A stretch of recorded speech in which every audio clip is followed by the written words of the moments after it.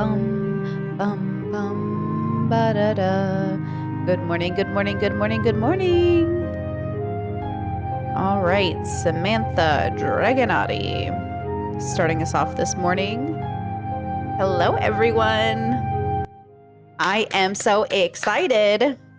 Ooh, I have been so patient. I have been so good. I have been so responsible with avoiding spoilers. And now we're finally going to see what has Alex really been up to. I'm very excited. I cannot even explain it to you. Pausing Samantha's music in 1, 2, 3, 4, 5. Abrupt stop. Here we go. Okay, girls. I'm so excited. I've got my jasmine tea, cold brewed. I have got so much excitement in my body. I cannot even tell you. I have avoided these spoilers for like a month. Okay. Oh my God. I'm so excited. I'm dry.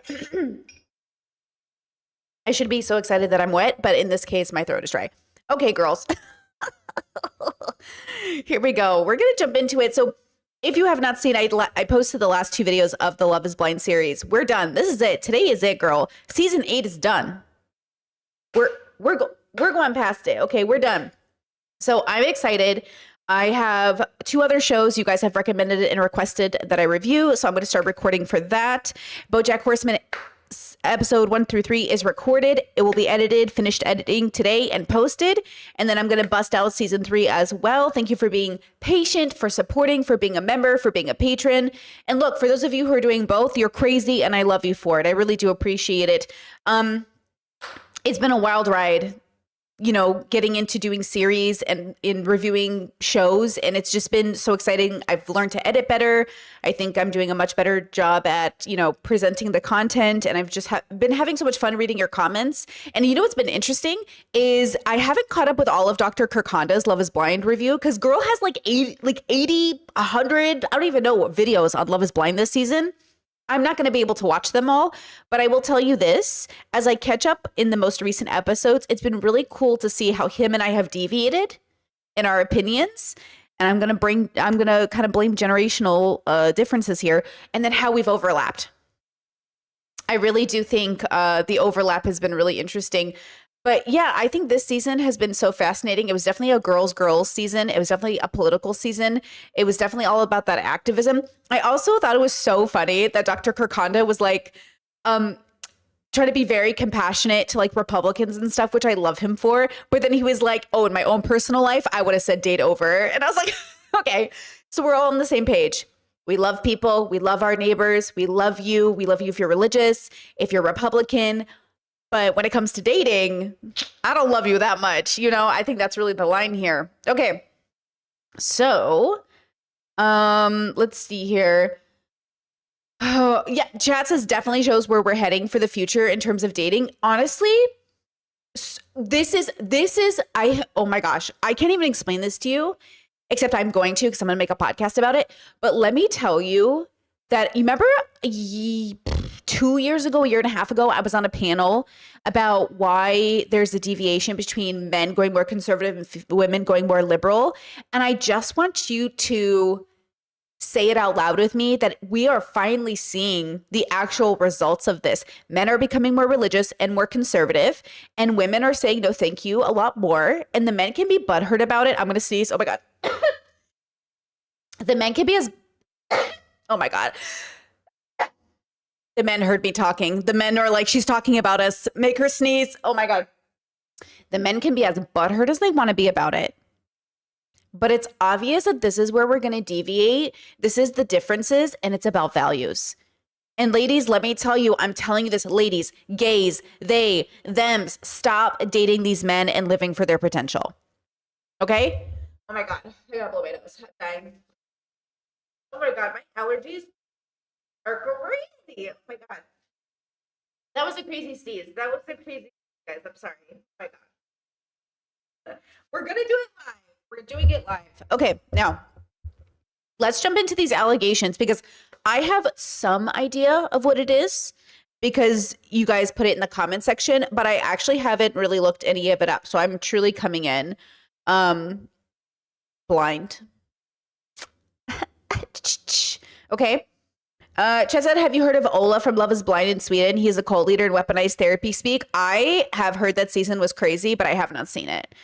Note to self, maybe, I don't know if I want to watch a whole other season of Love is Blind Sweden, because I actually wanted to watch the Arab one. Like, I haven't even watched that yet, but maybe I'll, maybe for members as I move along. I have a lot of content coming. So just everybody get ready, girls. And thank you once again for being members and patrons, because y'all really do help make this happen. I'm not even playing with you. I'm definitely one of those channels that's like half, funded by supporters and half funded by AdSense. So I really do appreciate it. Let's get started with this video here. Oh, and like the stream. Like the stream. It really makes a difference. Alex allegations. Okay, this is the video everyone was sending me and telling me that I had to watch. So let's use her video to have this conversation. So a lot of you guys have been tagging me in the allegations being made about Alex. And honestly, I did not want to touch this story until I talked to the women myself. So yes, I personally talked to 6 of the women who came forward. 6? 6? Oh, girl. And made allegations about Alex. They were able to provide some level of... Hold on, I just realized the audio is going to be a little bit down. Let me change that for us. Hold on. Receipts. The events happened over a decade ago, so they were able to gather what they could. We're going to go over it all here today. There's a lot to unpack here. There's a lot to go over, but trust me, you're going to want to watch this video. So starting from the beginning, if you have no idea what's going on, Alex from Love is Blind Season 8 was posted in the Are We Dating the Same Guy Minneapolis group. He was posted back in June, so this is before the season cast was announced. This is before he was on the Season 7 reunion. Oh. It is before anybody knew who he was. When he was posted in this group, a lot of anonymous users came forward with some very serious allegations against Alex. Okay, I'm going to pause to read. I used to party at his house in high school with my friends. He was 19 or 20, and we were 15, 17. He definitely hooked up or took advantage of some of us due to our age. I don't know him now at all. One of my best friends dated him years ago. Let's see if she moves. To read, but it's probably nothing you haven't seen already up until this point. Okay, she's going to move. Hold on. One of my best friends dated him years ago. Stay away. Can confirm what others said about him hanging out with teenage girls. He preferred to have my friend dress like a younger girl. She was 21 and dating him and nearly broke a door down when she jokingly took his phone from him because he would never put it down. Ooh, this not good, girl. Some of the women actually located me, and I was able to locate the rest. Get a little bit more context behind these allegations. Here's what I found. So here we go. I knew Alex October 2015, April 2016. I was one of the girls who would party with him. I was 17. There were other high schooler guys and girls, all 15 to 17. I remember Alex, we called him Brownie.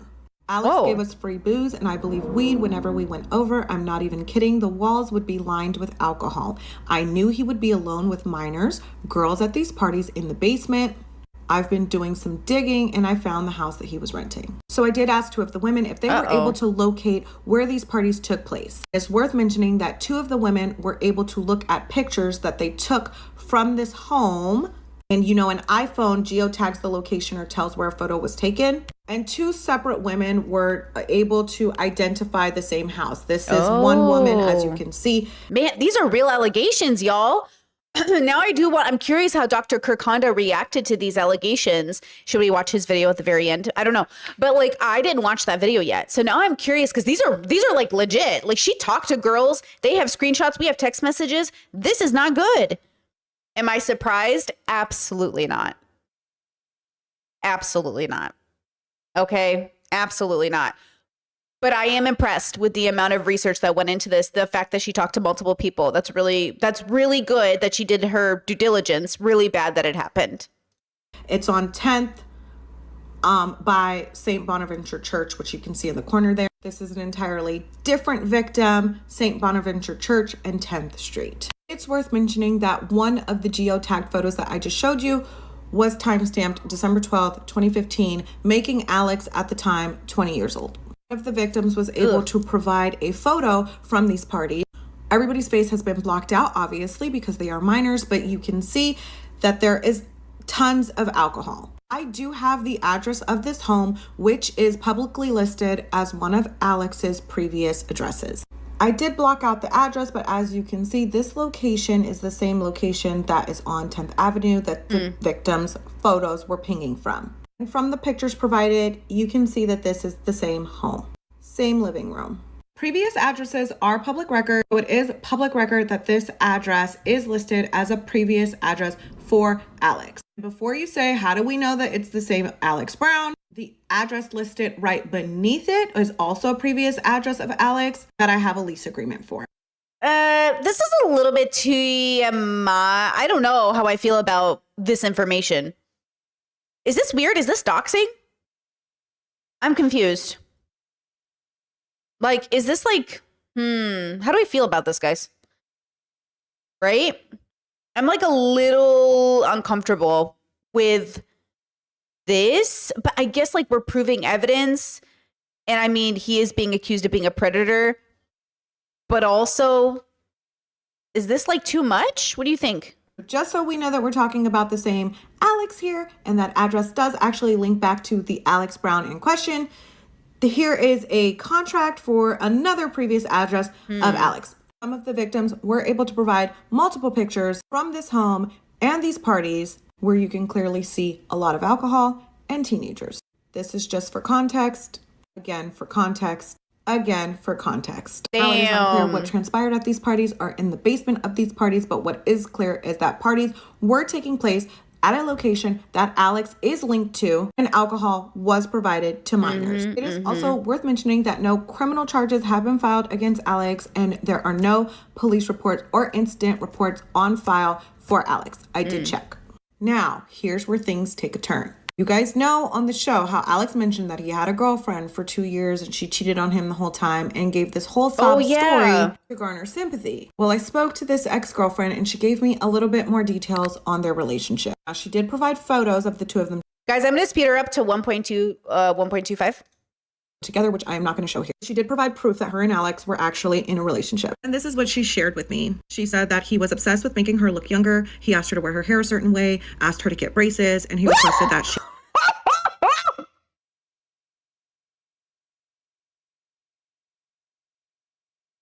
Asked her to get braces? I'm sorry. Asking her to get braces is crazy. That's crazy. That's some Belle Delphine crazy. I'm so sorry. Absolutely not. He's 20. How much younger does she need to look? That's gross. That's fucked up. I'm so sorry. I'm shook. Get braces? I was not prepared emotionally. I tell you guys, I did not research this. I was not prepared emotionally for that. She dressed younger. She said that one day they were out on a date. She was wearing a dress and wedges and they saw a young girl. She said to her knowledge, she looked about 13 to 14 years old, who was wearing skinny jeans, Converse, and a crop top. And he said, you should dress more like that. She also said that when together, he liked watching young porn. Told her that you can just type young after any search watching. They will give you searches of people who look really young. She said that when they were together, that Alex warned her that there might be young girls coming forward accusing him of...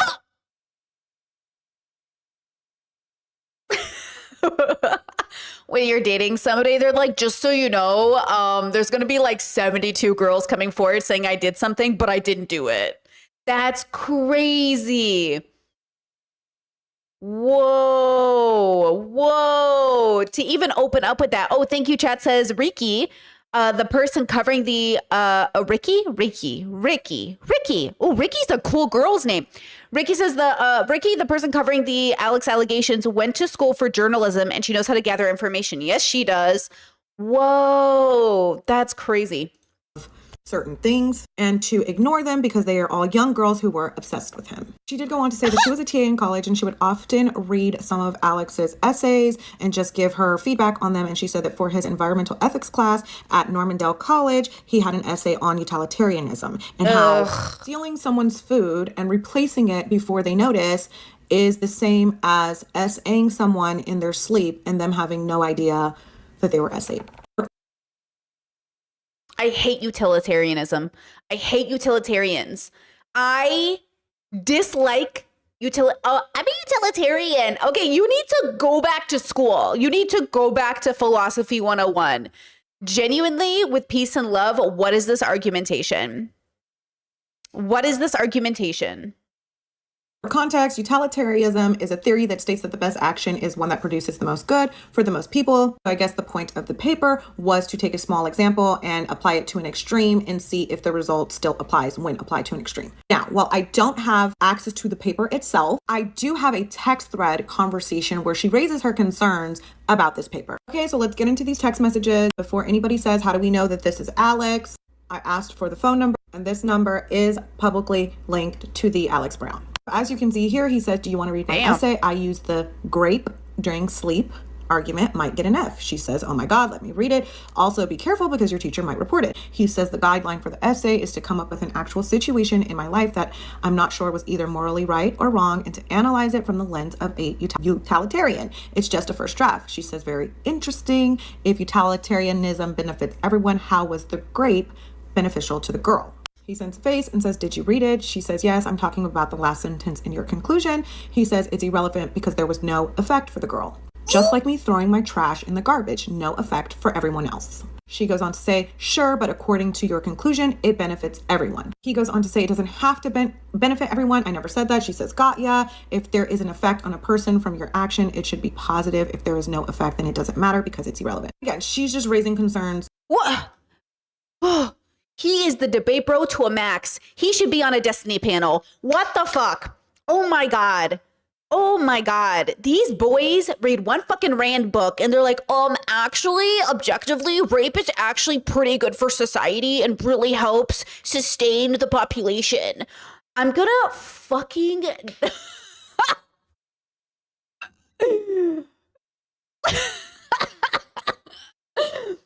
Oh my God. I cannot believe I was so patient. I waited a month to hear this bullshit. The way Alex plays the nice guy card, never trust a nice boy. You know what I'm saying? Never trust a man who's like, I just want women to be respected. Okay, well. Ugh.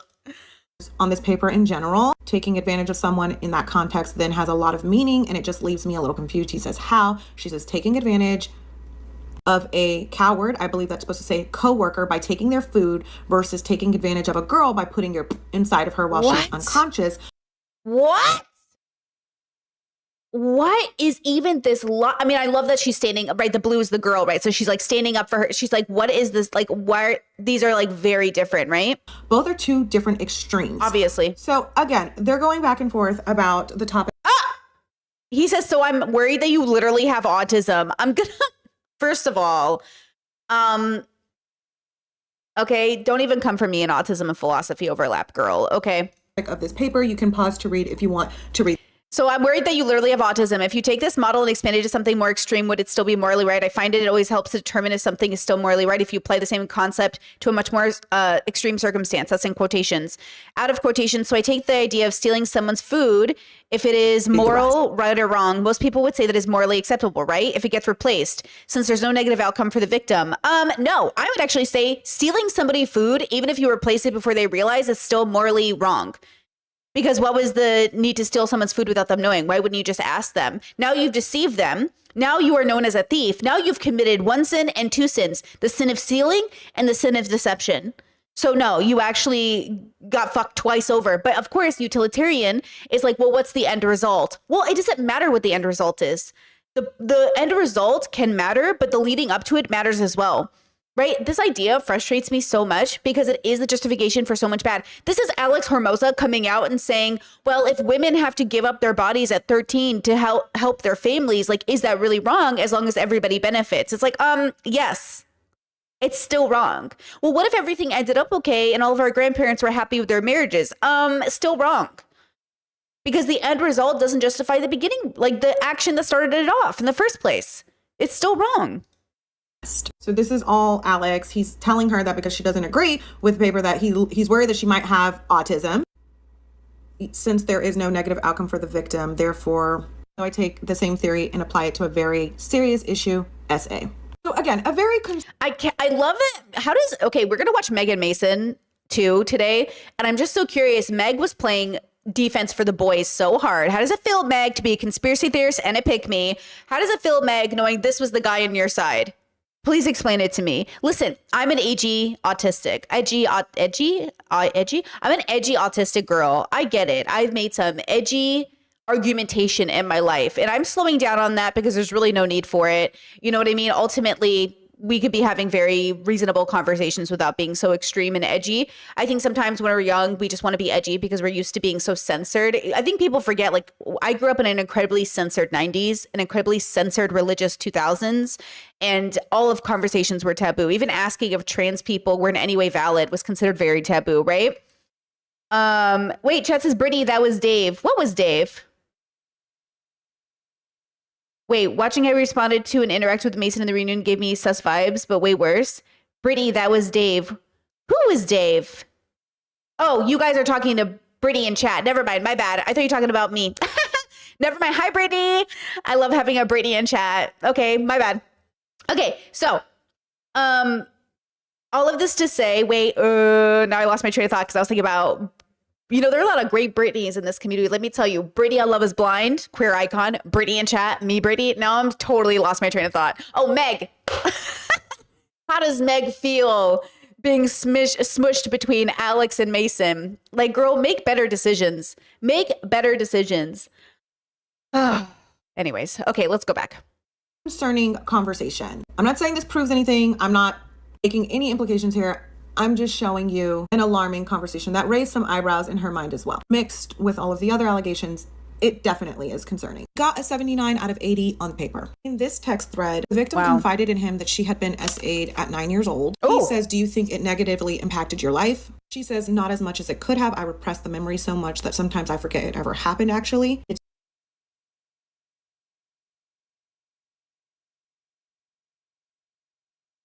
Okay, do you remember that conversation I had with Destiny that his audience thinks triggered our whole falling out, which was so stupid?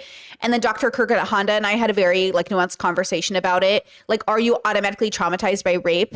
And in the most nuanced way, not everybody is going to be traumatized by rape, but I still think Destiny's argumentation implied that people, if they only prepared better, wouldn't be traumatized by rape, which I think is fucked up. And that's really the argument Destiny was making, even if he denies it to this day. And that question of do you think being raped at 9 years old negatively impacted your life is an obnoxiously rude question. There are ways to ask these questions. And maybe this girl felt like, oh my God, I'm being so open and vulnerable. Someone's asking me a very pointed question. I feel like no one's ever asked me this before. But genuinely, I think it's, there's a way, I think sometimes we're seeking validation in a way that feels like these obnoxious questions are in some way real. Because most people just be like, oh my God, that's horrible. Of course you're traumatized. And maybe you don't want to be automatically assumed to be traumatized. But obviously, I think there's a way to ask these questions in ways that don't also imply that there's a wrong way to answer it. Destiny's argumentation, which is the reason I was annoyed with him, implies that there is a way to handle your rape so you don't come out traumatized, and people who do not take that precaution are somehow bad. That was the implication of the conversation, which is why I was annoyed with him, right? He doesn't have to change the way he talks about it, but I can still be annoyed with it. And so for people to say oh, Brittany's just sensitive about these things and so she's mad at him, I just want to make it abundantly clear, implying that people could prepare to be less traumatized from rape is obnoxious. It is so rude and inappropriate. That's different than Dr. Kirk Honda, who's a professional and a compassionate person, saying, yes, some people who are raped won't be traumatized. That is a very different. And so for Destiny to watch that video of me doing that collab with Dr. Kirk Honda and to be like, oh my God, see, Dr. Kirk Honda agrees with me. He's not agreeing with you. He's not agreeing with you. And Destiny, who's a consent violator. Destiny, who somehow I end up still seeing on my TikTok being interviewed by people oh my God. And I get it. I didn't do my research before engaging with him, right? I don't think everyone is either. I think that's why he keeps being platformed, because nobody's researching into his own allegations. And that's the dilemma, right? And to be fair, the allegations are new. No, I mean, to be fair, they're literally new. But he also, like Alex, has a reputation that spans over 10 something years of engaging with sharing people's nudes, sharing people's intimate photos and videos, engaging with people, saying teenagers look hot. So again, it's very frustrating to have these conversations with boys who think they're edgy debate lords being like, well, do you think in any way your rape might have been beneficial to your life? It's okay. These are not safe people to have conversations with. They're not safe people to have conversations with. Okay. All right, let's go back to the video. Oh, hold on here. Hello. My mouse is slowly moving. It's so disgusting and horrible. He says that guy is crazy to do that shit at a public pool. What a weird thing. Not do it at all in a public pool. The most concerning part is he says, were you asking for it? I'm kidding. I'm so sorry. What? Did you tell your mom what happened? She said, of course. That's why we never went back. He said, were you asking for it? Sorry. I didn't expect this video to get this long. There is more. Go to part 2. Okay, guys. So here is part 2 of the allegations that are going around about Jesus, bro. Alex right now. If you missed part 1, I encourage you to go back and watch it, as we did unpack a lot of things there. We covered the alleged house parties that have been circulating online, accompanied by receipts, and we uncovered some text messages that an alleged ex of Alex found concerning, and she shared and addressed that concern. She also shared with me that Alex seemingly asked her to role play as if they were in middle school. As you can see from the text, he says, pretend we are in middle school and I just got your number from your friend and I have a huge crush on you and we are finally texting. She says, oh my God, okay, cute. And he starts with the role play. Now she did. Look, I'm not going to kink shame anybody, and you can role play how you want. Middle school, bro. Everyone's an adult. There are no kids involved. This is not a part of my kink profile. You know what I mean? So, middle school, you know what and the braces and then he asked her to get braces. You know what I'm saying? Too many red flags, girls. I'm so sorry. Absolutely not. Huge red flag. Did say that her going along with this is a reflection of her trauma bond to Alex, and she often felt like if she didn't go along with these things that he would get upset with her. She says that she did tell Alex that she cheated on him so that he would leave her. She says she does think that she suffered from some form of Stockholm syndrome and had on rose-colored glasses during her— Wait, so she didn't cheat on him, but she said she cheated on him so she could break up with him? I'm rewinding. She didn't go along with these things that he would get upset with her. She says that she did tell Alex that she cheated on him so that he would leave her. She said she does think that she suffered from some form of Stockholm syndrome and had on rose-colored glasses during her relationship with Alex, and she is still processing and working through what went down during her relationship with Alex in therapy. Another young woman reached out to me that met Alex on Hinge in 2018. She did provide a snapshot of their initial hearing on Hinge to confirm that she met him. She does tell me that Alex confided in her about something disturbing, something that he described as a mental illness that he cannot control. And now, while there's nothing to show that he confided in her about anything specific, what I do have is a text thread between the two of them where she expresses to him how what he confided in her about was triggering for her. And it was triggering for her because she was SA'd at a young age. And she shares that she's experienced a lot of guilt over the years for not expressing this or telling somebody about what he told her sooner. I am going to share those texts with you now. Trigger warning to anyone who may be sensitive to this information. Again, this phone number has been confirmed and linked to a known phone number of Alex. This is the phone. Hold on. Oh, wait, maybe she's has gonna been confirmed and linked to a known phone number of Alex. This is the phone number, and this is the phone number linking it to Alex. So for context, again.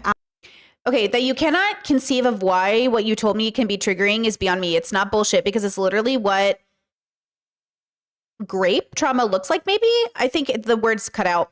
Especially when it's deeply repressed. I'm sorry, you're right. You couldn't have known. I just didn't know either. You were a constant reminder of when I tried to step away from that, you guilted me. You never even gave me time to process before you just assumed it was okay. But God, that you could possibly believe that any of this is no way triggering to someone who was raped at that exact same, and then the chat cuts off. Alex confided in her about something disturbing, something that he described as a mental illness. She often was triggered by this because she was you're right. At a young age. Chat, you're right. It's sexual trauma. That's what's blinked out. She didn't know that what Alex confided in her would be so triggering for her. So she oftentimes hit him up and let him know how it was triggering for her. That is what we're reading here. Okay, so we can see here, you cannot even conceive of why what you told me could be triggering is beyond me. It's not BS, because it's literally what actual trauma looks like, especially when it's been deeply repressed. I'm sorry, you're right. You couldn't have known. I just didn't know either. And you were a constant reminder. And when I tried to step away from that, you guilted me. You never even gave me time to process it before. You just assumed it was okay. But God, that you could possibly believe that this could in no way possibly trigger someone who was raped at that exact same effing age isn't effing rocket science, Alex. I'm sorry, but you don't get to invalidate this. Again, it's very vague. It's not specific to what they're referring to, but from the context. Really proud of these girls for standing up, you know, and saying their piece and making clear to Alex this is not okay, because that must have been really difficult. I'm really proud of these girls for standing up for themselves. Of this text, you can tell that she is saying something you told me triggered me. He goes on to say, I'm sorry, but I have almost lost all respect for you. In no way did I do anything bad. I have always done things to be helpful and make people happy. She says, I'm not blaming you. I'm sorry. I'm leaving. That's fine. Oh my God. He's pissing me off, bro. He about to get hit like that pro-life lady. What did he say? Did he say, I've lost all respect for you? All respect for you. In no way did I do anything bad. I have always done things to... What? I'm sorry, but I have almost lost all respect for you? Yo, I'm New Yorker today, baby. I'm a New Yorker today, baby. What? What? And look at the way she's apologizing. I'm not blaming you. I'm sorry. I'm leaving. That's fine. But that was a fucking trigger. Oh my God, the way she's apologizing. Yo, bro. Brittany from the Bronx coming over, baby. To be helpful and make people happy. She says, I'm not blaming you. I'm sorry. I'm leaving. It's fine. He says, I told you a struggle that I'm dealing with deep down. So he does admit that he told her a struggle that he's dealing with deep down. Again, very vague. She goes on to say, but that was an acting trigger. He says, don't make that about yourself. And she says, and you don't get to determine that. He says, I do not care. That's not the point. She goes on to say, you can't even get the opinion from someone else on who's right here because no one else knows. Why do you think that is? He goes on to say, it absolutely should not be a trigger. If I told you that I graped someone, then maybe it could be a trigger. Or if I graped someone in front of you. I have and never will grape anyone. I told you about an idea that has nothing to do with you. You should be supporting me instead of blaming and shaming me. Shame on you for doing what you are doing. She says, I just got told by another person that it is a trigger. Google it, Alex. Jesus Christ, I'm done. Goodbye. You're right. This isn't worth it. Goodbye, Alex. And then you can see what he says here. Here is... I gotta see what he says, girl. Alex. Jesus Christ, I'm done. Goodbye. You're right. This isn't worth it. Goodbye, Alex. If a veteran comes home with PTSD and hears fireworks and it triggers him, he doesn't blame the fireworks. He worries about himself and gets the help that he needs. I confided in you and asked you for support or help and support with a very hard demon that I am fighting every day. Shame on you for making it about yourself and making me feel bad for trusting you. What a horrible thing you did. I really hope one day you can realize what an awful thing you did. This man is Satan himself, bros. This is the worst human being that I have ever. This is a horrible person. This is a bad man. This is a I'm gonna pull him by his hair.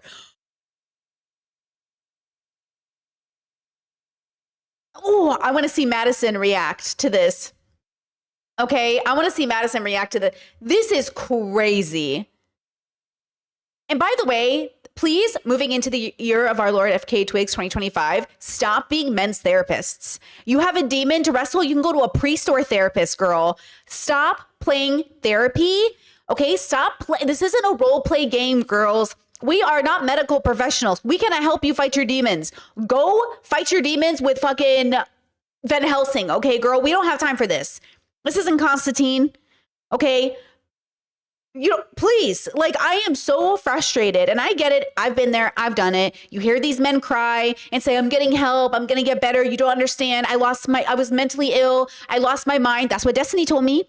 Destiny goes, please, Brittany, I'm trying to figure it out. I lost my mind. I was insane. You don't even understand how hard it was for me. And you go, okay, girl, get some therapy. I'm going to work on it. I'm going to get better. I'm going to work on it. And then they don't. And then they harass people, prioritize people, target people. Like, this is what I'm saying. I'm sick of believing these people. But then men will say, oh, women never give me a chance. They never give me a space. Women never care about my feelings. Every time we care about your feelings, it comes at the expense of all of us. And I am sick of it. I'm sick of all these women working so hard to make space for these men who are just using it to keep being horrible predators while they're claiming to get better. No more.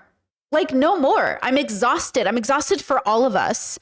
I'm so tired. And I think we have the right to feel tired because the people who actually need our help and actually need our attention, they're probably not getting it. Because it's being taken up by all these like false prophets, these wolf in sheep clothing, these horrible men who pretend that they're woke and have therapy language and learn all the good words only to use it to manipulate people. I'm sick of it. I'm just absolutely tired of it. And then you can see what he says here. Oops. Hold on, girls. My program did not switch screens. Is another text exchange. I don't know how it fits into the thread, but you can go ahead and read it clearly. This woman was very triggered about something that Alex confided in her in, a secret. I described it as something disturbing, something that Alex himself described as a mental illness. She was specific with me about what he confided in her, but I am not going to say it here since there is no proof of it. Do you think it's like a role play, like he's into consent, non-consent? But I bet it's worse. I bet it's like PDF stuff, right? It's gotta be. I feel like it's not just like CNC. I feel like he's into KIDS, bros. I feel like, you know, I feel like it's gotta be something like that, right? He said, it shouldn't be triggering to you and I appreciate it if you wouldn't text about it. Oh, so it's bad enough that it can be texted. Do you know what I'm saying? It's about KIDS, bro. I'm telling you right now, it is absolutely about minors. It's got to be. So I will let you, come to your own conclusions about what he confided in her in about. She says, the problem isn't that you told me. The problem is that it would mean if you knew it might be triggering for me. And I was very clearly beginning incidentally right after you told me, becoming increasingly more stressed and suspicious and uncomfortable and overwhelmed whenever I was with you. But you still told me to settle down. I'm telling you, it has to do. Yeah. I'm telling you, it has to do with like middle schoolers and something else. So that is some more text for context. He also said that Alex confided in her that he believes that he is a sociopath. And again, these women tried their best to provide any receipts and evidence that they have. Man, ADHD boys who identify as utilitarians always thinking they're sociopaths. Jesus, stop reading Rand and read an actual philosophy book. And please go to therapy, bro. Not that Rand, because Rand wrote fiction, but like, it's so common to have neurodivergent boy, debate bro, utilitarian, always being like, I'm a sociopath. Actually, I'm totally fucking I don't even have feelings for people, bro. That's so typical. It's disgusting. Okay. That this man said these things to them. So here's a text thread. If I had done something wrong to you, I would have apologized, as I have no problem apologizing when I am objectively wrong. You want somebody who accepts your strong emotions and who can comfort and accept you regardless, but I am not that person. So it goes on to say, I do not care in the slightest bit if your friends think that I am a sociopath, because I understand the underlying fallacies that you have enforced that explain those opinions. My life is lived for the achievement of personal happiness, and so whatever I am, I am. And also, there is nothing inherently wrong with being a sociopath, and it can actually very easily be seen as a major advantage in today's society, as most successful / famous people are sociopaths. Again, whoa, he's autistic. I'm telling you, he's probably like autistic or ADHD. He's doing the debate bro thing, which I think everyone falls for out of high school and into Randian objectivism and into like, he's literally that meme where it's like a boy and he's in the crossroads and it's like stoicism or nihilism. And it's a boy and it's like the Joker, or I don't remember Dexter, who the other face was, but it's like, yeah, you're misunderstanding philosophy. Like you're misunderstanding the philosophy. You know what I mean? Like, I'm all about destigmatizing antisocial personality disorder, but I'm not about romanticizing it as something amazing because, like, I'm a sociopath and I can just accomplish stuff because I don't have feelings like normal people. Like, that's so stupid. These texts are confirmed to be coming from Alex. Phone number, proof that it's Alex. Again, I'm not here to make any implication, so do what you want with the information. I always say that when there is smoke, there is fire, and that there is no way that multiple women came forward with very similar stories about a guy that wasn't even announced on the cast yet, and that there was no... Wait, chat says, so sick of Ayn Rand and her consequences on society. Rand literally destroyed a whole generation of men and continues to make boys feel justified in their cruel, like, observations and opinions. No truth to it. So hopefully these receipts that I have provided and the text exchanges that you read today, you're able to form your own opinion on what you believe was going on. Again, I would like to state that no formal complaints or incident reports were found on Alex. I was not able to obtain any, was not able to find any criminal filings against him. Now, while I wasn't able to find any formal complaints or filings, I do believe that there might be something out there because, as you can see here, Alex is talking about just talking to one of the best defense attorneys in Minnesota, and he's seemingly talking about, he said, it could be up to 3 weeks before they charge me, and the police could just show up at my door at any minute. So... What? Oh my God, what? What is he talking about? I feel like there might be something out there. I just wasn't able to find it. This would also mean that he would be able to clear a background check. There's also this text thread where he was freaking out about his Facebook account. Great, my Facebook account was disabled. I'm so fucking pissed. Can't Facebook keep their fucking shit together and not disable my fucking account every other month or every month or whatever? I'm beyond pissed. Now I'm gonna sit in bed shaking all night because I'm worried that they called the police again and they're looking through my Facebook and going to my house again. Fuck, I sent them an email telling them to turn it back on and they said they would email me back. Now my anxiety will be absolutely insane until the email gets back. Girl, sound like the Popo is familiar with your game. Sound like you and the Popo be friends. Being disabled, and you can see here that he says, now I'm going to be sitting in bed shaking all night because I'm worried that blank, which was another ex-girlfriend that I reached out to, but she did not respond. So I'm guessing she didn't want to talk, called the police, and they are going to be looking through my Facebook and are going to come to my house again. So something has happened. It's not clear what, but I wasn't able to find anything.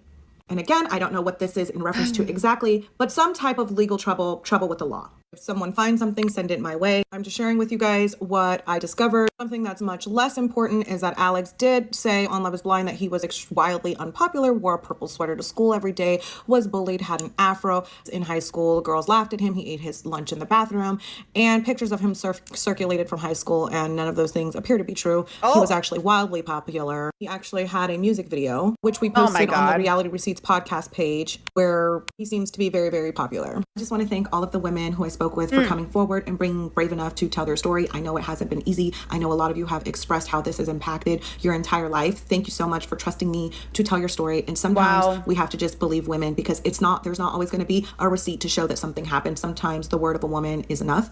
I'm with you. I trust you. I believe you. And thank you again. Wow. And there's also a text of him using the N-word. Bye.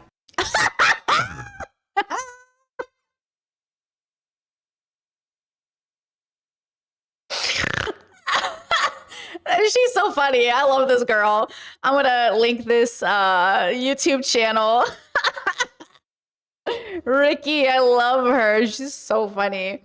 Okay, well, she had the receipt. She was good. She was good. Okay. I had no idea it was truly this bad. This is horrible. This is horrible. This is dangerous. This is one of those things where I know that the show Love is Blind might not be able to do the research beforehand before bringing somebody like Alex on, because there might not be enough time or the girls might not come forward, but I'm so proud of them for coming forward. I think exactly people like Alex, they are the boys. And I haven't seen it yet. I haven't watched Adolescence yet. Did you guys see it? Do you love it? I haven't watched it yet, but it's giving me Adolescence vibes. It's giving me, could go down the rabbit hole into unsavory territory. And listen to me when I say this. This is why I'm putting down such hard boundaries with people in my life, but especially the boys in my life, because regardless of the demons you're fighting, it is your responsibility to figure them out, not to tell everybody about your demons and then do nothing about them and say that they're what? Go to therapy, do the work, deconstruct, stop yourself before you actually do something. But the dilemma is people all choose to make their own decisions and to go down their own paths. And instead of waiting for people's potential, you have to accept that, them where they are at the moment they are in it. And so, it's okay to make space. It's okay to separate yourself in some capacity. It's okay to say, hey, I think you're acting predatory, suspicious, inappropriately, maybe even Machiavellian, very Machiavellian energy. It's okay to say to the people in your life, I'm deeply concerned about you. But until you actually face yourself, I can't help you. And I need you to understand that I can't help you until you help yourself. And that's what's so hard as family members is you don't want to give up on your people, because they always say people give up on us so easily. Girl, it wasn't easy. But the fact that you give them the worst possible scenario, you put the worst possible scenario in front of them and then be like, I can't believe you're giving up on me. I can't believe you gave me the worst possible scenario. You couldn't give me something easy? You were spending all your money on weed? You couldn't give me something easy?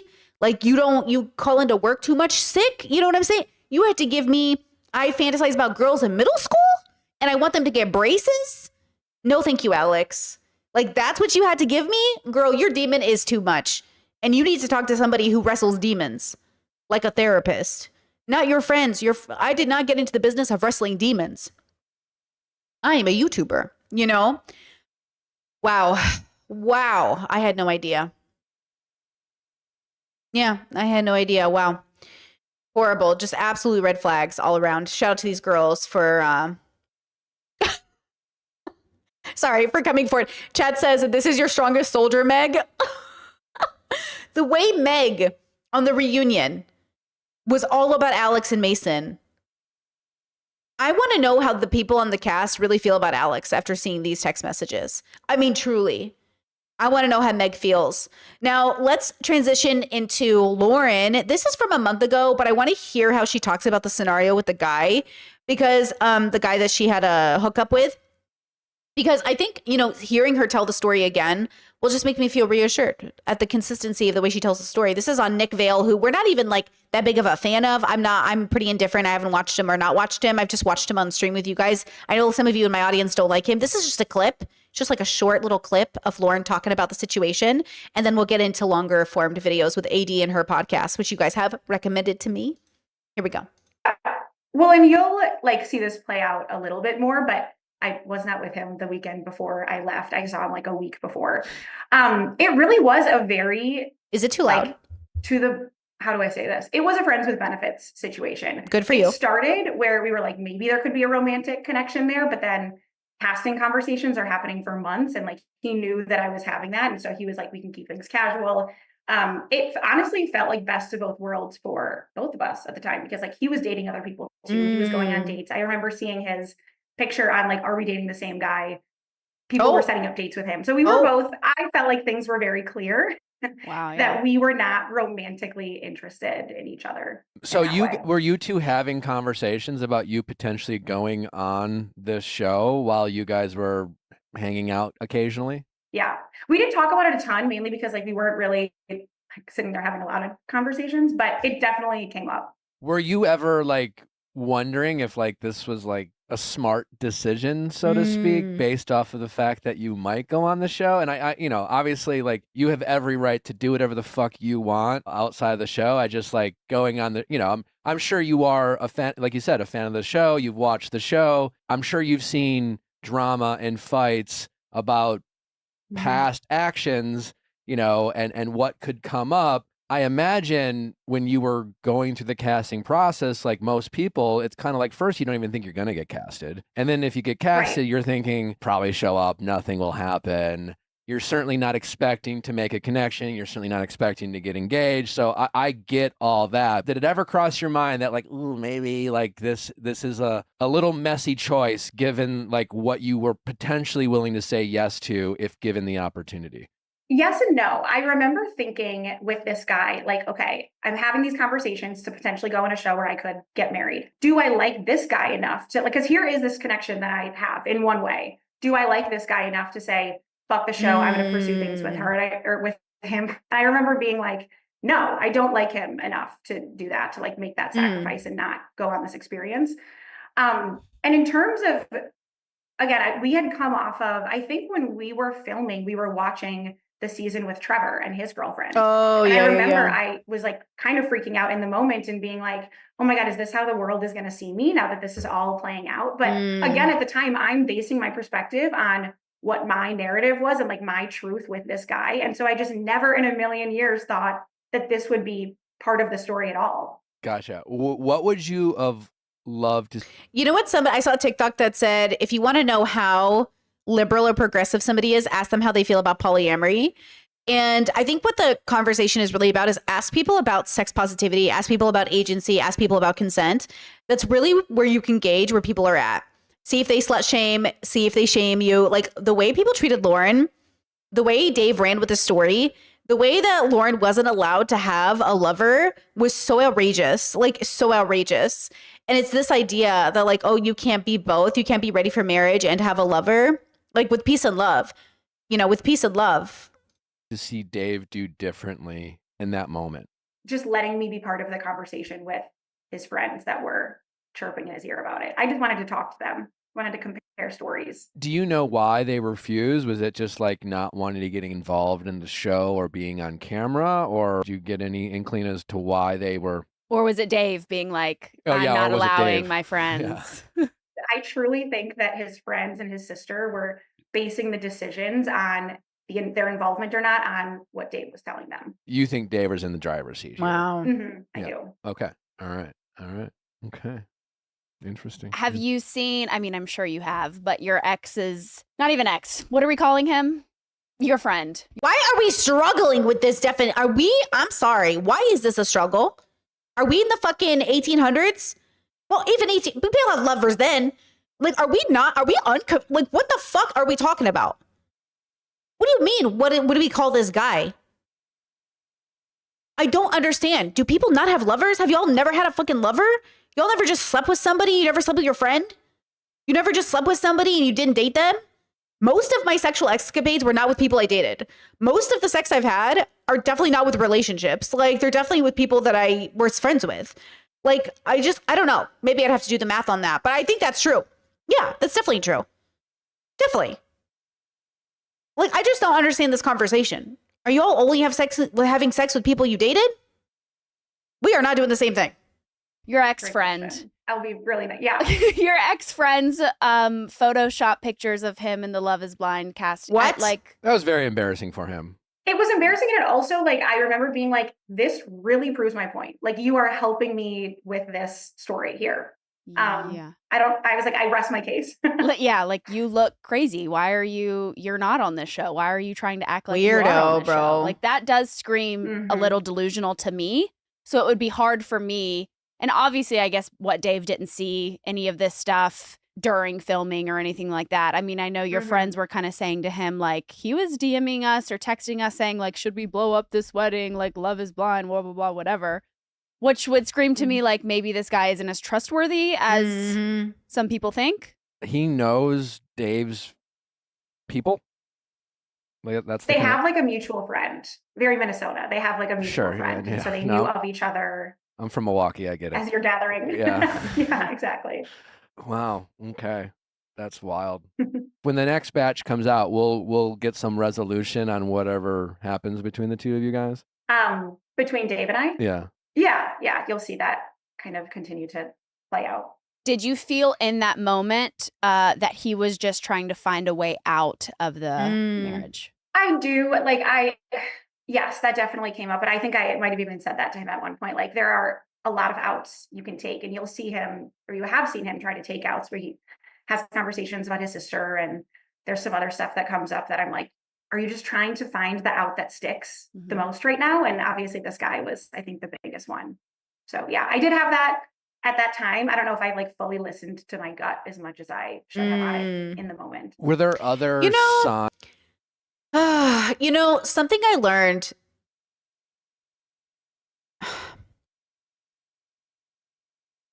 Look, we've all made this mistake. So I am really not trying to pretend like I haven't made this mistake. I make this mistake all the time. I will make this mistake for the rest of my life. Sometimes, instead of listening to our guts, we just gotta read the data and trust the data. And even if our brains and our bodies are doubting the numbers, math is math. And the data was there for Dave being the wrong person.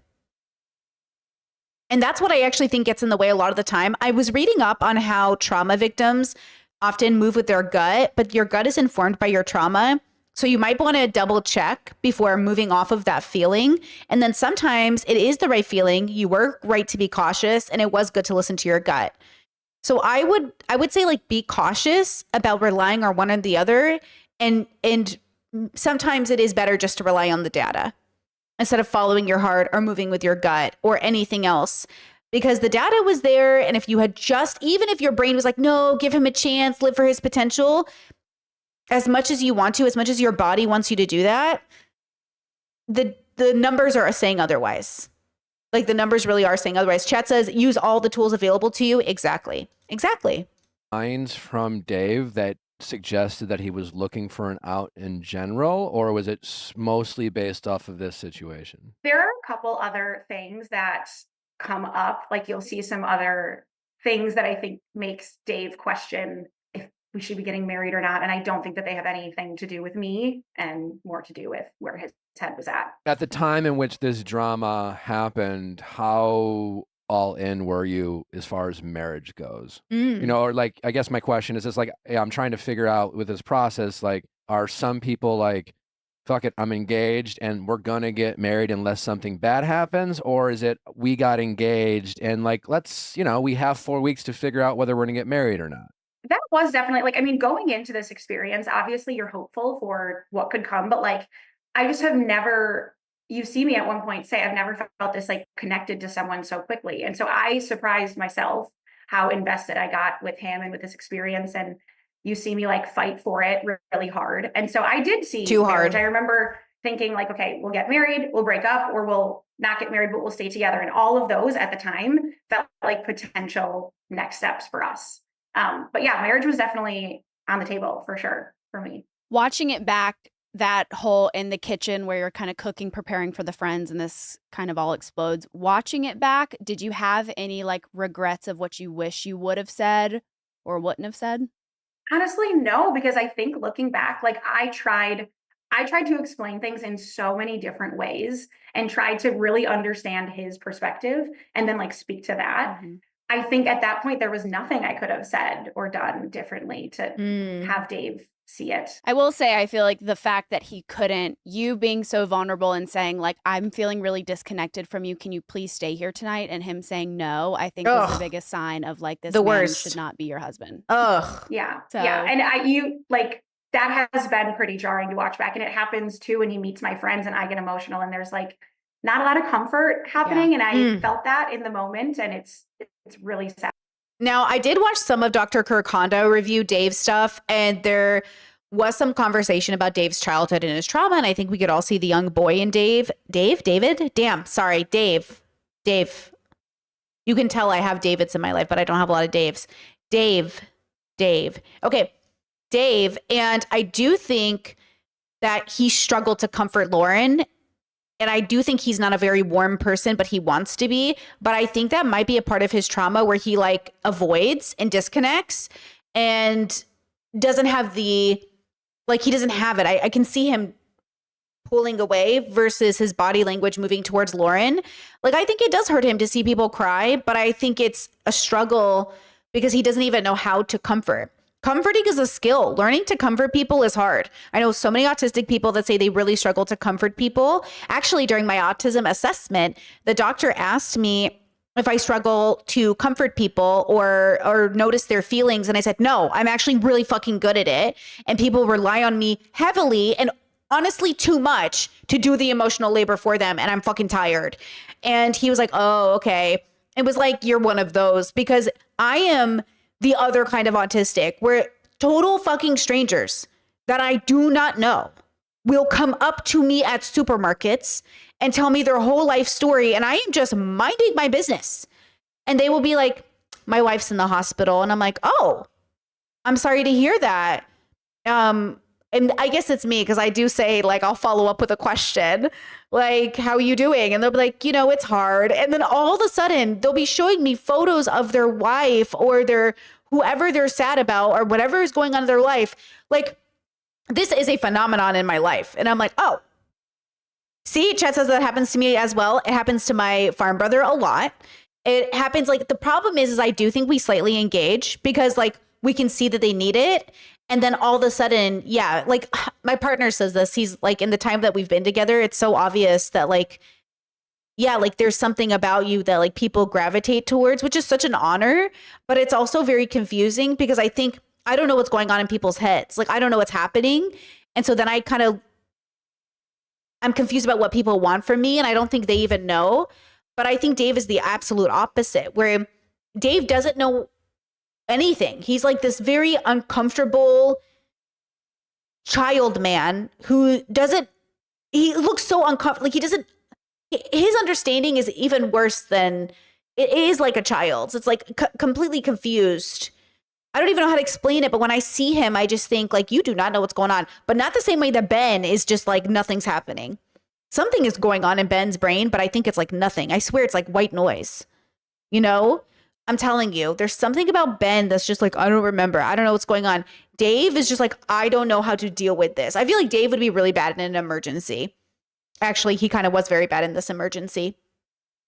I feel like he would freeze. Not that you're a bad person for freezing, but Sad to watch it back and feel that again. It's interesting because I completely agree with Natalie with that statement. But, if I'm still trying to like empathize with this whole situation, like I think two things can be true at the same time. Like I can understand Dave having a hard time processing this rumor because that's what it is, rumor, which has like maybe some truth to it, but obviously it's coming from someone who obviously has an alternative agenda and things like that. But to Natalie's point, regardless of what the truth is, Dave demonstrated, basically an inability to cope while struggling with his own emotions and needing to be there for his partner who's also struggling.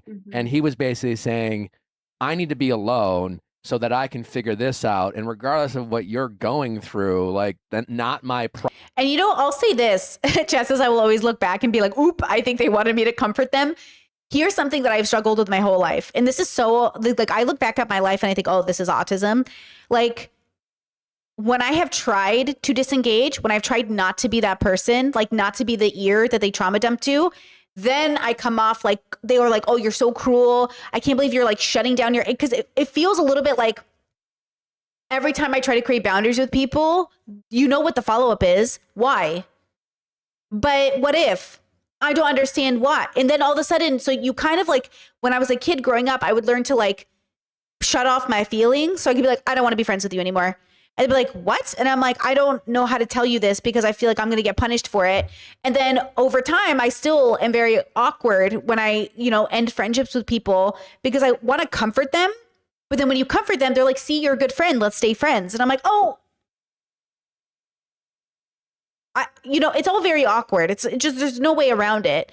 But a part of it is I don't want to have to cut off my feelings in order to say what I need.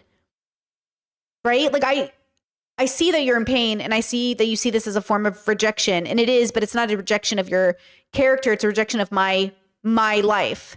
Like I have a very focused future I'm focusing on. I really want to focus on a very specific group of people, and I don't really need new friends in my life who, though are wonderful, there's like too much of a deviation in terms of values that I'm like, this isn't worth it. Even though in the past, I've always seen the worth in making friends and connections with people that didn't share my values. It's not worth it to me in this era of my life. Because in this era of my life, it's really important that I pay attention to people who share enough overlapping values with me.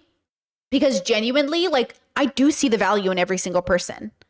I really do. It's just in this era of my life, that value isn't enough for me. And maybe I should never have been. But it definitely is not in this era of my life. I saw a comment on my video yesterday about the pro-lifer getting punched and me saying, like, I don't feel bad for her. And somebody was like, that's because you're not as empathetic as you like people to pretend, Brittany. Yeah, nobody is. This joke we've convinced ourselves of that everybody is this super empath, and no, you cannot be universally empathetic. And though in the past I could have had people like her in my life, right? I technically do have people like her in my life. I'm just related to them. I can be empathetic to a point, but this entitlement to empathy is obnoxious. The way bigots expect empathy from you is incredibly, it's just like disheartening. But that is the conversation. The conversation is, I can't believe you're not empathetic to my struggle, i.e. I'm a Nazi, i.e. I'm a bigot, i.e. and it's like, I'm empathetic to your human experience, but like, be so for real right now. And the comparison we keep making, like, oh, well, you want me to tolerate trans people, but you can't tolerate my bigotry. It's like, we are not doing the same thing. We are not talking about the same thing. We are not having the same conversations. So I will not feel guilted into not being present or empathetic to people that are bigoted. But from a human to human experience, I'm sad that this is your life. But you can talk to a therapist about it. You could also work on your bigotry. Problem, because my problem is you. It was like my needs come first. Yeah. Sorry. Yeah. Correct. Yeah, for sure. And I remember thinking too, like, your friends are giving you this whole different narrative, and every time you talk to them, you get like more angry at me or more confused about the situation. So if you and I are supposed to be a team, why are we continuing to go back to those people and have the same conversations that are not productive at all? Yeah. Okay. So that's the end of that video. Let me grab you. If you guys want to check out the pod, I'm not like the biggest fan. I think we watched him before and we found him to be off-putting. But if you guys want to check him out, I'll just link it anyways. That was Nick Vale interviewing Lauren. So now what we're going to do is I'm going to end, the last video I have planned for today, unless you guys send me more on the Discord or you want me to watch different ones, is I have 2 videos left and they're both pretty lengthy. This one was with Megan Mason. I wanted to see the vibe they had, and then I want to end on Virginia because I heard the podcast is really, really good with her. So I definitely want to watch the whole thing. This is Megan Mason. And I was like kind of really interested in seeing their vibe and how they were doing. This is the Dear Shandy podcast. I don't think I'm familiar with this person, but maybe I'm wrong.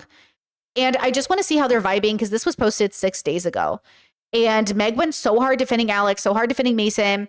I'm curious how she feels about it now. I told you guys, and I really do mean this with peace and love, I'm not a big fan of conspiracy theorists. I think they're bad thinkers, and I think it's also a dog whistle for conservatism.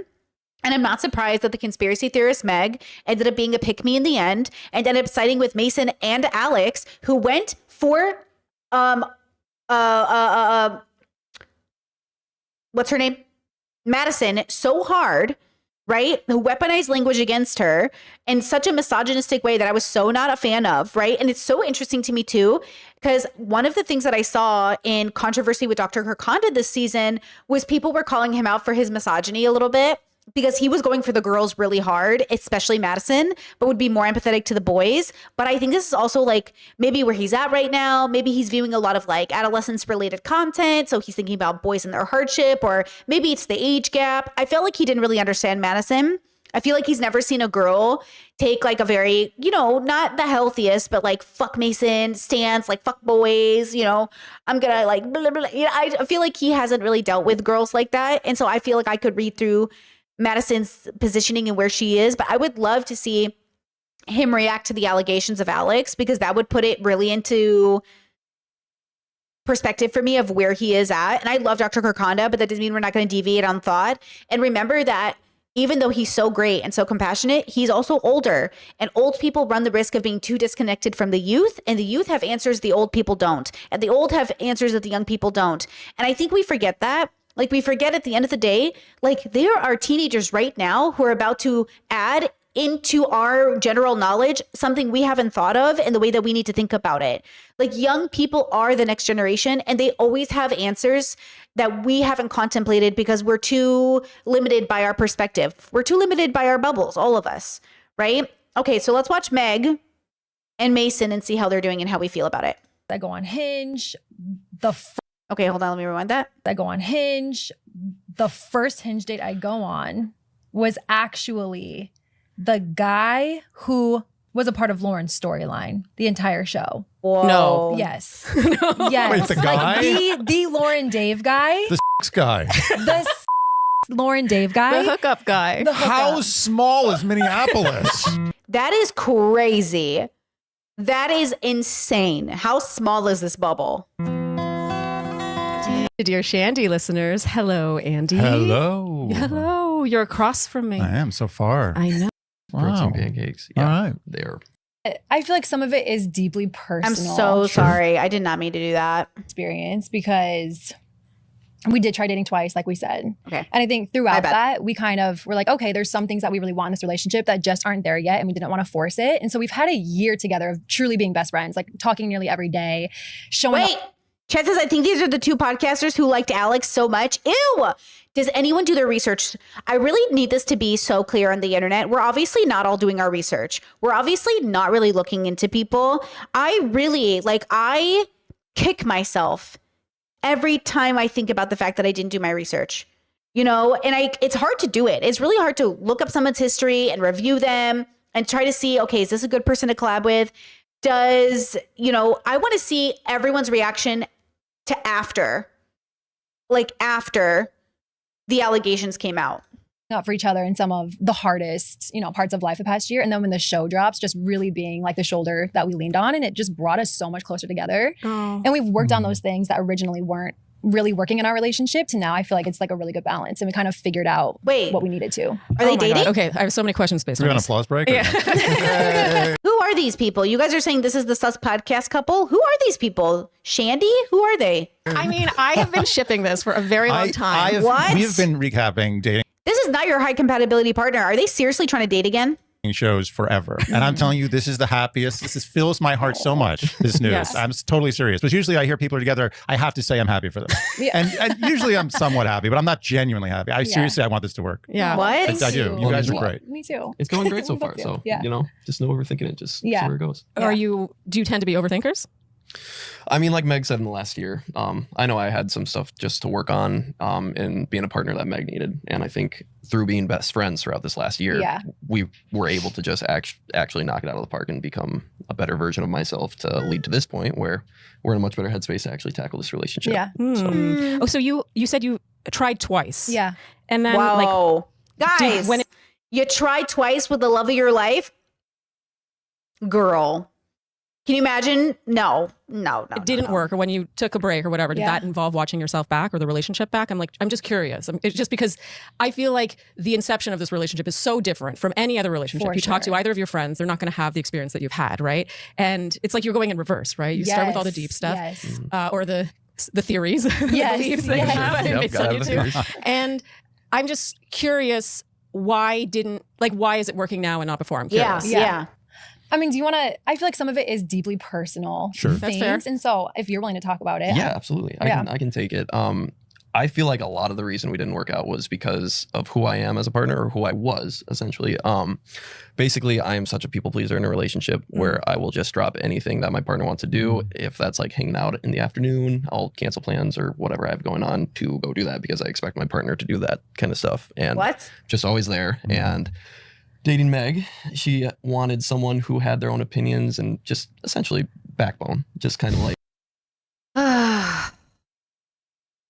I hate when I see these very dominant women, these women with such dominant personalities, pick wet noodles. Why are y'all picking a wet noodle and trying to straighten him out, girl? You can't make the noodle, once it's cooked, it's cooked. You know? All these girls picking projects. Like, make up your own decision and like, no, I don't want to do that tonight. I would like to go do this. Would you like to do that with me? Yeah. Not so much disagreeing, but just having your own opinion and Autonomy. Yeah. that's what it is. Yeah. Autonomy and just, I mean, I've always loved Mason, and I feel like knowing his history of relationships, I feel like he's always sacrificed so much of himself. Yeah. And bent over backwards in a way where I'm like, well, what do you want to do? You know, like, what do you want? Set boundaries for yourself. Tell me who you are. It sounds like she's talking to a 5-year-old kid. Like, well, what do you want to do, honey? Well, I don't know. Like, my friend wants to do this. Well, you don't always have to do what your friend wants to do. What do you want to do? I don't know, Mom. My friend really wants to do this, and I feel like I should. Okay, yeah, I get he didn't learn that, but he really could have learned it. You know, maybe with a therapist instead of a girlfriend. Are. Tell me, like, if you disagree, that's okay. We can have a really cool discussion about our disagreements. Yes. And I need that. I love it. I love that she's like, it's okay to disagree, honey. Your friends will understand. In a relationship. And so I think every time we tried to date, we were just hitting that same wall of like, what do you know, who are you? What do you want to be in the relationship? So what is she attracted to then? She doesn't even know who he is. She doesn't know what he's interested in. He doesn't know who he is. So why are you dating him? Why are you even interested in him? He doesn't even know who he is. Right? Like, then what attracted you to Mason? Give me something. Oh my God, can I date you? That sounds amazing. Right? Oh my God. Like, she just wants what's best for me, and that's just insane. She wants you to be your truest self. Exactly. She wants more Mason. That's what you want, that's right? truly what it was. That's truly what it was. And it's cool because through our friendship then. Her shoes are on the couch. So I just think that's really important to say out loud. Like, her shoes on the couch? I know it's a podcast set, but what's that about? Then I saw him do that where I'd be like, hey, can you watch my cats this weekend? And he'd be like, yeah. And I'm like, if you can't just say no, I'll find someone else. And he'd be like, and he'd call me back and be like, yeah. His shoes are on the I can't couch. watch your cat. Why is everyone's shoes on the couch? What's happening? And I'm like, great, I'll find someone else. And Good for you. as Put your foot down friends, on Killed those me, cats. but now we're here. yeah. So as friends, I think like we felt more ability to be honest with each other and just like work on those things in the friendship to where now in the relationship, like it's just so much better. It's like, I feel like we're both showing up the way we need it to for each other. Also, Yeah.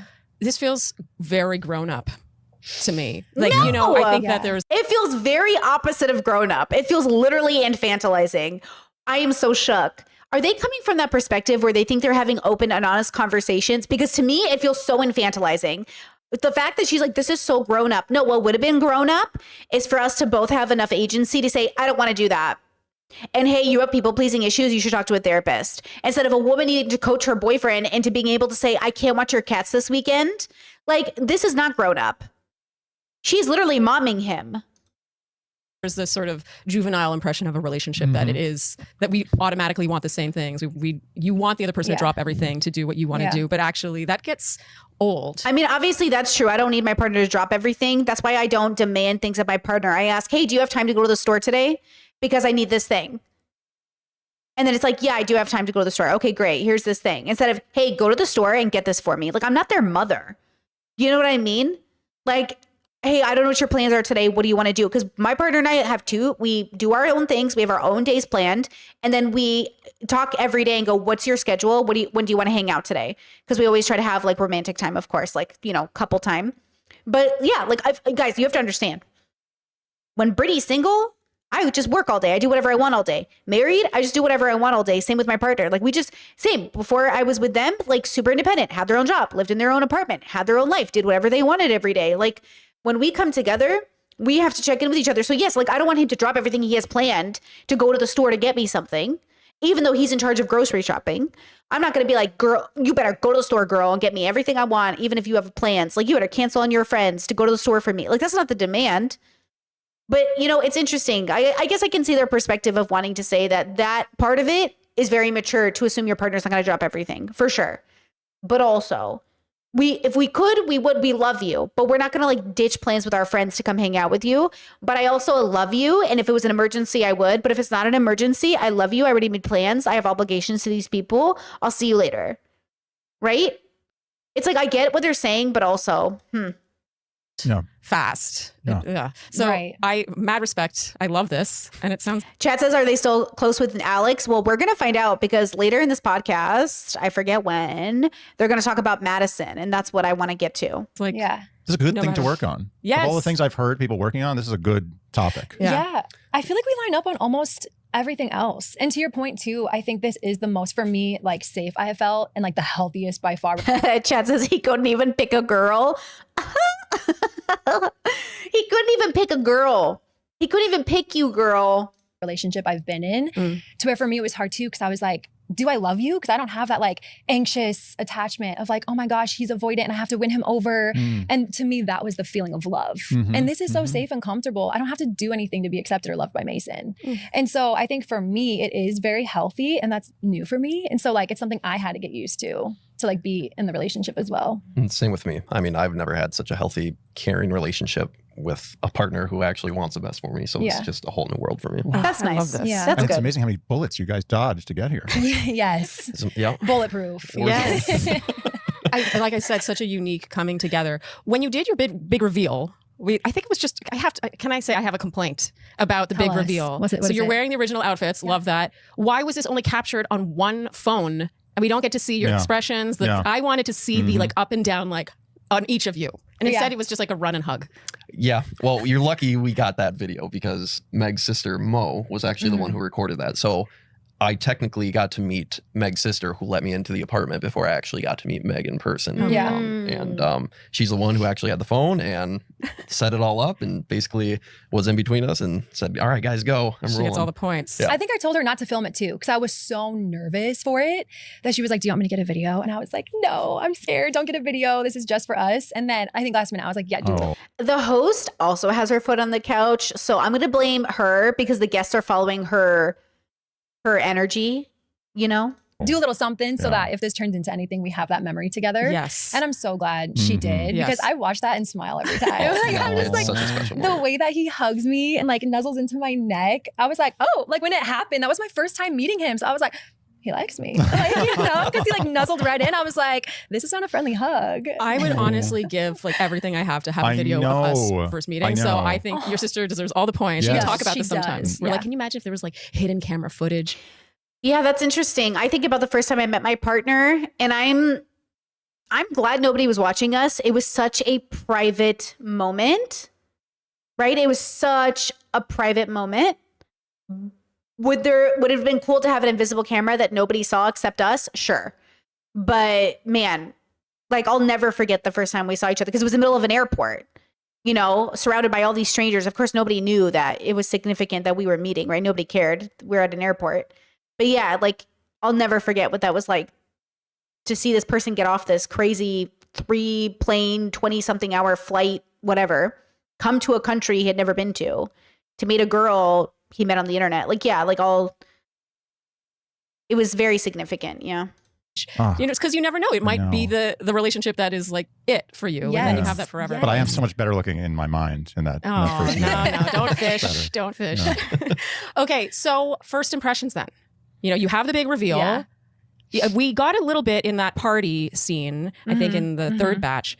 You know, you mentioned her being gorgeous, which obviously she is, but I'm just curious, like, what were your impressions of each other meeting in the flesh? Yeah. I've never dated someone that looks like Mason. Really? Oh. Never. So what's the look that you've dated? Just not Mason. Not handsome? Yeah, not right, exactly. No. That's funny because Chad said, I think Meg finds Mason good looking and that's it. Girl is down bad. Maybe. I mean, they're both like equally the same level of attractive, right? Which I think most people end up with the same level of attraction, but. Perfect head of hair? Yes. No, has never necessarily been like my go-to type. So the experiment worked. It really did for me because I was like, okay, he's not someone that I've dated in the past, but obviously I think he's very handsome now. So to that point, I do feel like the experiment did work for us because I think in the real world, if I would have met Mason, I wouldn't have, just based off looks, like I wouldn't have gone What's there. the look you're going for? Yeah, seriously. I feel like Mason is universally what's accepted wrong as with, like how could you not be attracted to Mason? It's not I had to take my sweater off. It's not that I wasn't. He's just not my go-to type in the real world. He's, but so your go-to type's ugly. Yeah, exactly. Okay. Exactly. That you nailed it. Got it. Yes. Okay. How about you, Mason? Yeah, no, for sure. Like this experiment, just being in the pods and like not knowing what Meg looked like, but knowing like. I mean, if Meg is into conspiracy theorists, she probably does go for like people who look like that. Maybe. I don't know. I can't imagine what type of guy it would be normally other than Mason. Just the shining light that she has in the presence that she was is like, this is what I've been missing in relationships. Like I can see myself being very happy with this person. So regardless of who it is on the outside, like the inside is just amazing. So, and Meg was telling me in the pods also that she's a supermodel. Did not say that. Hold on. Would never say that. Photographer. Would you said never you were a say that. model. Megan Fox? I said yes. Some people confuse me for Megan Fox. No, I said I like photography and I like being in front of the camera as well. For sure. Is that a jab at Chelsea? No. Chelsea? No. What was that girl's name who thought she looked like Megan Fox, which she does, by the way. She's just like the non-conventional version of Megan Fox. That's why I will say, in her defense, this is why I find it frustrating when people are like, oh my God, you look like so-and-so celebrity. Never change the way you look. If I look like so-and-so celebrity, I'd be in a different position in my life. Yes, I look like them, but I'm the unconventional version of them. And this is the reality we all have to face. Because pretty privilege is real. And your life is different when you're pretty. Like, everyone's pretty, but you know what I mean, right? You know what I mean. When you're universal attractive to a group of people, it's like tall privilege. You know how many things my brother gets away with because he's attractive? Girl, my other brothers don't get away with that shit. I'm telling you right now. So, you know, I say this matter of fact, very autistically matter of fact. I'm obviously pretty. We all are. But there's a difference between being pretty and being pretty privileged pretty. Life is different for you. I wasn't like, I'm really hot. Did not say that. But when I was at the airport in the airplane looking for Meg, I saw all of her pictures and like, oh yeah, she looks very good in front of the camera. So this checks out. His voice, I can't get over it. I love it. when we spoke with him earlier. And I am not saying pretty privilege is a win for the person who is pretty, because there are a lot of disadvantages to it mentally as well. I'm looking at the camera now for our Shandy. When he first opened his mouth, I was like, oh my God, it's Mason. It's like. Wait, Chad says Meg and Mason are not remotely the same attractive. Yeah, they are. They're both 7s at most. 6.5s, 7s. They are both the same. There's nothing significantly more unique about the other. I would forget their faces in a crowd. They do not stand out. They're universally basically attractive enough. He is not like the most handsome person. She's not the prettiest person, but they're both pretty attractive and they're both very sweet. And I'm not saying this in any way a judgment of the consciousness. I'm saying this objectively, like, you know, quote, objective subjectively. You know what I mean? But they're like the exact same to me. Like, they look exactly the same to me. Like, they are just, I don't know, people. I don't know. It's like a late night jazz DJ. It's like, now we're going to be pulling out some of the deep cuts. Like in the pods with the voice. Oh, like I no one is wondering. Oh my God. I mean, first of all, this was very clear to everyone. Anyone who doesn't feel this way, I don't understand those people. Yeah. To us anyway, watching. Exactly. Chad says perfect beige match. Exactly. Yes, exactly. Yes, Chad. They look like they're from the same bubble. They literally look like they could be cousins. You know what I mean? Way you guys bounce off each other and like inspire. This is my favorite thing about your dynamic is that it's a tangent on a tangent. Like you go on the little twig at the end of the branch on the tree. It's not just like the trunk the whole way. Yeah. That's a terrible analogy. No. But you know what I mean? The conversation goes in fun directions and it's not necessary. Okay, hold on. Chad says Meg is like a 6.5 and Mason is a 3. I would say they're like 6s to 7s in their bubble. This is very important. Like if you compare them to Californians, they'd be like a 5 or no, they could be like a 6. I think they still would be like a 6. I don't know. It depends on the bubble. It depends on what we're comparing them to, I suppose. But they're definitely not 8s, 9s, or 10s. They're not even fucking close. Don't even come for me, okay, right now?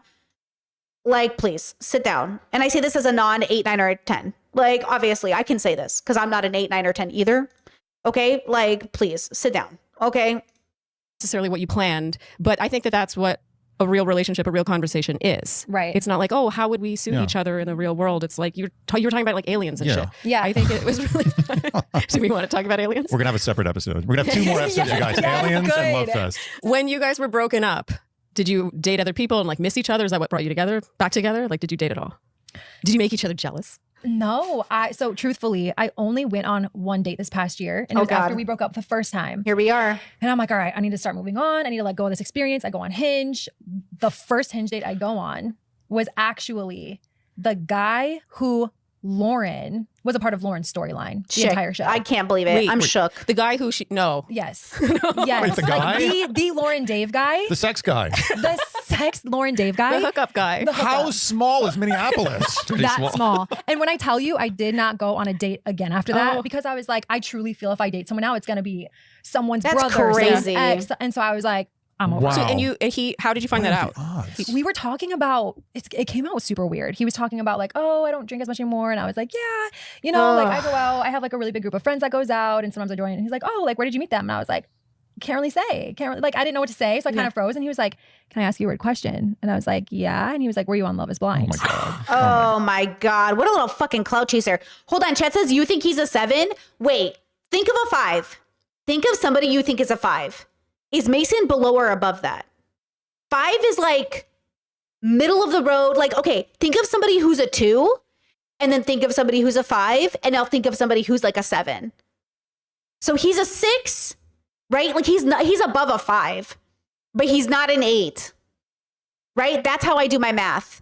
Think of a 5, like think of a genuine 5. And I could name YouTubers right now that I'm like 5 and he's handsomer than those people. So 6. Do you know what I'm saying? That's how I do it. I think of the person that's a 5, and then I go, is he below or above that? And that's how I do it. So I would say 6. Do you know what I mean? That's how I would think about it. You know, but it depends on the bubble too. Who's he being compared to? Right? God. This guy. I was like, guy. A deer in headlights. I was like, maybe, why? And then he told me he was the one in the situation with Lauren and Dave. Yeah. Oh my and Lord. I couldn't believe it. Are you kidding me? I could not believe it. That's me? funny. Yeah. It's a 1 to 10, this guy. What is he? Is he, watch out for this guy? I saw him one time and I got to be honest, I immediately I left and called Call Mason. the police. Oh, you're going to call Mason, right? Called the police. I left and I dialed 911. That's crazy. Come get your man. He escaped from prison. No, I left and I called Mason. I said, let's get back together. That's right. Oh my I've God. experienced what's out there and I miss you. Oh my God. You owe I wonder if that other guy's kind of a stalker, bro. How did he end up matching with Meg? That's crazy. Chet says, who's a 10 to you? It's a myth. A true 10 is like kind of a myth, but you just know it. You just know it, you know? You know what I'm saying? It's just, you know, and it's also comparison to others. Like, I think your level changes depending on who's in the room with you. Do you know what I mean? Like, levels of attractiveness change because they're subjective based off who the comparison is, you know? But yeah, like, you've ever been in a group of friends, like, you know where you stand in your group of friends in terms of attraction. Like, you just know. You know who's like the higher ranking person, you know? Like, in my own sibling family group, we talk about this. Like, as siblings, I'm like, you're 2, you're 3, you're 4, you're 5, you're 10. Like, these are the 10 siblings. These are the 3 siblings. And then I'm so sorry. If the 3 siblings want to be higher, they know what they have to do. They know what they have to do, okay? It's not my fault you refuse to groom, okay? You want to up your level, you can figure out how to groom, okay? But like, that's what I'm saying. Like, you just compare it to which sibling is next to each other. And you're like, you're obviously this, you know? Oh, that guy, thank you. I guess, yeah. Oh, he's not bad. Okay. Okay, so I want to know, watching yourself back, what surprised you most? Like, did anything catch you off guard? Is what you saw exactly how it felt for you? What happened according to you? Oh. What's the number one thing or the top three things that watching it back you were like, huh? For me, one of my biggest fears was I'm an editor, so I know like what they can do. Like, oh, they can cut this little part out or end this conversation here and mislead the audience with that stuff. So when I was watching it back, like my top thing was like, okay, I am relieved. It's actually me just being in there, being myself. Like I thought they would edit it completely different, but everything stayed pretty true to what it was. So Okay, wait, chat says, why would he ask if she was on Love is Blind if he knew? Because he's a fucking stalker, dude. That's what I'm saying. Like, he's so fucked up in the head. He's like gonna pretend he doesn't know Meg is on the show, and he connected with her on purpose. He swiped on her on Hinge, and then he was like, oh, are you like on the show, my bros? And Meg's like, you know I was on the show, ho.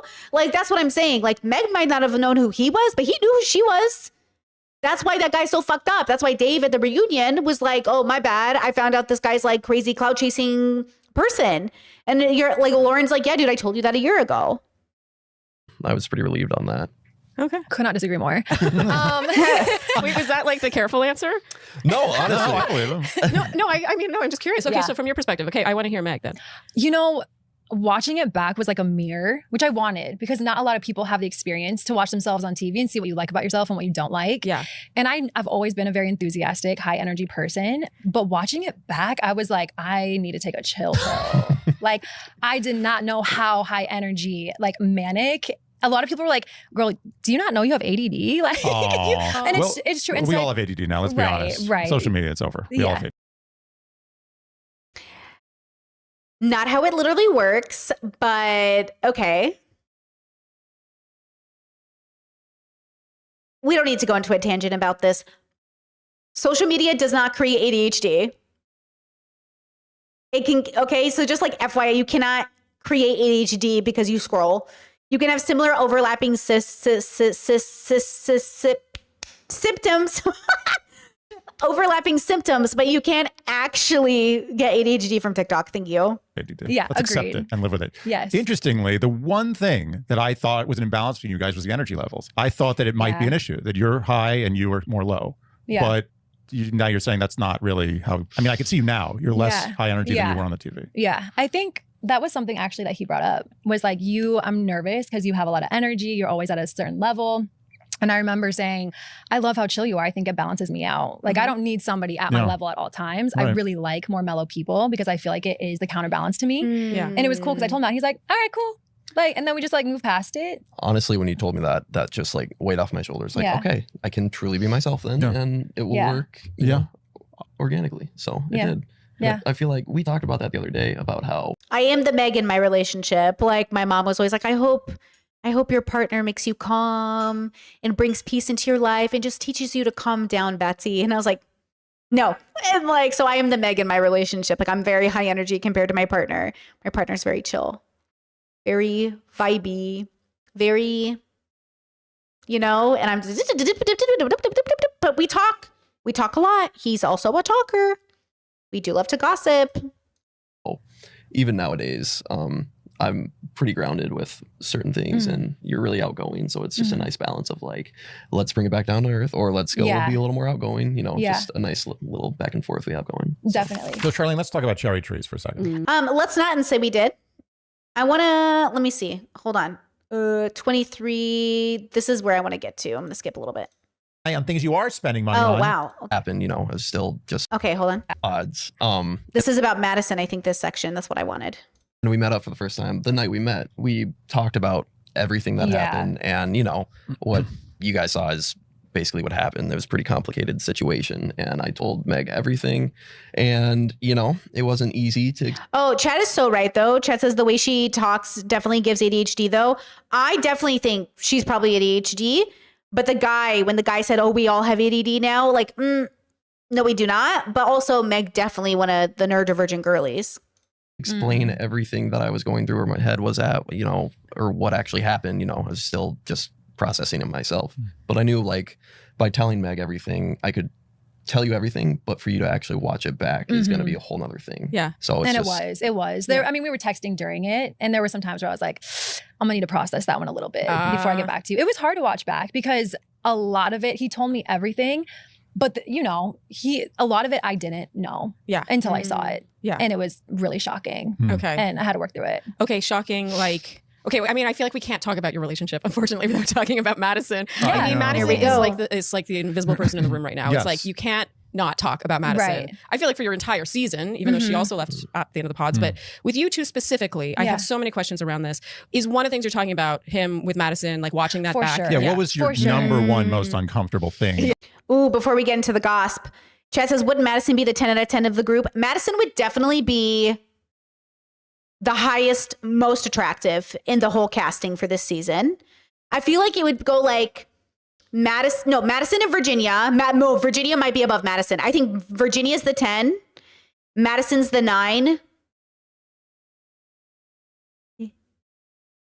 Dave is considered pretty high attractive for guys, though he's a little...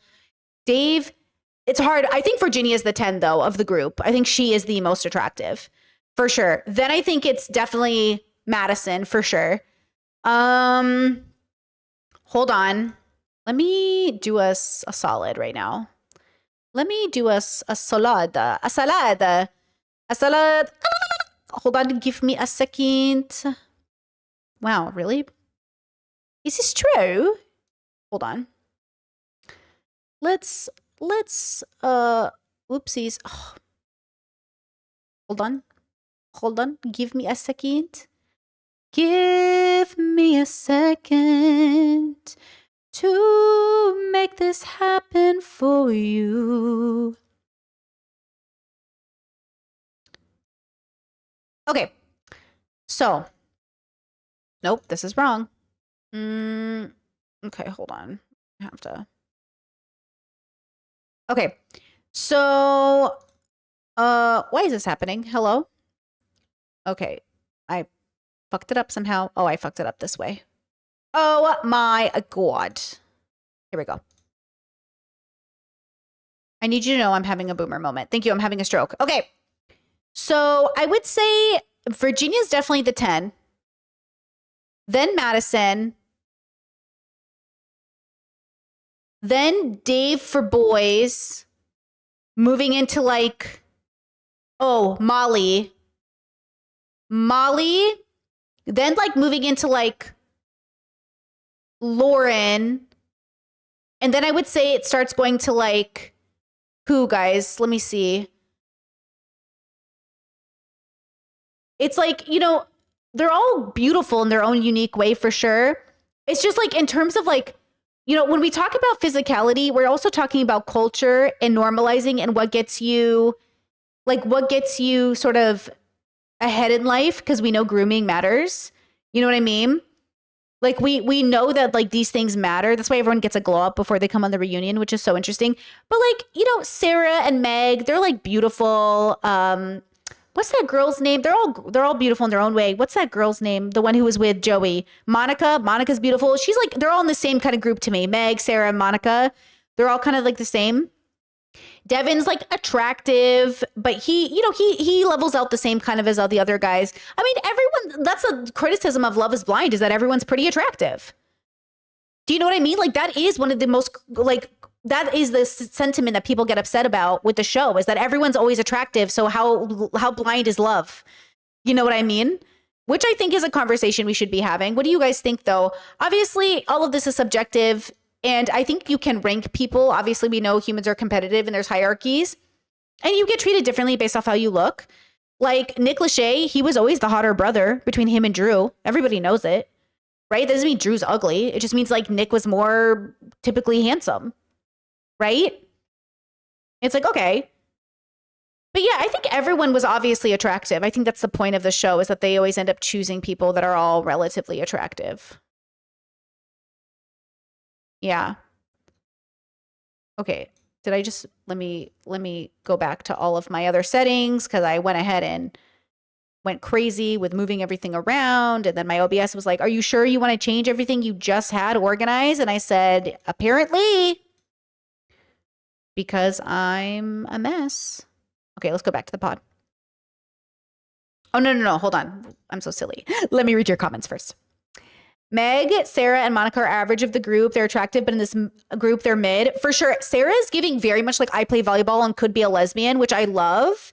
But she got more glammed up and feminized for the reunion. And I'm not saying like, listen, there are hot mask girls out there. Masculinity can be uber attractive. Like there are 10 mask girls in the world. We know there are 10, right? Like studs. We know masculinity is not what lowers down your ranking. But, okay, usually in heterosexual normative aesthetics, Sarah's masculinity, which is beautiful, has a rating that's going to bring her lower than like a Molly. Like even Lauren has this bigger nose, which we love to see, you know, big nose girls, you know, shout out. But like she's going to get ranked lower than a Molly who has more of a button nose because we're going for like, you know, Eurocentric or typically attractive or media-based attractiveness. So we understand, right? We understand that this is so bubble-based, right? Chat says, would people watch Love is Blind if everyone was actually average? I think there have been, I think what they do on Love is Blind is combine average with above average, and the show averages out to a little bit above average. But I do think there are plenty of average people on this show.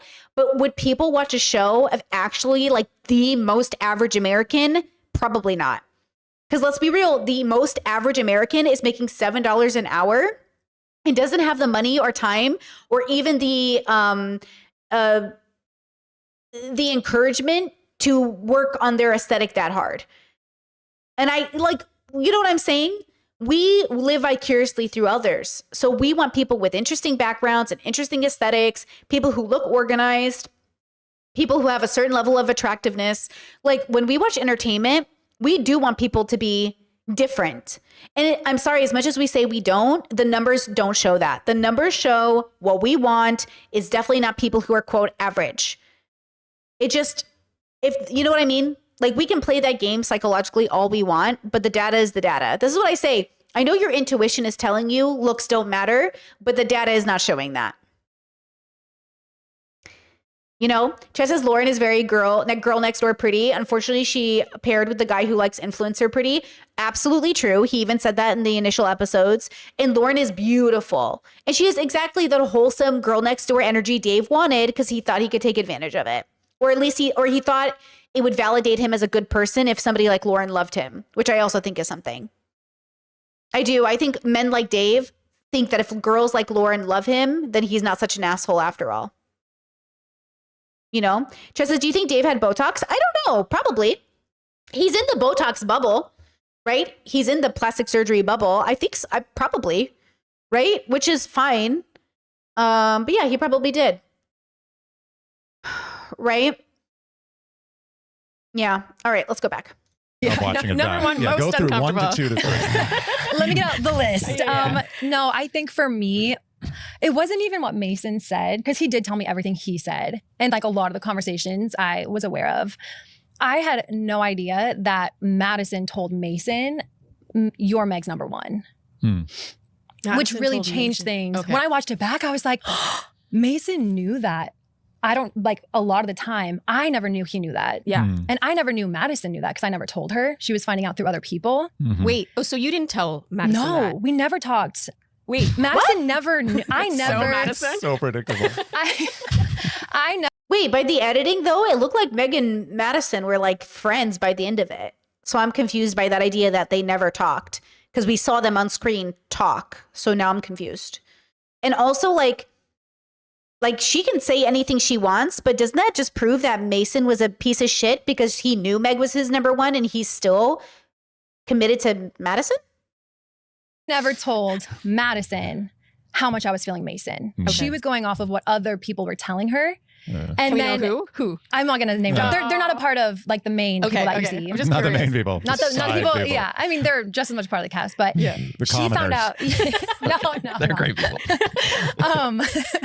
So she found out that way. So it was so funny watching it back to see the commentary that was going on of like, she's super vocal. I didn't even know she knew until watching it back that she knew how much I liked Mason. I had not a single clue. So I was oblivious. Yeah. I was coming out honestly, I'd be pissed if I were you. That to me, Yeah. out of all the things, there's a couple of things Yeah. obviously with Madison, but to me, that is actually a pretty big betrayal because Yeah. that's the first time, in my opinion, that she like really stepped into this. Yeah. You know, It was like, hard. obviously, I think she did other things later too, but that. I don't have this opinion. I don't think it's a. I don't know. I don't share this opinion. And I'm a little confused. I don't think Madison did anything out of maliciousness. I think she was just trying to figure out what was up. Chad says, I don't understand the hate for Madison. Am I crazy? No, people really hated Madison. Even Dr. Kirk Honda was giving I hate Madison vibes. And I was like, why? I don't get it. You know what I mean? I just don't get it. Like, what is your problem with Madison? I mean, I get there's a parts of her that are like, she seems really smart and less wholesome than everybody else. But, and like, I just don't think, yeah, I don't know. I don't know why they hate her, but I think they're wrong. Like, I think they are wrong about Madison. I mean, they are wrong because we know Alex is a piece of shit and everybody took his side. Like Mason and Meg took his side. We know he's a piece of shit. Do you know what I mean? But this hate for Madison's ridiculous. It's like she's revealing a card Yeah. from your deck that belongs to you. Yeah. Yeah. And I was Well, it belongs to Madison too, because Madison is ultimately dating Mason. And she has the right to talk to Mason like a person and to be like, I know who your number one is. Like, she has the right to do that and to put everything on the table. And so it's not like she's betraying Meg. I think it wasn't even edited in that way, but maybe it was. I don't know. I didn't feel that way when I saw it. it doesn't look like it the way it's edited. Right. But because in the lounge, Oh, okay. Well, she's saying it didn't look that way because of the way that it was edited. I'm like swooning, right? Yeah. And I never said his name. So I didn't know. I knew some of the girls knew that I confided in, but I had no clue that it was making anyone feel any type of way. Okay. Because Sure. I didn't know she knew he was my number one. Got and it. so watching it back, seeing her say that to him was really hard for me because I was in our dates, I think, keeping things a little closer to the chest. You knew I liked you, but I would make it a point in our dates to say, we're both dating other people Mhm. and I want you to pick what's best for you and same for me. Yeah. I didn't want to be like, I'm all yours. I didn't want to put pressure on him at all. I never wanted him. Well, maybe that was a part of the problem is that Meg never went for it. She never declared it. She left the people-pleasing noodle. He's a wet noodle. He doesn't even know he's been overcooked. He's way past al dente. Like, of course, the wet noodle isn't going to make the decision, right? Like, that's what I'm saying. Like, she's saying I didn't want to pressure him. Well, maybe you should have. Same with Dave. These wet noodle of men, these men are all fucking losers, bro. And all these women are waiting for these men to pick them. Girls, nobody got time for that. Nobody got time for that. Him knowing he was my number one. Right. And in my interviews too, I made a point to say that. I'm not going to tell Mason that. I want him to be the one to tell me that. Yeah. So watching Ridiculous. it back and seeing he knew, and I was going into my dates being like, I'm dating other people. And he's sitting there like, girl, I know I'm your only, like your number one. Well, could you trust Madison's information though? So she lied to him. Is she saying she lied to him? Like, oh, I'm dating other people, but like Mason knew she wasn't because he was her number one, question mark? See, now I'm getting confused. I mean, could you trust that he trusted Madison? I don't know. Because at that point, you guys did have a good connection. So I think, you were trusting of what she was saying. And I also think that I get the vibe from these two. I'm going to speak for you like you're not here. Yeah. But I don't hear.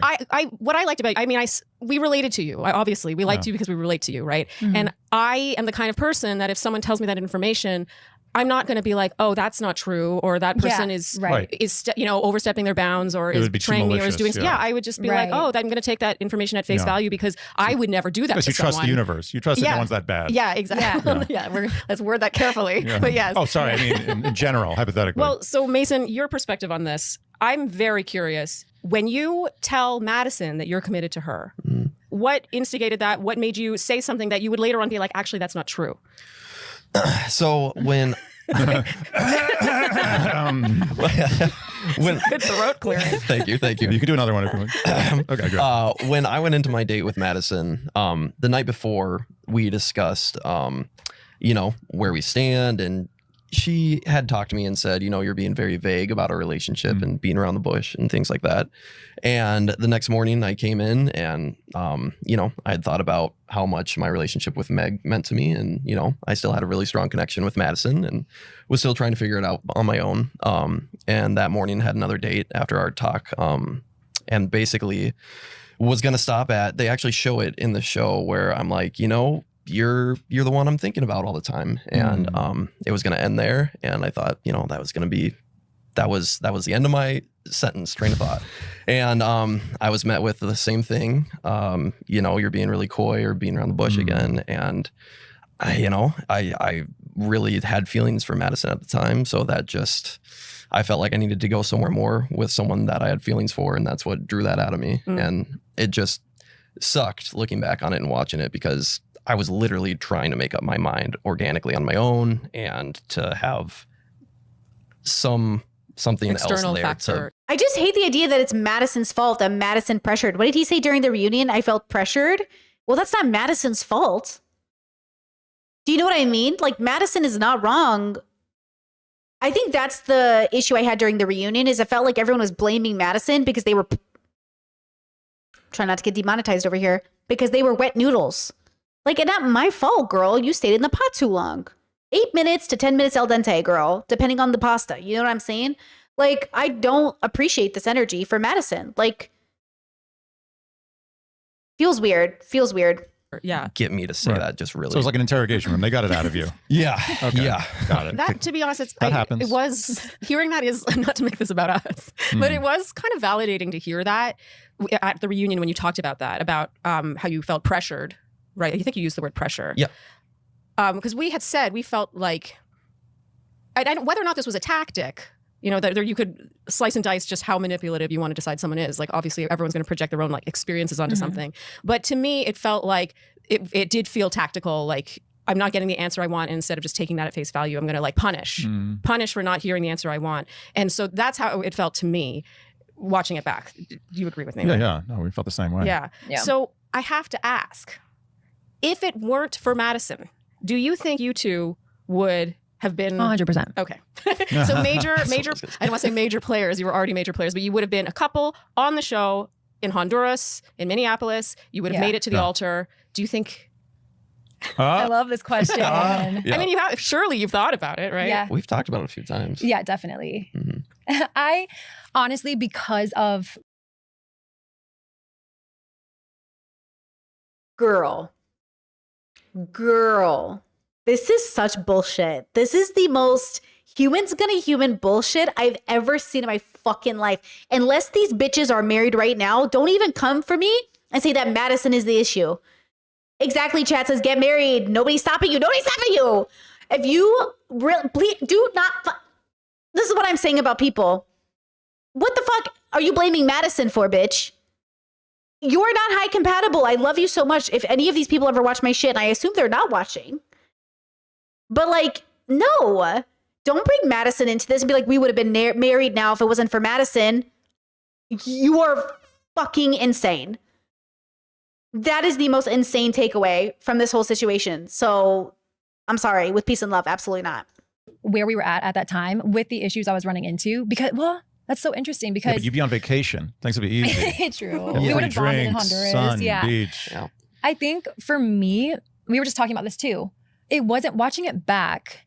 It wasn't so much like, oh, I had to overcome that I was number 2 or default. It was more so of like, hey, I wish that you would have stood up for yourself and said what you wanted and, been more forthright with all of us and just known yourself enough to be like, this is what I want, and made those decisions. The conviction and like the concrete decisions of just standing up for yourself. Yeah. But if that was not a part of the equation and we went to the altar without me going through that kind of tug of like, I needed that from you, then I don't know. Let's say, okay, because you used the word second choice, Yeah. which when I watched it back, when we recapped, I felt like, and you can correct me if I'm wrong, I felt like Madison comes back from... Chaz says, imagine letting some girl get in between the love of your life. Oh, wait, it's because you aren't each other's love of your life. Didn't they break up? Girl, 3 times. This is their 3rd time attempting to date. They have gotten together and broken up 3 times. A breakup that tastes so good with you, and then goes back and immediately reports to you. Is this all what we saw? Is that the correct order of events, or was anything? There's more to it that made it harder to watch for myself. But that was pretty true. I'm trying to think. She goes in, she comes back, says breakup tastes so good. That's pretty true to the experience. The reason I was so shocked in that moment was for other reasons. Where I was like, what? I was so shocked that she went in and like basically told him I was ending things with him. Yeah. Wait, told him that she was ending things with Mason. So when Madison was breaking up with me, she basically said, I told Meg everything. Clear your throat, Mason. Yes, that part. So she was that we got. insinuating you might lose both. Right. Yeah. of Right. us. Insinuating, but not outright saying that was going to happen. Exactly. Okay. There was a lot to that conversation that wasn't shown. The vocal fry, bro. I can't believe they had a shot of me not just doing this while I was in the pods while she was breaking up with me. Like, what is going on? You talked to Meg about like what? Yeah. It just seemed like. You know what? Somebody told Mason at some point in his life, your vocal fry is so sexy. And he's like, yeah, it is really sexy. Thank you. I'm telling you, somebody did. Some girl, probably Meg, was like, I love your vocal fry. No hate. I just think it's, a lot. Maybe it's my autism. I don't like it. Thank you.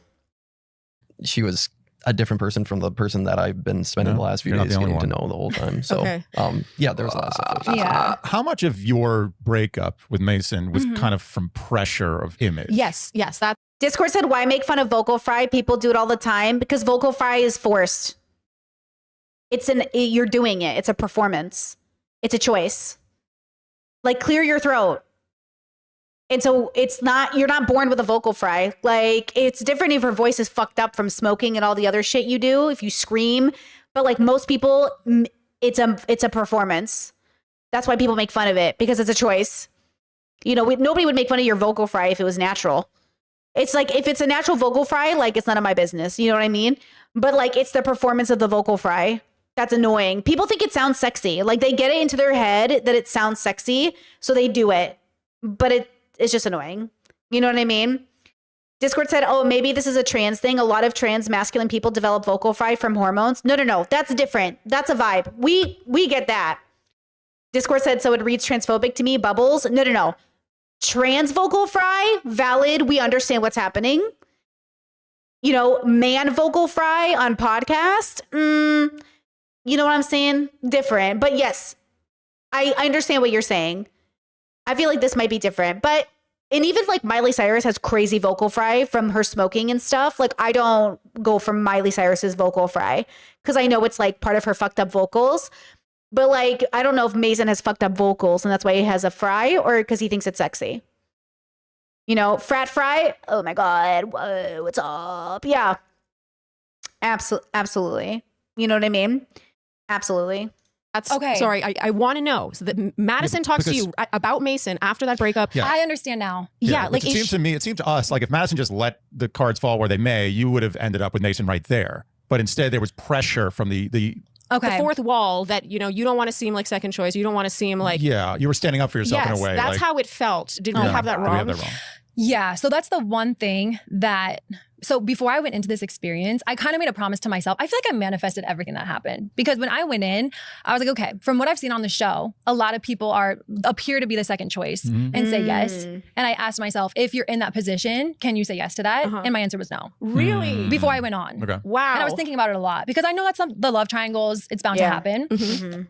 Of course, I didn't want to be in those shoes.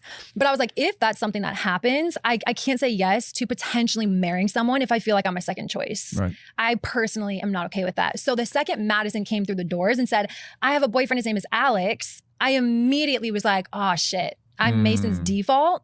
I'll never know. Right. If he would have said, Meg, you're the one out of all the girls, which was important. To be fair, I genuinely think Mason and Meg are so much more suitable than Mason and Madison.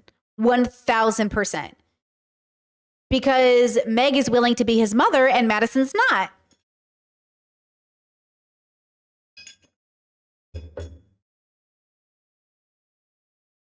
important to me to be like, I've dated everyone here. Our connection is the strongest, which is why I wasn't putting pressure on him. I wanted to see if he felt that way and if I felt that way. Yeah. So for me, the second Madison came to the doors and was like, I'm with Alex, I was like, I can't. It's going to be a no. Oh, yeah. I find that so sad. Yeah. A lot of people do. Yeah. And I understand your reasoning. Like, we all want to be chosen, right? We all want to be each other's number one. But I feel like you couldn't, like the you that hadn't yet gone on this show and probably even were still filming the pods, like couldn't have possibly known what you were dealing with. And when I say what you were dealing with, I mean Madison. Right. Like who is not, this is not a normal. Right. Yeah. Oh my God, they hate her, bro. The misogyny, bro, internalized. What is this? Patriarchy? What is happening? Cast member who's like also weighing her options. You know, it's like we said that she Michael Bay'd the whole thing. Like Yeah. you were dealing with someone, I think, who was not just trying to find her love story. It was like she wasn't afraid Well, she was also, if she couldn't have Mason, no one was going to have Mason. That's That's how it it felt to us. felt. Yeah. Yeah. I think looking back, I definitely felt a little bit of that as well. Yeah. Watching What? it back, I didn't know everything that was going on, all of the moving pieces. So watching it back, I very much felt. Madison did not want Mason. It was nothing about if Mason, no, I can't have Mason. No, she doesn't want him. What? Absolutely not. I got no impression that Madison gave, or what? No. Oh my God. Did I watch a different show? Hey, but I was very wrong with Joey and Monica apparently. So, but no, I stand by this. I was not getting that vibe from, you know what I was getting from Madison? Madison was giving me, I've dealt with this before. I know what this is. I'm going to torpedo this. And she was right, by the way. She was right about Mason. Maybe she was wrong that he was manipulative, but Mason is a wet noodle. And who's his mother? Meg. Meg is being a mother to Mason. And Madison saw it and didn't like it. She saw the weaponized incompetence, bro. That's what I'm saying. Madison was like, no, I've done this before. I'm not doing this again. Even if she categorized it slightly incorrectly, her data points were correct. That, you know what I'm saying? Nobody told Mason to commit to her. She just wanted an answer from him in the same way that Meg, by the way, has been on again and off again with Mason because he wasn't able to give her answers.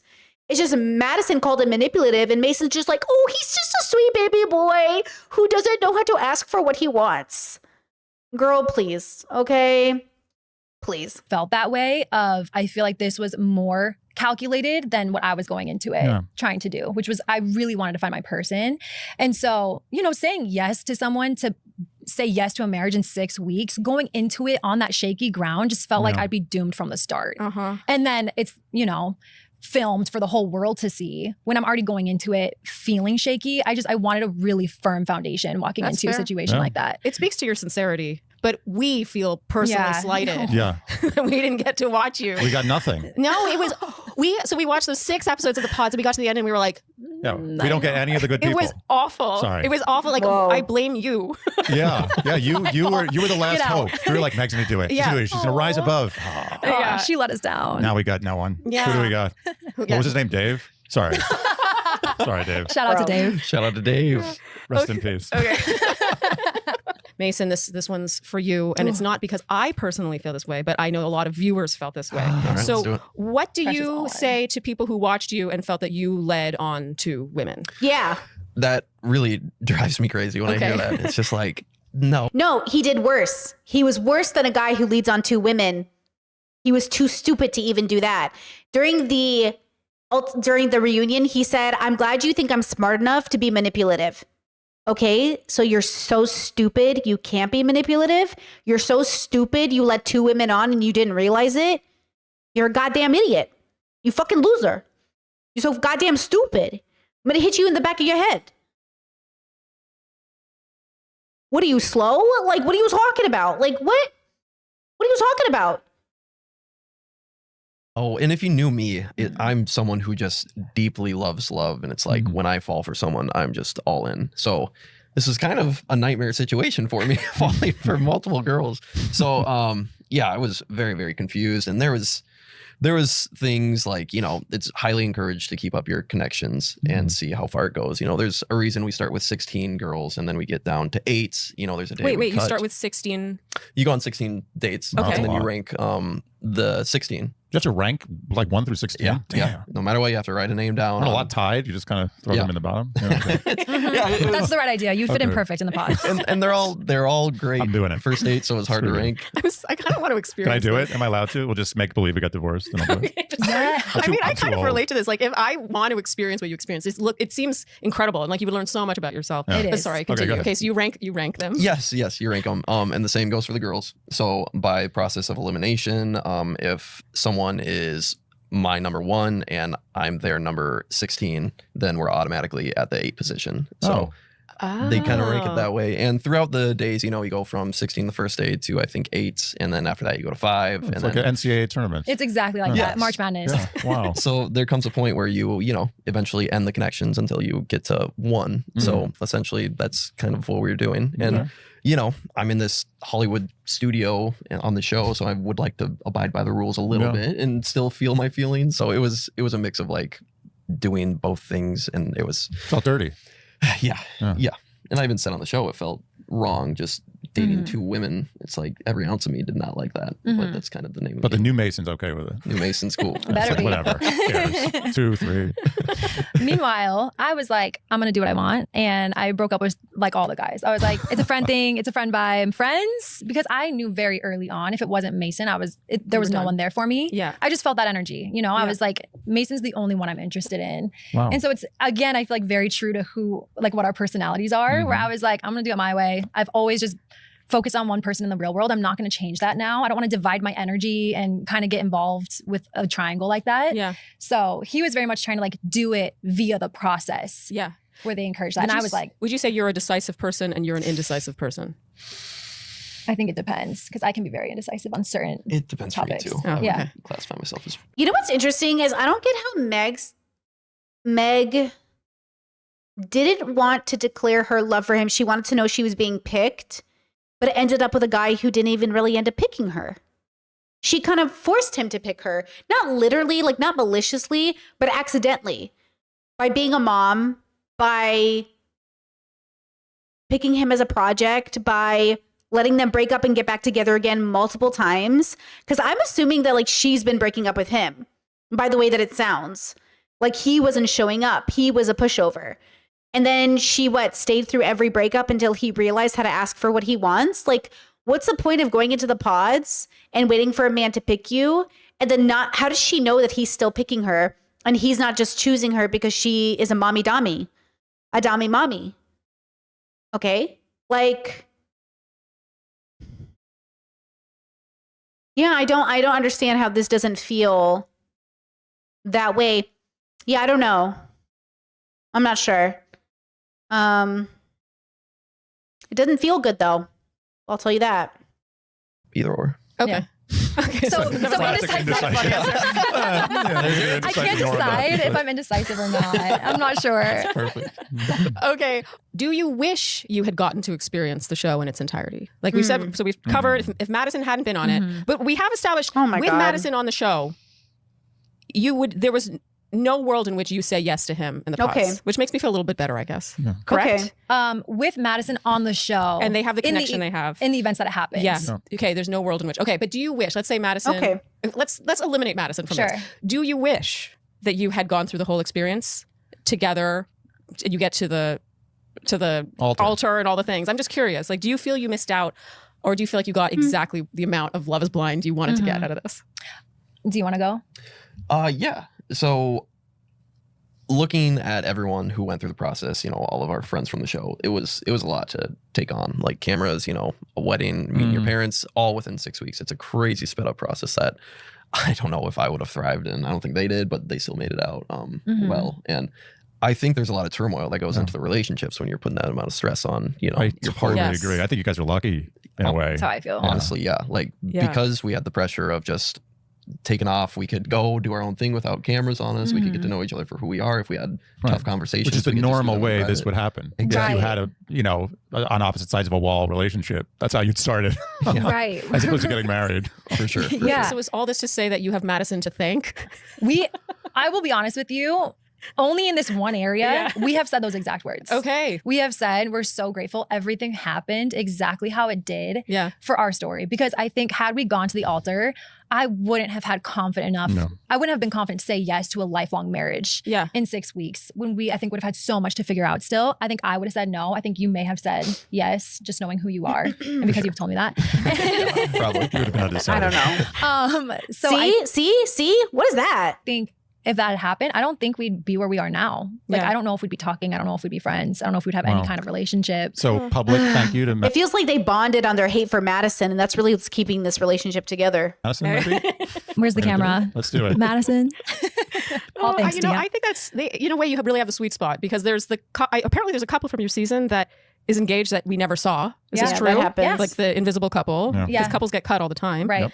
And so you got to be like major players. And really, I am not just saying this because you're here as our guests. Like your scenes, really the Alex Madison, Meg Mason dynamic mid the first 6 Yeah. episodes of this season. And this is what truly. people wanted to see. Yeah. I mean, I'm not just saying this, but we got robbed.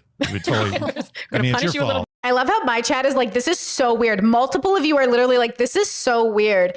Isn't that interesting? The bubble differences. Like, aren't you just fascinated how other people see? This is what I'm saying. Like, human experience is so interesting. What I'm curious about is there an objective reality? Could we look at the same scenario and come away with different perspectives, but could there be an actually objective what actually happened scenario? Obviously, I'm arrogant enough to think that I'm closer to the objective because I think I read the situation better than they did, but I don't know.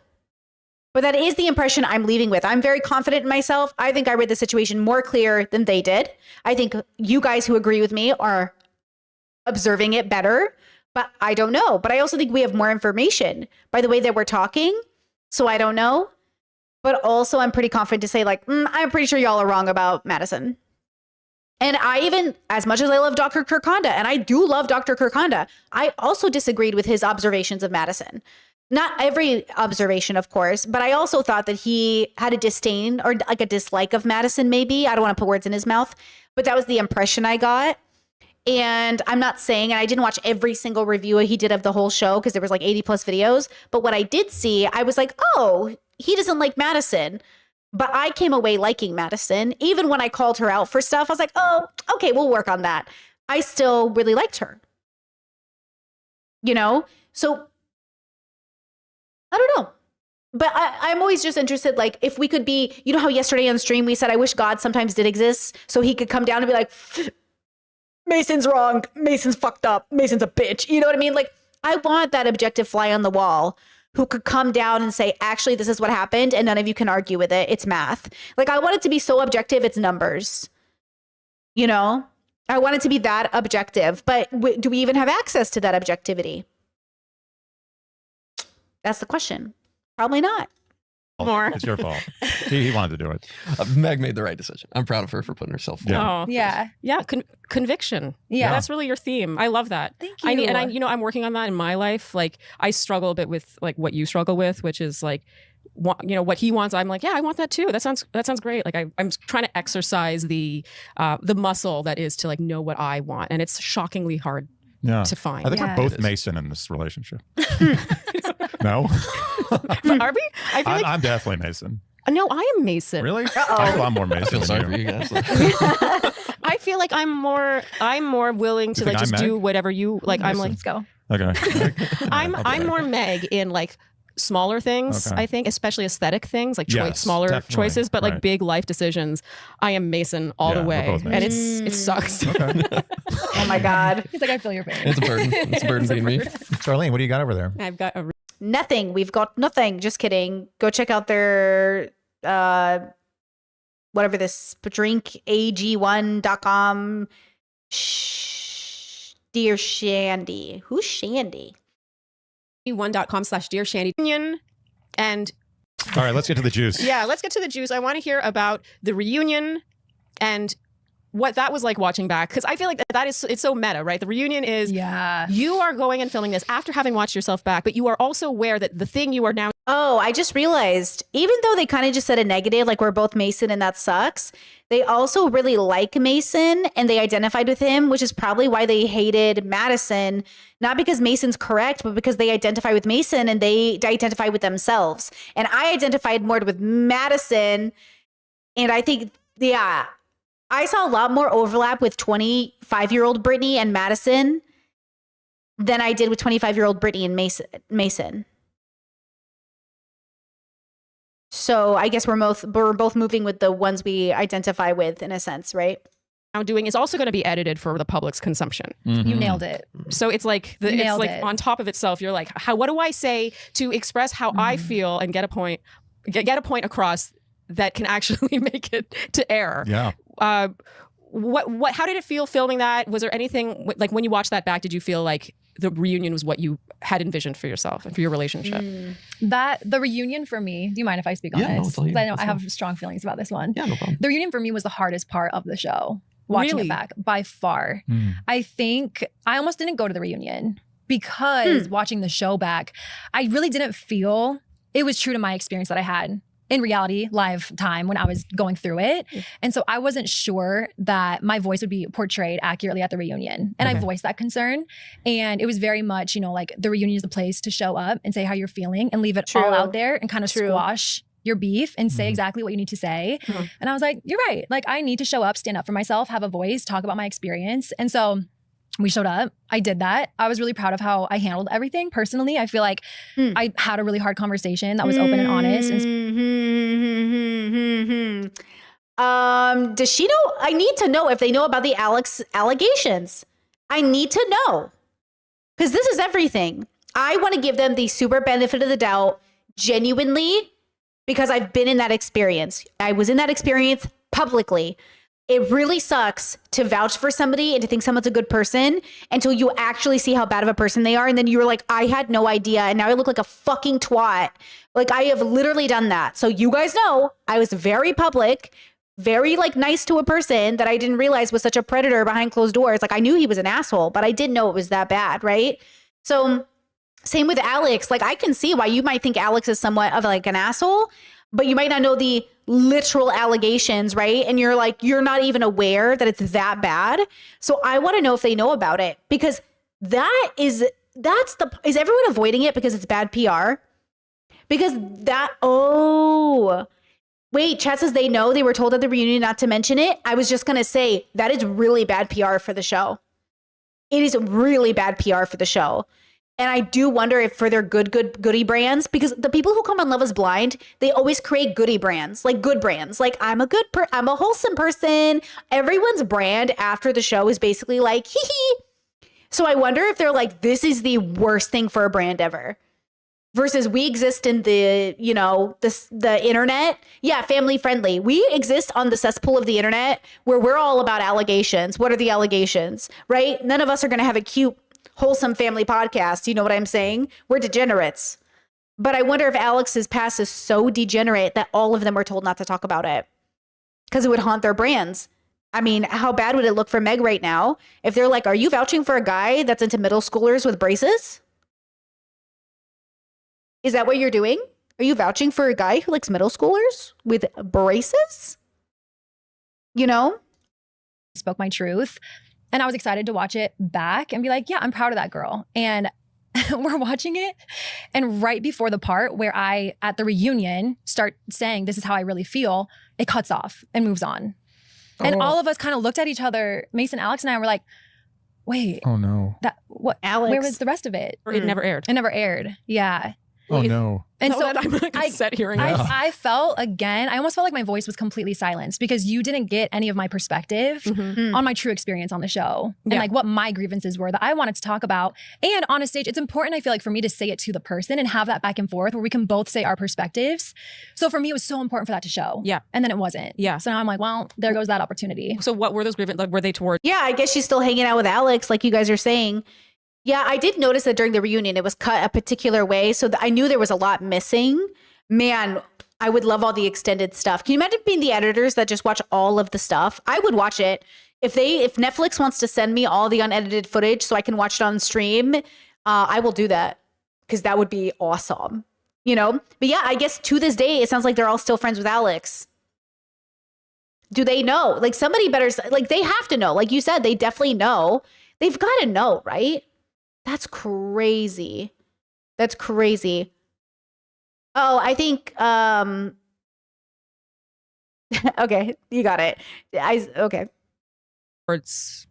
Yeah. I mean, most of it, all of it was more so just I felt like I was wrongly treated in a lot of ways by Madison, especially watching it back. I was like, I was aghast. I was like, good word. I was Love like, it. I had no clue Yeah. the things that were being said. And watching it back, because honestly, Madison and I were cordial. We've Okay. had conversations after the show. That's as good as it gets with Madison. Cordial. For us, I think Best yes. friend, just cordial. Jesus. For us, that is the best we're gonna do. Okay. And we're both okay with that. We both said, listen, we don't have to be best friends. Wait, you said that to each other? Or Yeah. Really? We're both, something I respect about Madison is that we have now had 2 conversations and are both very blunt. Like, Okay. let's work through this so we can be in a group together. We don't have to be best friends. We're adults. We're both okay with that. Yeah. But we can show up and treat each other with kindness and respect. Yes. Nice. It was really nice. And I was so happy that we got to that point. And then watching it back, I felt really upset with the things that were said about me and really felt like I needed to address it because it was just upsetting. I mean, like blatant lies that were deliberate about me that I had no idea she said on camera.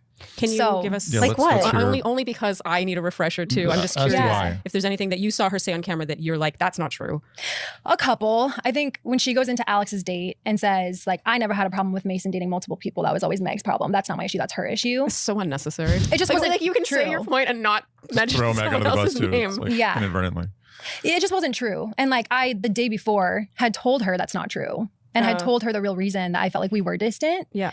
And then so for her to the next day to go and double down on that narrative when I just told her, like, that's not the reason you and I are distant. It has Okay. nothing to do with Mason. Well, then Madison, I don't know if it was a lie or if it was like a misspeak, but I would say that Madison was wrong about that if that wasn't true then. That was shitty to watch. And then she knew that I did not go and DM Alex. Did she mean that like Meg would have a problem with it in the sense because Mason was her number one? And what did she just say? Wait, what? And then she knew that I did not go and DM Alex without him knowing if he was engaged or not. We'd had a conversation about that before we went and filmed that scene where she was like, Alex is saying this, this, and this. And I said, it's not true. I told her exactly what it was. And then Do you actually? So a week or two later, she goes on camera to deliberately say tell that a you lie about slid into me. his DMs. That did raise some eyebrows. Yeah. Well, yeah, it did. No, but she said Alex said that. She didn't say Meg said it. She said Alex said it about Meg, right? I was like, really, Alex? And Yeah. we since Alex has come up, Yeah. what's his version of that story? It seems like you guys are friends with Alex. I mean, through the experience, I think Yeah, Chet says I think Madison was trying to expose Alex as a bad person. Yeah, I think Madison's whole story was about how much Alex sucks, not about how much Meg sucks. the biggest thing we relate on is that the three of us have had a very similar experience. Okay. For sure. On the show. Do you guys like middle schoolers with braces too?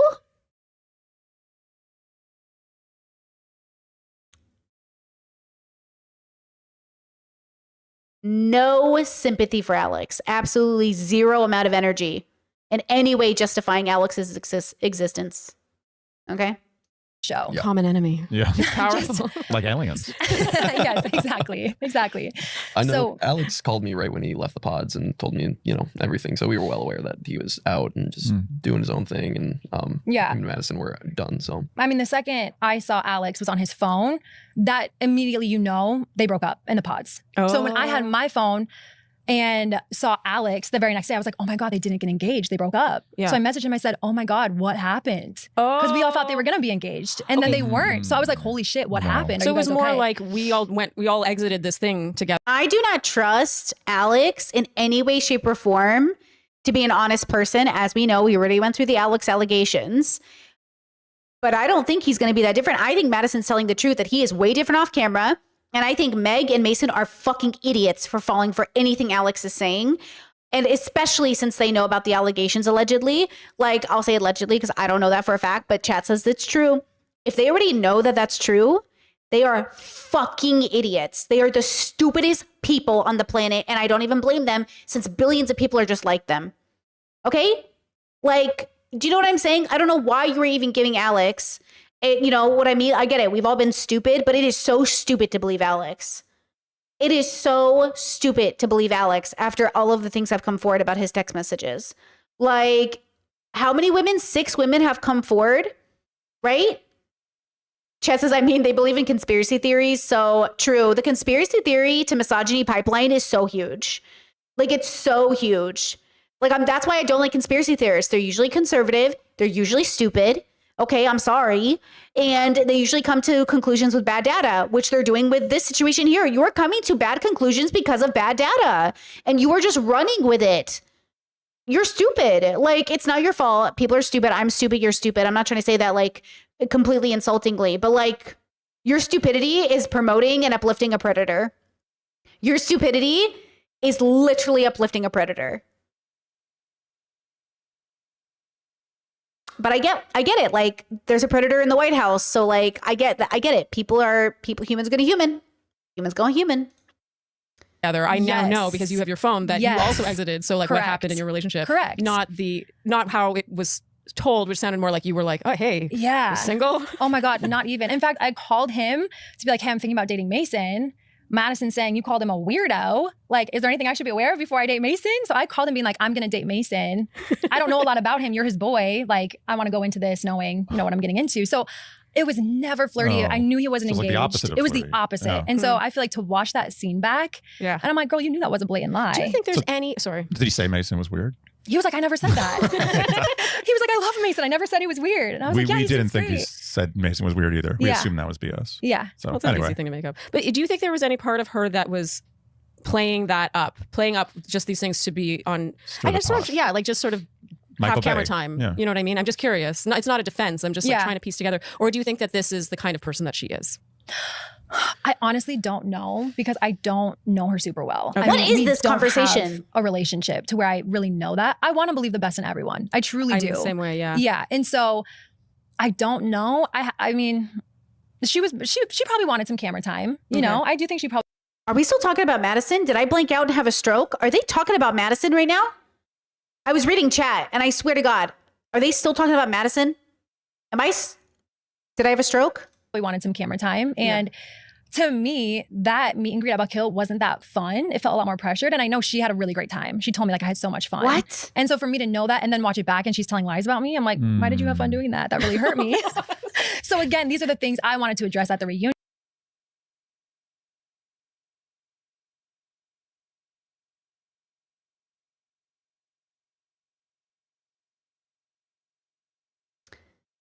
What? Yo, this is crazy watching back. This is so interesting. They're really like weaponizing Madison's vulnerability with her mental illnesses and her trauma in her childhood. And they're absolutely weaponizing that to say that she's a gross, slutty, degenerate, crazy bitch who's cluster B and we can't trust her. She's manipulative. She's a Delilah. She's a succubus. Like they are 100% categorizing Madison as a snake. And they are trying to uplift themselves as good, wholesome people. Well, your bestie Alex likes girls who look like middle schoolers with braces. Like, please sit the fuck down. Reunion of like, hey girl, I don't feel like you treated me like a great friend throughout this. So you did personally. address Oh it yeah, at the reunion. Yeah. And what was her response? I don't think there was much of one. No. She said she apologized. Oh, and that's the problem. Well, she did. Not enough response. That's why they cut it. Ah. They wanted fireworks. Oh, you think? Yeah, it was probably too tame. She didn't pull like a printed text no, message not exchange for out me. of her Not for me. dress? No? Just Alex. No. Yeah, she did. She did say, I apologize to you. And she did. She said what I did was selfish. But to me, even that was hard because she did text me saying, I'm sorry, that was selfish. But then a week later went on an interview and saying, Meg wasn't considerate of my feelings. I was considerate of hers. And so personally for me, even the apology didn't feel genuine because if you were sorry. I don't think Madison is sorry. And I think that's the problem is I think we are trained to say sorry when we're not sorry. That's why I don't want to hear your apologies. Don't say sorry. Do it with your actions. And I think she might be sorry that your feelings were hurt, but it's not the same thing. I don't think Madison is probably sorry. I think Madison really felt like she was doing what was right and she stood up for herself. Whether or not she could have done it better, absolutely. But she probably isn't sorry. But I think we're trained by society to apologize when we don't mean it, which is why I hate it. I hate it. I hate it. I feel like you would echo that in your interviews. And so I'm seeing you're sorry. And then a week later, seeing you talk about me in interviews in a way saying I wasn't considerate of your feelings. Yeah. And you were considered, like, which is it? You know what I mean? Yeah. So even the apology was hard for me. It didn't feel Sure. I'll give sincere. Meg that. sincere. Sure. Yeah. It felt like lip service in the moment. To talk about at the reunion. Yeah. You know what I really genuinely feel for both of you when it comes to her. And I say this, we talked about Madison so much in our recaps. And I truly, genuinely like wish her the best because I think that there's like a lot to work through there. Yeah, she's been through a rough go. Yeah, she's been through a rough go, and I think that none of us can really like know how that can affect you. But I also feel like you guys are just such like happy people and be around people who are positive and be inspired, and like you just want to like live your best lives and be your best, highest selves. For sure. And it's like it's something that See, they judge Madison because she's not wholesome enough for them. They like Meg and Mason because they just feel like wholesome, cute, like not golden retrievers, but kind of like seals, otters. Do you know what I'm saying? Like for them, like Madison isn't someone you can root for because she's too damaged. But Meg and Mason, they're not damaged. They're so cute. They're so naive. They're so sweet. They're just so innocent and pure. They should be on Love on the Spectrum. That's sarcasm, kids. Sarcasm. I'm reaching a point in my life that I'm being very picky about who I spend my time with because that seeps into you. It like like even the energy, like when you talk about this, it's like it's painful because it's like it feels like a wound that you know will never be properly healed because it's not like you will ever have a conversation with her or a closure with her or some reunion thing aired that is going to properly give you everything that you want out of the situation. It's like it forces you to be the bigger person, which is sometimes hard. But hurt people. We talked about that. And I think that hurt people the easiest who believe that the universe is benevolent. And I think that you feel like you live in a universe that is your friend. And I think you are not, I don't want to say you were easily manipulated, but you are easy marks for the kind of work that Madison does. Yeah. So to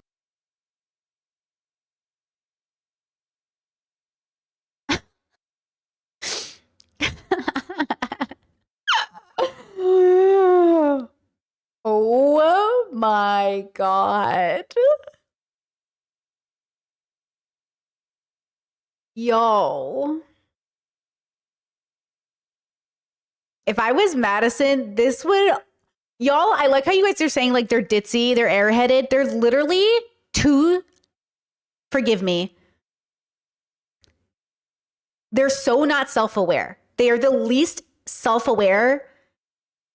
This is the least self-aware podcast I've ever seen in my life.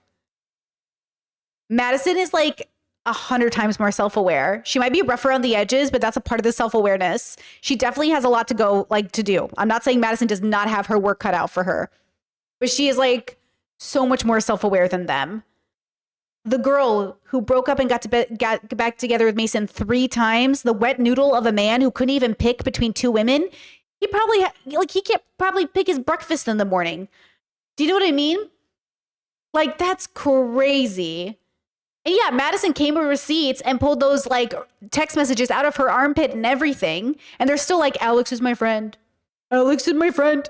He's my friend. They're dogs. They're literally puppies. You know? Wow. It's amazing. Amazing. This is why I say like weak. They're weak. Like this is what a weak character looks like. Y'all are weak and you don't even know it. You think you're standing up for yourself. You're literally so weak. You don't even know you've already failed. This is weakness to me personally. Maybe I'm reading it wrong. I don't think I am. Wow. Pushovers, bro. Hey, what are you going to do? People pleasers. Am I right? No offense. But like, this is the trap of weaponized incompetence, weak characters, and people pleasers. Is y'all your self-awareness is crazy. Insane. And also for them to even be talking highly of Alex in this podcast posted 6 days ago and talking badly of Madison is insane. And I am too. Like watching it, I was like, I feel like one of the reasons I almost felt triggered watching Madison is because I've known Madisons in my life, and it's like I felt like watching that scene in the 3rd batch at that party, the big meet and greet. It's like it's almost like I said she was radioactive. It's like you don't really want to go near there because it's just not worth it. Like you don't know what's going to happen. But anyway, I don't want to talk about Madison anymore. Oh wow! Honestly, and I will say, like, I feel like to your point, it's very much, I think, for me, a lesson of like you need to let it go, even when no one hears you. Like I know my perspective, my story, and same with her. Like she has a right to her perspective on things, you know. And I could be misreading things. This is just my story. This is my perspective. These are my feelings. Yeah. She has the same thing, and she gets to have that. And we don't wish bad on Madison. Yeah. It's just I feel like I wanted a voice, of course, you know, to say what I went through. One of the things that I have struggled with in life is feeling misunderstood. Yeah. Sure. And if you understand me and don't like me, then it's fine. But if you don't like me based on not understanding me, it's like, well, let me just. That's so autistic and that's so me. We got to get over it though. That's so a complex I have in my head where I'm like, hate me for the facts, but don't hate me for a version of me that doesn't even exist. But then you got to let it go. As a YouTuber or content creator, guys, please share this video, like the stream. Let's get the numbers boosted. Guys, no one's going to watch the YouTube video if nobody shares and spreads it around, guys. We got to get people on this channel. We got to get the numbers up. Even if that means people are going to misunderstand and make content and write comments where they're like, Brittany's crazy. This is Brittany's, whatever. Let them say what they're going to say, girl. Let them pay my bills. You know what I'm saying? Post all of my videos on your favorite Reddit forums. Thank you. But like, this is like the thing that is a complex. It is a problem where you have to let it go. That people are going to hate you for a version of you that doesn't even exist. Once you're a public figure, like you don't even exist. I mean, once you're a person in the world, you don't even exist. Now you're the version of the version of you in their heads, in a sense. That's why they say like parents have the hardest time accepting their kids are grown, because you're always going to be that 10-year-old kid to them or that 15-year-old kid to them, right? But like that's not your business. That's your job, is to acknowledge where they're at, and your job is to keep healing, keep growing, right? Clarify, and then you can decide that you don't like me. So I fully understand why you feel that way. Do you feel you've got everything out now? Are you Is there anything else I want to know? Was there anything else? Give me a drink. No, I do. I feel better. Yeah. I think. And like I said too, I think it's just tough because I'd rather have that conversation with her, because everyone has a right to their perspective. And so you want that back and forth. I remember leaving the reunion and being really proud of Meg. Like, she stood up to someone, you know, a great role model to actually get up there and, you know, on that stage to be able to speak your piece and do it in the way she did. I was just really, really proud and just that's great. Heartbroken when, you know, it didn't come through. Like, what a great example that would have been for everyone else in the world to see someone do something like that, and just kind of didn't get the light of day that it should have. So yeah, it was a thank bummer. you. That's so sweet. He's just been great through all of it. So yeah. That's really sweet. That's a sweet thing to notice too. So curious, at the reunion, the infamous receipts, if they can be called that. Yeah. I'm curious because I feel like one of the things that I felt was edited out that was like a true reaction to her pulling out the receipts, Madison pulling out the receipts between her and Alex. And there's these emojis, for example, saying, oh, they had their introduction wearing their original outfits. Okay. 3 skull emojis. Oh, 3, not just one. So what were your thoughts when you saw that? Did you know it was coming? Did you care? Crickets. Most importantly. I think they had a lot of shots of us just sitting on the couch, just pretty blank face. Just, Puzzled as to why it was being shown. I mean, the way when I saw receipts fly out of nowhere, I was like, this is it. This is it. This is where we look like idiots on camera. Yeah. And Alex is going to like be locked away forever because he said horrible things about us. Sure. And I'm like sweating bullets. I'm like, whoa, this is going to be bad. And then we keep going and I'm like, meh. All right. I looked at Alex and I was like, skull emojis. Like, you know, I was like, don't ever go there again. And so it kind of. I could see why they would think it's not a big deal. But what Madison was doing was painting a picture of Alex and the way he's different. Listen, you know the rule. What's the rule, girls? The same shit I'll say, you know, not to your face, I will say to your face if I'm pressed. Look, are there the conversations I have with people about other people that I don't have with the people I'm talking about? Sure. But if I'm pressed, I will tell you. I just don't think it's always appropriate. Sometimes it's not appropriate to come tell you, but it feels like that's not what Madison was saying. Madison is painting a picture and a pattern of Alex's bad behavior, and they're not getting it. She's not saying that he's, you know, being gay gossipy in the background, things he would say to your face. She's saying there is a version of Alex you guys are not seeing. She's literally screaming at the rooftops trying to warn you. In the same way, the 6 women who have come forward, you know, to point out the allegations of Alex being interested in, you know, basically middle school aesthetic embraces, like no one's going to believe them because they are the kinds of girls that the types of guys like Alex target and that people don't believe, right? Because of, oh, well, she's cluster B or she's crazy or she's got trauma or she's triggered or she's mentally ill. That's why Destiny is so malicious. That's why the allegations of him get worse and worse every year. That's why people should do their research before they platform him. I should have done my research because he's exactly that person, a guy who identifies as liberal or progressive, uses all the right words, and then weaponizes he picks certain women to associate with, right? And that way, if anything goes wrong, he can be like, oh, but you know, these types of girls, it's whether they do it subconsciously or not, the result is the same. And I don't know, because all these people are so traumatized. I don't know if they even know they're doing it, but I think they do know they're doing it because of the way that they act afterwards. The way they bully, the way Alex was bullying the people in those text messages saying like, you're so shameful. You better know that this is such a cruel thing. I confided in you. I can't believe you're weaponizing my confidence of you. You know what I mean? All of this behavior is so negative, but I think they use the right words. They look the right way. Destiny debates well. Alex is such a sweet boy.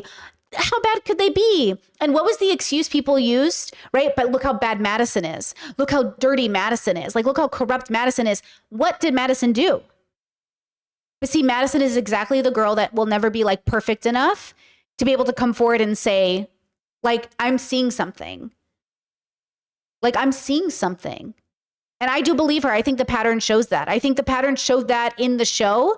I 100% think that Alex had a really good brand, but I wouldn't be surprised. You know what? You know what's so funny is I think I edited this out.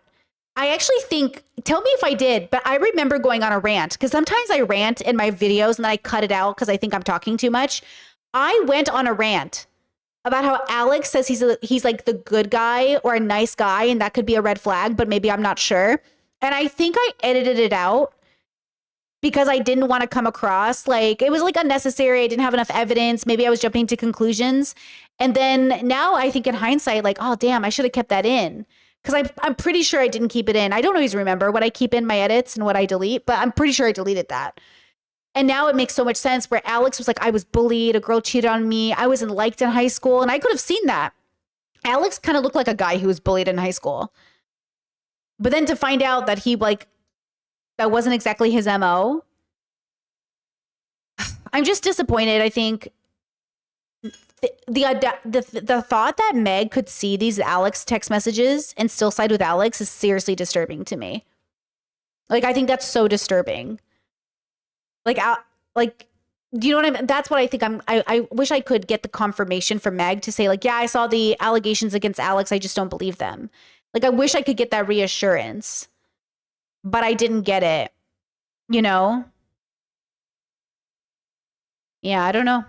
A funny thing for us, like, honestly, like we were kind of like, I felt like Alex too was kind of like, oh man, what does she have? And then he was like, Yeah. Melty face emoji. yeah, It's like, yeah, we were whoa. all prepping ourselves for the worst. Yeah, you And- got hit with many emojis. It's rough, yeah, rough day. a lot of emojis. And that's why I'm like, wait, you wanted to show that, but not, Yeah. you know what I mean? I'm like, why Not are you what? showing the emojis on camera? Like when it didn't really prove much. Yeah. So we were really hoping for Was that a slip? Was she about to say, and not the allegations? Was that the slip? something. Yeah. Something good. I mean, she printed it. I was hoping. Yeah. I was actually hoping for what happened. I didn't want there to be good stuff. So I was rooting for you guys. Dude, I was waiting for the juicy too. I was like, oh my gosh, this is gonna be juicy television. Like, holy shit. And then Womp the womp. skulls came out. Same thing with the last receipts. The QR code or whatever. Oh, the it was. QR, The QR Talking about code. Ultimatum. What Did was you watch that? Ultimatum? Wild. I did see the QR code nail. That was wild. So you That was watched great. Ultimatum? Yeah, And do you that generally season. watch Love is Blind and the other I've seen a shows? few seasons. Okay. Oh my God, please ask Mason this question. I do not watch reality TV. At all? No, I had never heard of the show until I was reached out to by a recruiter to actually apply for it. So, Wow. They just reached out to you. Yeah. Just randomly. Yeah. And then did you watch any as research before? Yeah, when I got I was DM'd on Instagram and then thought it was spam, so I didn't open it. And then I had a free weekend and saw the notification. I was like, all right, I'll click on it. And then actually saw it and it said, hey, it sounds crazy, but you want to try out for Love is Blind. Huh. So then went to YouTube, typed in Love is Blind trailer. And I was like, okay, well. Good YouTube shout out. It seemed like an actual good way. Usually my relationships are based on appearance. So I'm always going for someone who, you know, I'm just over the hill, over the moon, over the hills. Oh, the hell You is- got it. Yeah. Close enough. And this was a good opportunity for me to actually get to know someone for who they are as opposed to what they look like. So I was like, all right, this seems to be my problem. And What's up with men this season being like, yeah, I'm usually like super fucking shallow. And if people aren't like pretty to my standard, like interesting that both Dave and Mason are like, I usually date for looks specifically. So interesting, huh? Chad says, do I need to rewatch Madison revealing text messages again? I also thought there wasn't really anything illuminated by the text she showed. I think if you expected her to come out with text messages that were like, Alex raped somebody, sure. But I expected her to come out with text messages that reinforced a pattern in Alex, which I think she did. Because that's all that Madison was doing, was that she was putting together like a pattern, right? But yeah, if you expected her to come out with some text messages of like, I don't think Netflix would have even allowed it. You know what I'm saying?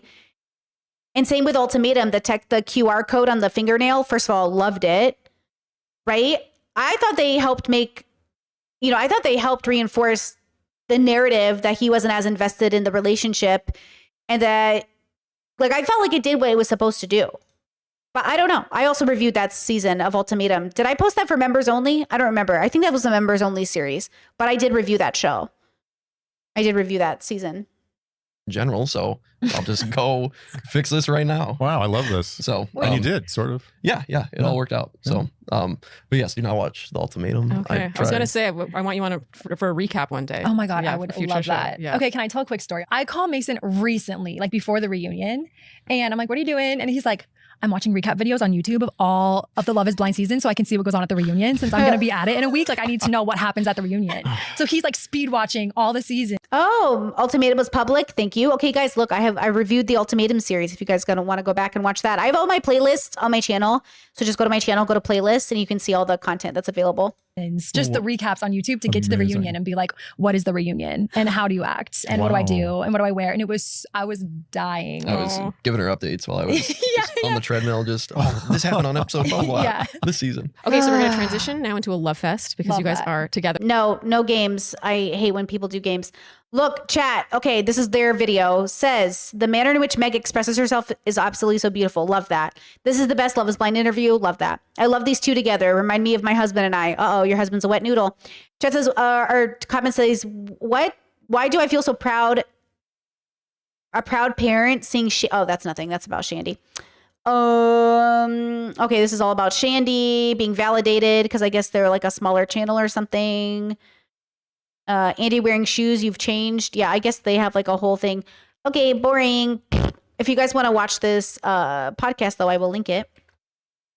Okay, we're going to go on to the next part, which is what I'm very interested in. And this is AD in Virginia. You guys said this. Oh, no. Sorry, pause. This first. Hold on. Let me go grab it. Hold on. Pause it for a minute. And then we go into Virginia. Give me a second. Apparently, this interview is really, really good. Hold on. Give me a minute. TikTok does this thing now where it makes me verify every time I like come into my profile, which is very annoying, by the way. Okay, hold on. Beep boop bop beep beep boop bop beep beep boop bop beep boop. Hold on, I'm looking for that TikTok about that girl who's crying about Ben to get the vibe. I haven't watched it. Hold on. Oh my god, I saved so many fucking videos to show you guys. I really gotta stop doing that. I really gotta take some of these things off. Hold on, I might have to go to Discord. Oh my god, I'm so sorry. Hold on. No, here it is, found it. Pause. Okay, hold on. Moving this over, turning up the volume. This is the infamous TikTok that Sarah saw on TikTok, and Ben was like, "Oh, I think she's talking about me." So this is it. Someone just leaked to me some of the photos of the cast of the new season of Love is Blind that they're filming here in Minneapolis. And like I knew when I heard that they were filming here, in my stomach that I would recognize some of the names on that list. And I would have some information on those boys. Because you know what? Minneapolis is a big city, small town sort of vibe where everyone knows each other. And the dating pool here is very, very small. So if you've messed up, someone's going to know about it. And I'm not sure how much I can say about it, but I am going to say that I'm just exhausted and tired of society rewarding shitty men who treat women terribly and manipulate and lie all the time. They are horrible people and they will do anything to get what they want and to get attention. And I get that that is like the whole point of reality television. And that's the reason that they're on that show, right? To make good entertainment. But maybe we can just not reward people who are like that, who have harmed people in their past. And I know this is a vast overreaction, and unfortunately, probably for legal reasons, I shouldn't say exactly who it is, but I will not be watching the Minneapolis season because that shit just makes me sick to my stomach to see someone who's willing to like lie to people about wanting to get married just to be on television and get exposure and be a heartthrob. I don't know, I'll probably take this down by tomorrow. This feels stupid coming forward like this. Like, this is what reality television is supposed to be, right? Horrible people. So someone just okay.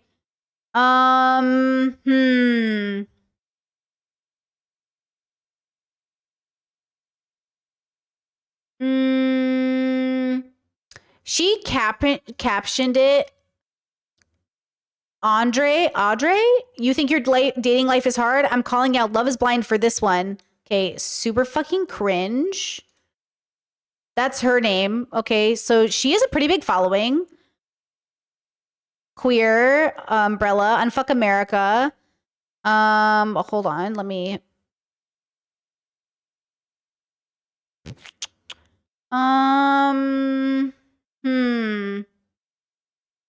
Okay, well, she seems very progressive, and she's talking about a bunch of anti-Trump stuff. That video gave me weird vibes, so I'm not sure what to do with it. I think the reason the video gave me weird vibes was the way she talked, but I think she might be neurodivergent, and so in that context, it's not weird. Does that make sense? She's giving autism, and so then the video does make sense. And I'm more likely to believe her than not believe her because Ben was a piece of shit. And Ben was a piece of shit because he apparently forgot everything that ever mattered. And so that makes me think he's a red flag. Right? Chet says crying while filming yourself is odd to me. I've done that before, so I feel like it's possible that it's authentic. I have cried and filmed myself. Those videos are private now, but in the height of like you're just reaching for validation. Like you're just hoping somebody understands you. So then I'm like, okay, could be real or could be fake, but I can't tell. And I think it's okay for us to be cautious, but it's also okay for me to feel like I also didn't like Ben. So there's a high probability that Ben also wasn't the greatest person, right? Let's see if we can see another one of her vibes where she's not crying and see how we feel about it. Hey, you didn't hear it from me, but something kind of crazy is happening over in the Senate in Washington, D.C. right now as I film this in the early hours of the morning that mainstream media has not picked up on yet. Right now, as I'm filming this, and for the last about 7 hours, Senator Cory Booker has been pulling what they call the good old-fashioned Yeah, that's a neurodivergent queen right there. That's autism right there, girl. Ain't no way this girl is neurotypical. I said it right. She got an accent. She said the words funny. She got the vibe. I say this as an autistic girly myself. That's an autist right there, girl. Buster and holding up the Senate floor.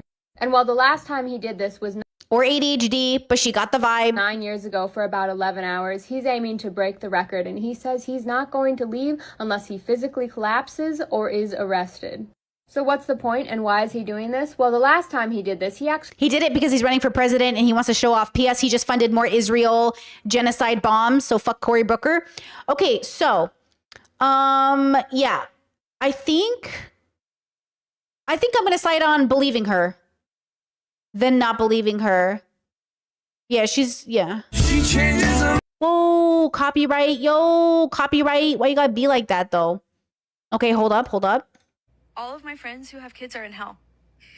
I actually don't know anyone who's like happy and has children at this age. All of Mom Talk is fuming in denial over this clip of Chapel Run right now, but we need... Yeah. Okay, I'm going to side with her rather than not side with her.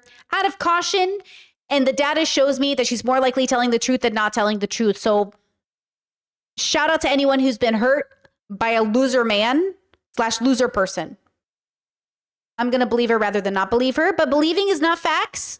So I could be wrong, but it's just probability wise, she's probably telling the truth and not.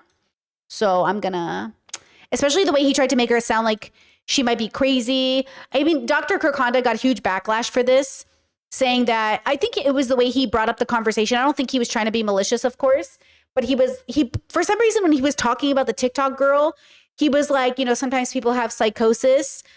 I think she could be sense of justice. I think she's giving me high sense of justice, and she feels wronged by Ben, even if it was casual, and she's still upset about it. And I just think that's life sometimes.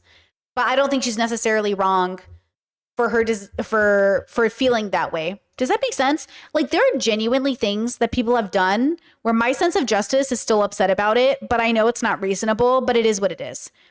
Right? Like, it's sometimes your brain just doesn't want to accept that people aren't perfect or fair or good. And so it can feel like, I'm so sick of it. And then she posted this video. I'm not saying he did something horrible. And I don't want to say you have to cry when it's this level of horrible.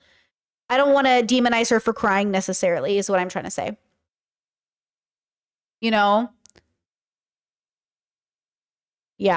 Chad says having hurt one person doesn't mean they're a terrible person to most people. That's just my thought. I don't know the details. Yeah, if you've only raped one person, it doesn't mean you'll rape everybody you know, Just because you beat like one girlfriend doesn't mean you're like going to beat everybody. Just because you're rude to one barista doesn't mean you're going to be rude to every barista.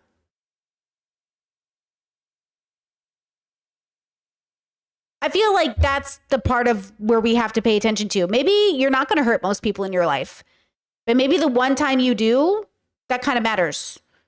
Chad says, wait, did he rape her? No. Did he also be mean to a barista? Guys, please follow the logic. Obviously, I gave a barista example as well because I'm trying to make a point. I'm just saying maybe it is the one time and that's what matters. And maybe it doesn't. Okay? You're not defined. Okay? You're not defined by one bad thing you did. Unless that one bad thing you did was genociding the Jews. And then you're kind of defined by it. You know what I mean? You're kind of defined by it. That's kind of how it works. Also, Hitler should have been a painter. He wasn't a bad painter. He should have been an artist. But no, he had to go and be a bitch. He had to go and be a bitch. Okay? Men, just paint. Do art. But no, you have to go kill people. Men are useless. Ridiculous.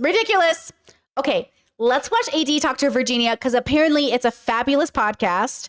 I heard it's really, really good. And I really want to hear what Virginia has to say. And apparently there's some tea in regards to who was really paying the bills, which is what I was most interested in. If you guys saw my review, I get really giddy when couples talk about money, stability, jobs, and future. Because if you recall, Virginia said she wanted to be a millionaire. And I could see the shock on our boy's face, on Devin's face, because it did not feel like Devin was as prepared, but allegedly he was when it came to money. And remember that I said if he bought all those shoes that were $500 to $700 and he could pay for them, I'm not complaining. But if any of it was on a credit card, red flag. So let's watch the Virginia podcast because I'm super curious. Okay, let's see. This is AD's new podcast. Okay, so we're back. Yes. And this time how's the we volume? Are here with Virginia from season 8 of Love is Blind. Is this okay? Stunning, too loud? Graceful too queen quiet? herself. Thank you so much. Welcome. Thank you. Okay, so the last time I saw your pretty little face, we were at the reunion. Update me. What's new with you? Man, it's been a whole year. I can't believe it's been a year. I'm happy to be done with the reunion and just like address some lingering things. It was a crazy, fun experience. I've learned a ton about myself and about what I want and what I don't want. Come on. So it was great. Yeah. Happy to be done with the reunion and like move forward. Tell me what the last year has looked like. I did a lot of therapy afterwards. Just wait, is this slightly too loud? working on myself. How's just it a lot now? of reflection. Okay. Yeah, Let me know. it went by really quickly. I'll say that. Especially because I did feel like there were things lingering.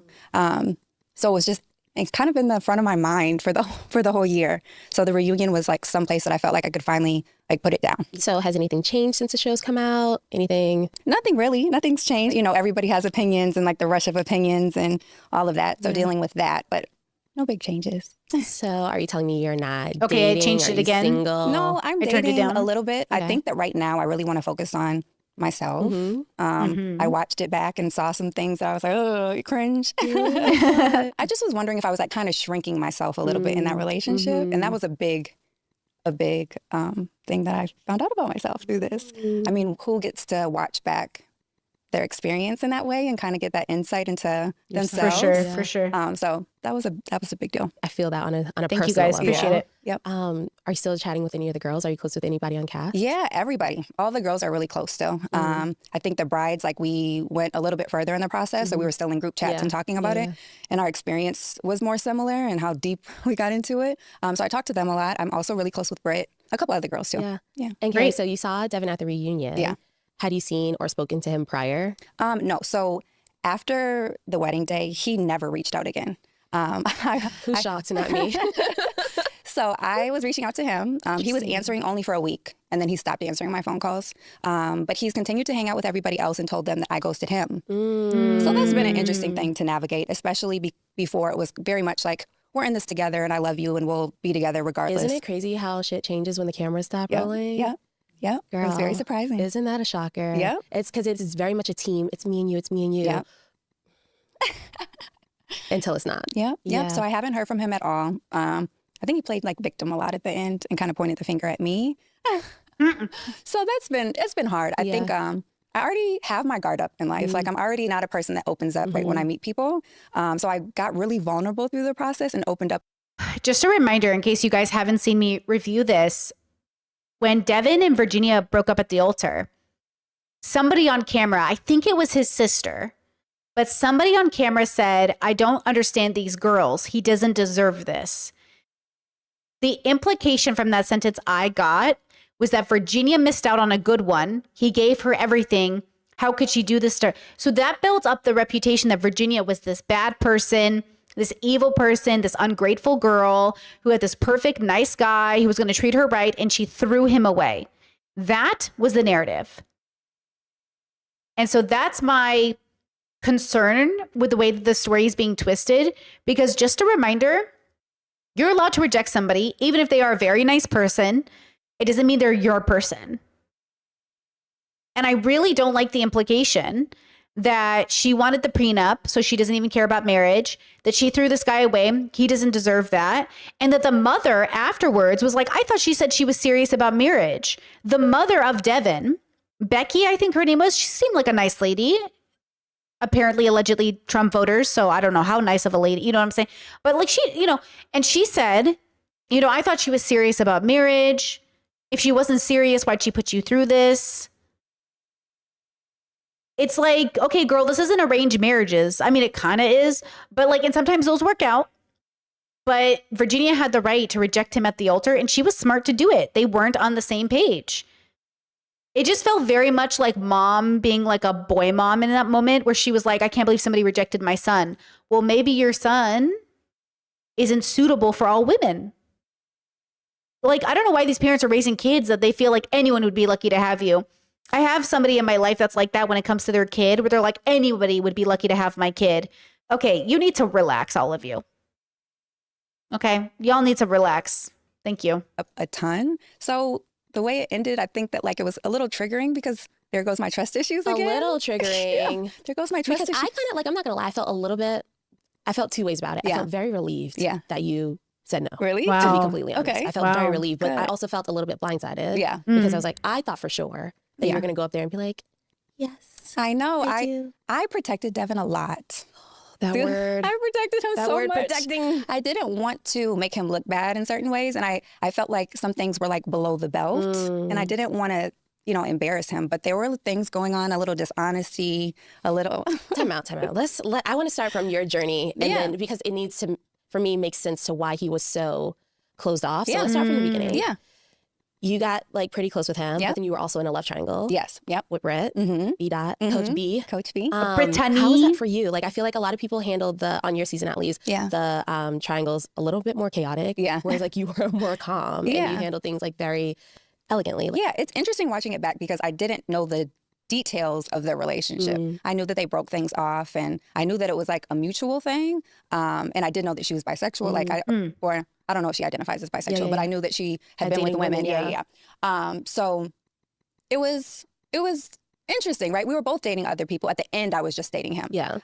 So I felt a lot of respect for Britt. We weren't really close in the pods, just because we're there for so many hours, and sometimes I can just like crawl into my little corner. Yeah.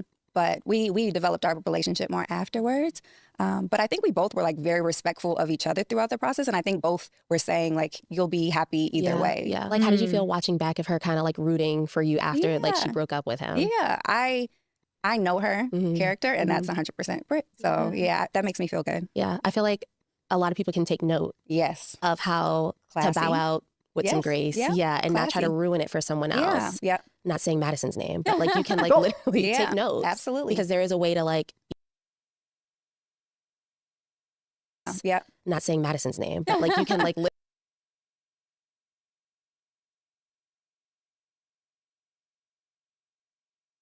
I mean, look, Madison wasn't perfect.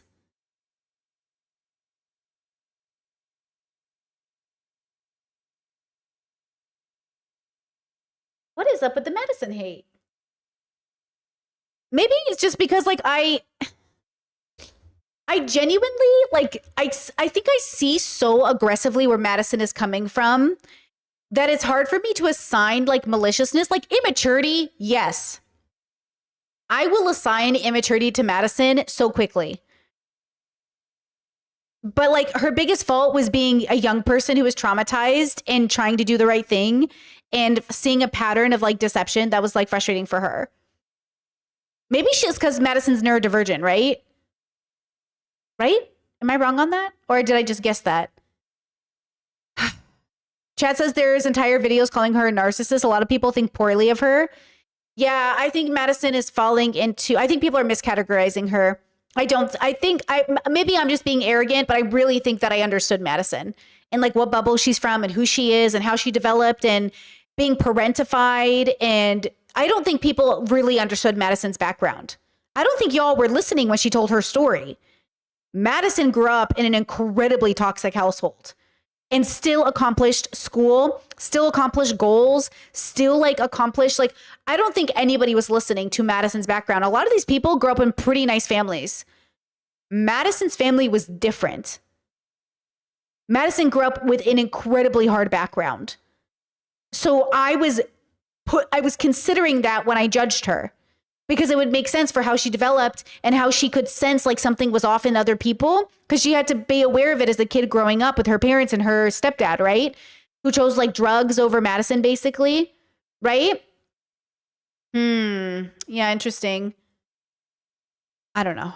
Okay. Literally take notes. Absolutely. Because there is a way to like either one, be rejected, or two, bow out. And I think yeah, but that takes a level of privilege and maturity to handle that. Like Madison doesn't have access to that.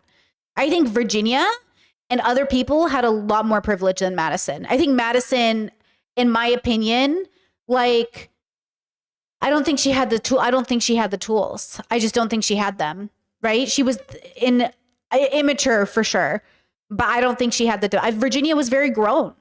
Virginia was also like 6 years older than Madison, right? How old is Madison? Madison, Love is Blind age. Yeah, she was 26. She was the oldest person. Wait, who is 43? The youngest person of season is 26 and the oldest is 43. Who was 43? Dave was 33, wasn't he? Who was 43? Oh, I guess somebody we didn't see on camera. So, wait, was she the youngest person? I guess they were some of the youngest. But yeah, she was like a kid and Virginia was like 34. So Virginia, of course, Virginia had this skills. Ooh, Chad says Virginia's mom is the Minnesota State representative. Well, of course, then Virginia has access to privilege and etiquette and learning how to bow out respectfully, right? Madison didn't have any of those tools. Yeah. Yeah. Chad says, I think they think she's a mean girl or a narcissist from everything I've seen. But after seeing her in podcasts, I thought I understood her a lot more. Yeah, I could see that. Interesting. Well, hey, what are you going to do? Perspectives. She did it with so much class. Yes, she did. And then the fact that she like bigged you up in the process and like kind of was like, you know what, this is my girl. Yeah. I could see this for you too. I thought that's very admirable of her. Yeah, and I watched that back with everybody else too. I didn't know that she said all those nice things. So that was so sweet. Yeah. Oh my gosh, speaking of, people are kind of reacting to your reveal. Oh my God. To be fair, he did give me like 5 compliments back to back. Yeah. So I was just being a polite girl. Yeah. A Midwestern girl. Wait, so when the doors opened, I was so nervous. Yeah. I was so nervous. And I'm watching it back. It's very evident that I was extremely nervous. You look so cute in your dress. Thank you. I was like the only one with the short dress. I think everybody was that like, was a good choice though. Thank you. I was very nervous. So yes, I said thank you a million times, but I've been able to like kind of make fun of myself through this process because we're not going to say everything right and whatever. So I've been able to laugh about it was hilarious. Like literally there's this one girl on TikTok right now. I think she like, she's like, thank you. I know. She slid in my DMs. We like talked about it. I followed her. She followed me back. Cute. She did a really good job. Yeah. She did. She ate that down. So, okay, you see him. What is your first thought? Are we attracted? Is he your type? The funny thing is, I have like a crazy imagination. So I feel like I was, and I felt like I knew what everybody looked like. All the guys, I had a good idea of exactly what they look like. So he said his name. He told me what his mom's name was, his dad's name, and he's from this area that we're both from. And I just kind of knew that he was biracial. Like I kind of pictured this man. He said he played basketball. So he was kind of exactly what I thought he would be. Yeah. I mean, you can't think of people's like character, like physical features, I guess, but I kind of figured what he looked like a little bit from our conversation. So nothing surprised me about what he looked like, but instantly I think I was attracted to him. It was just such an awkward moment. Yeah. So I'm like, you know who we can, you know what? You know who we can, do you remember Hannah? I also reviewed that season. You remember Hannah from Love is Blind season 7, I guess? Would that have been 7? Hannah, I had a lot of criticisms of Hannah. None of those criticisms were levied towards Madison. But I feel like everyone's treating Madison like she's Hannah. Do you know what I'm saying? But Hannah was Hannah. Hannah had some issues, right? Same, you know what I mean? But that's what I feel like. I feel like everyone is treating Madison like Hannah, and like they're not even the same. They're such different categories of people. And I think that's what's so frustrating, because like if they, like I came for Hannah. Right? Like Hannah was so mean, so unnecessary, so like and she was doing that young girl. I'm gonna stand up for myself. I'm getting the ick. I don't like Nikki D. I don't like the way he's acting. Yeah, like I did not like Hannah. I did not I know she was young and a lot of it was immaturity, but I didn't like her personality. I liked Madison. And I think Madison was a lot warmer. She was an older sister. She talked about how nice she is to her siblings. I believe her. Hannah's own sibling talked shit about Hannah. Do you know what I'm saying? Hannah's own sibling was like, Hannah's got problems. You know what I'm saying? Versus Madison, I fully believe that Madison cares for her siblings. I think she was parentified. She talks about it. I think she talks in a tonality, like a tone of voice. She's very warm. Yeah, I definitely think Madison is doing the work. Madison, you know, seemed to have been going to therapy. You know what I'm saying? But Hannah's brother, chat says Hannah's cute gay brother. He was spilling the tea the moment he could. He's like, Hannah's got problems. You know what I mean? I'm doing my little gay voice here. But anyways, that's a stereotype. It's a joke. But anyways, yeah, if Madison was like Hannah, I would have called her out. But I think they're different categories. I'm like holding his hand, trying to like ground myself. But I was just a mess. Is he someone that you would go for normally? I don't think that like if we were at a bar, we would talk to each other. I think I usually like being approached and like somebody kind of talking to me with confidence. And I don't think he would naturally have the confidence to like come over and talk to me. But I don't think he's unattractive. There was a instant like, and then even on the getaway, we like connected very quickly. Physically. Yeah, physically. That's good. Yeah. So there's also chatter about his response to Brit's news about that she had been with women. Yeah. One, I guess, did you know that he responded that way prior, or you're watching this in real time too? No, I'm watching this back with you guys. I knew that that was a topic for them, but I didn't know his response to that. I thought it was interesting watching it back. Had you known that response, would that have changed anything for you? Yeah, I think that once we got engaged, I learned a lot more about his beliefs in general that we didn't talk about in depth. Girl, I learned about his beliefs, and he didn't even have to say shit. And I was like, I already know where you're going. Yeah, so I learned a lot more. This is a 2-part process for a reason, and I think that we just like opened up a lot more once we got back to Minnesota. So, the whole thing, watching it back, paints a whole different picture. Okay. Wow. Let me put these cards down. So you're saying that he opened up a lot about like his beliefs, and we didn't see any of that opening up about any beliefs. No, he refused to talk about it on camera. Yeah. What are his beliefs on, like, literally on anything? Because I don't know anything besides basketball. I don't know what he believes in. I don't know what he stands for. Yeah. All the boys. I still feel so awkward, like, saying exactly what he believes. And a lot of times I would ask him and he wouldn't. Even the politics stuff, we kind of like transitioned to politics because religious stuff was so weird, you know? So he wouldn't really go in depth with these things, but he just... Is he one of those Christian boys that like doesn't really practice or go to church or do things, but he expects his girl to? Like, it felt like all the boys this season were uninformed. It felt like all the boys this season were not curious. It felt like all the boys this season really struggled in a sense. Yeah. Wow. Just likes to say he has conservative Christian views. Red flag. And what does that mean? They aren't very inclusive. And what does that mean? Okay, listen. I've been prepped. No, because homophobic, misogynistic, watches Fresh and Fit. He's probably like Myron Gaines is my favorite. Myron Gaines isn't Christian enough. Hold on. Who's a good Manosphere guy? I love Matt Walsh. He's like, I love Ben Shapiro. Actually, fun fact, tangent. Love on the Spectrum. Connor's mother follows Donald Trump and a bunch of conservatives. I know, we know it. We know that the conservatives, like, we know they were conservative. Like, we knew. Okay, Connor was giving, I've been on Reddit, you know, like misogynistic, like Reddit forums, but like, you know what I'm saying? We knew. I knew. Like, I think we all knew. We know Abby's parents are liberal. Abby's mom is liberal. We know they're liberal because they have gay friends. Okay. And they're always talking about gay people. They're always featuring gay people in their media. But like, of course, Connor's mother and Tanner's mother, because she's Christian, they're of course conservative. Yeah, Tanner's mom and Connor's mom are friends, and they do a lot of content together or whatever. Connor's the one who likes brunettes. He's like, I can hear you. You didn't tell me. You didn't think to mention it. I love Connor. But Tanner and then, you know, like, of course they're Trumpers. Like, of course they're conservatives. Like, of course they follow. I'm not shocked. But that's the point. It's like, just because you're on reality TV doesn't mean you don't vote for Trump. A lot of people voted for Trump. So not surprised that Devin is homophobic, the way he reacted to Britney, right? I'm not surprised that, I'm surprised that he thought Virginia was conservative enough to be with him. But then, of course, I guess at the end of the day, all these girls gave these boys more of a chance that they needed. Sarah gave Ben way too much time, right? The fact that she was willing to keep dating him after the pods is like, it's so human. But like, you know, and somebody in my comment section called that out and said that, and I think you're right.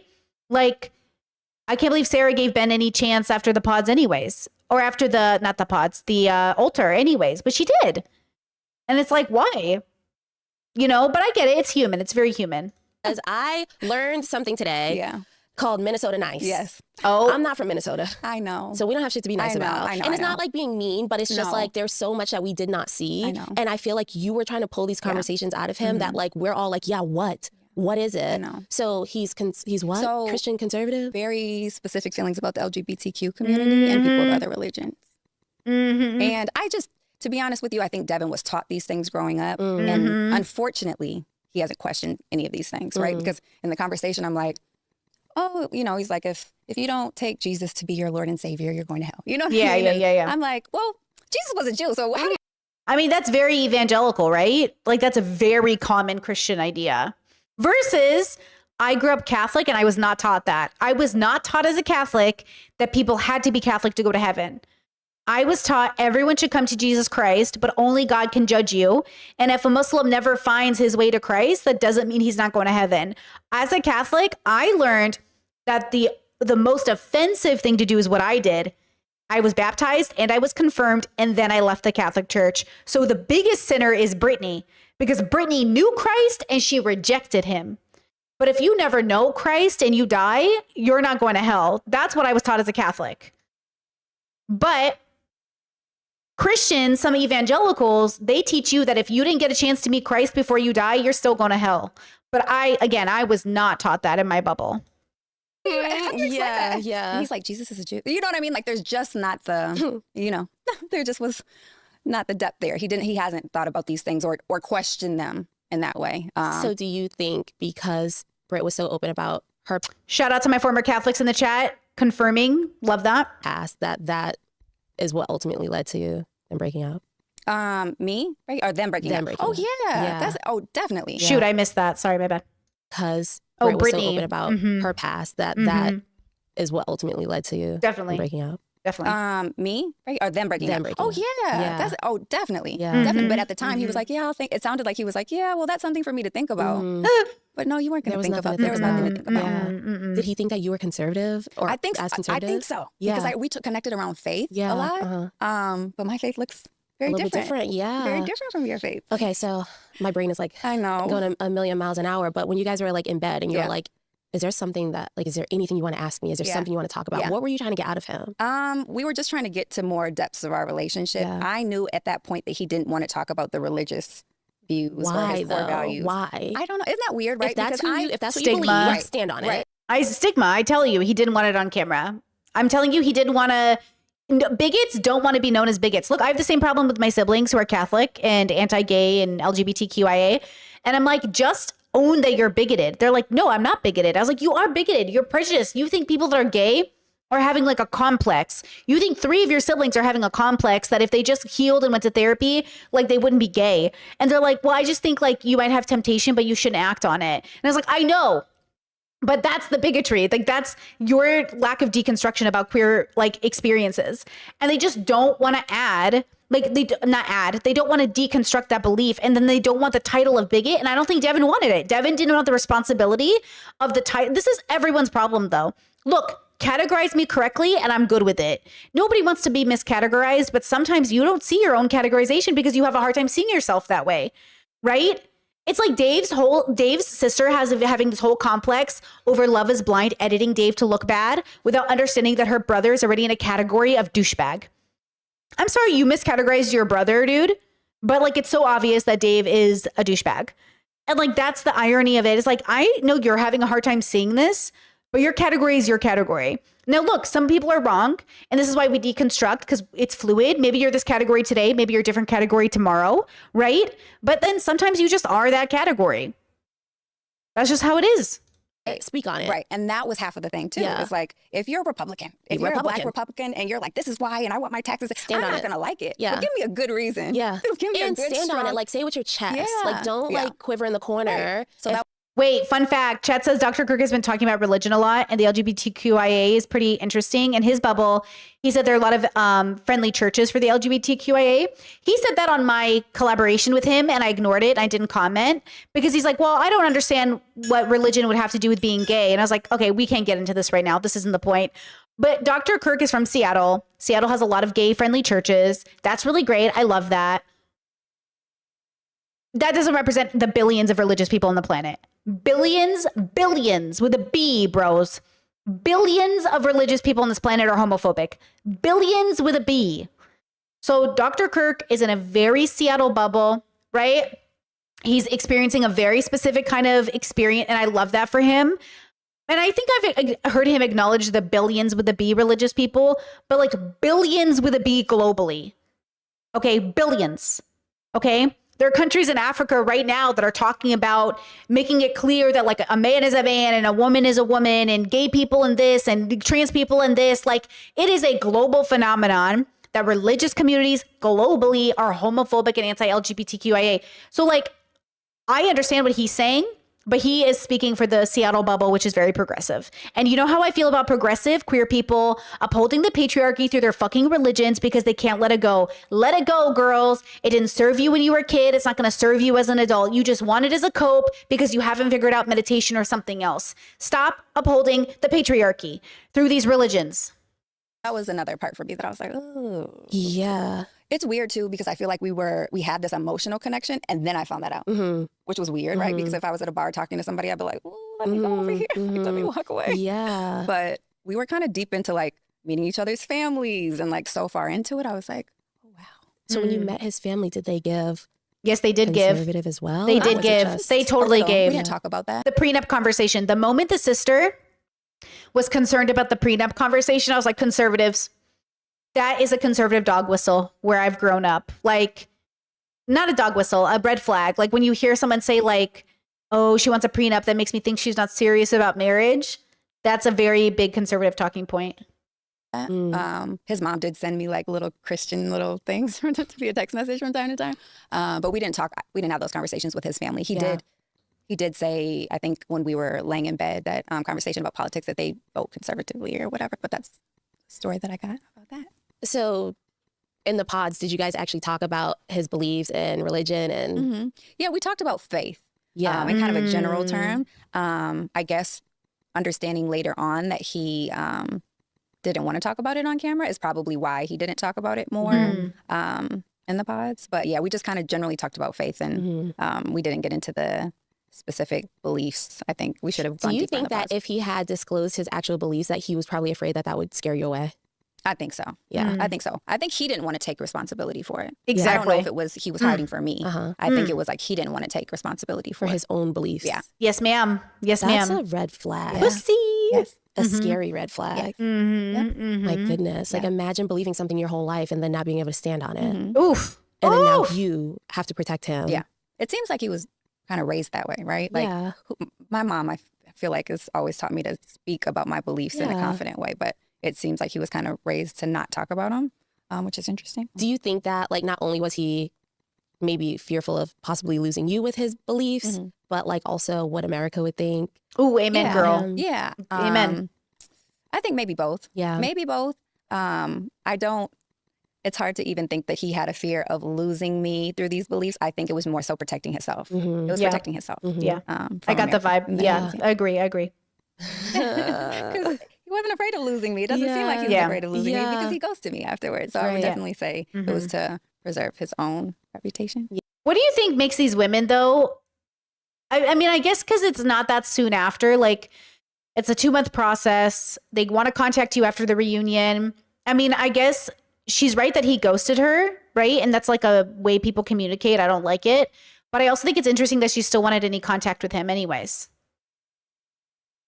What makes these women who have strong beliefs around politics and morals and values still reach out to these men and give them space?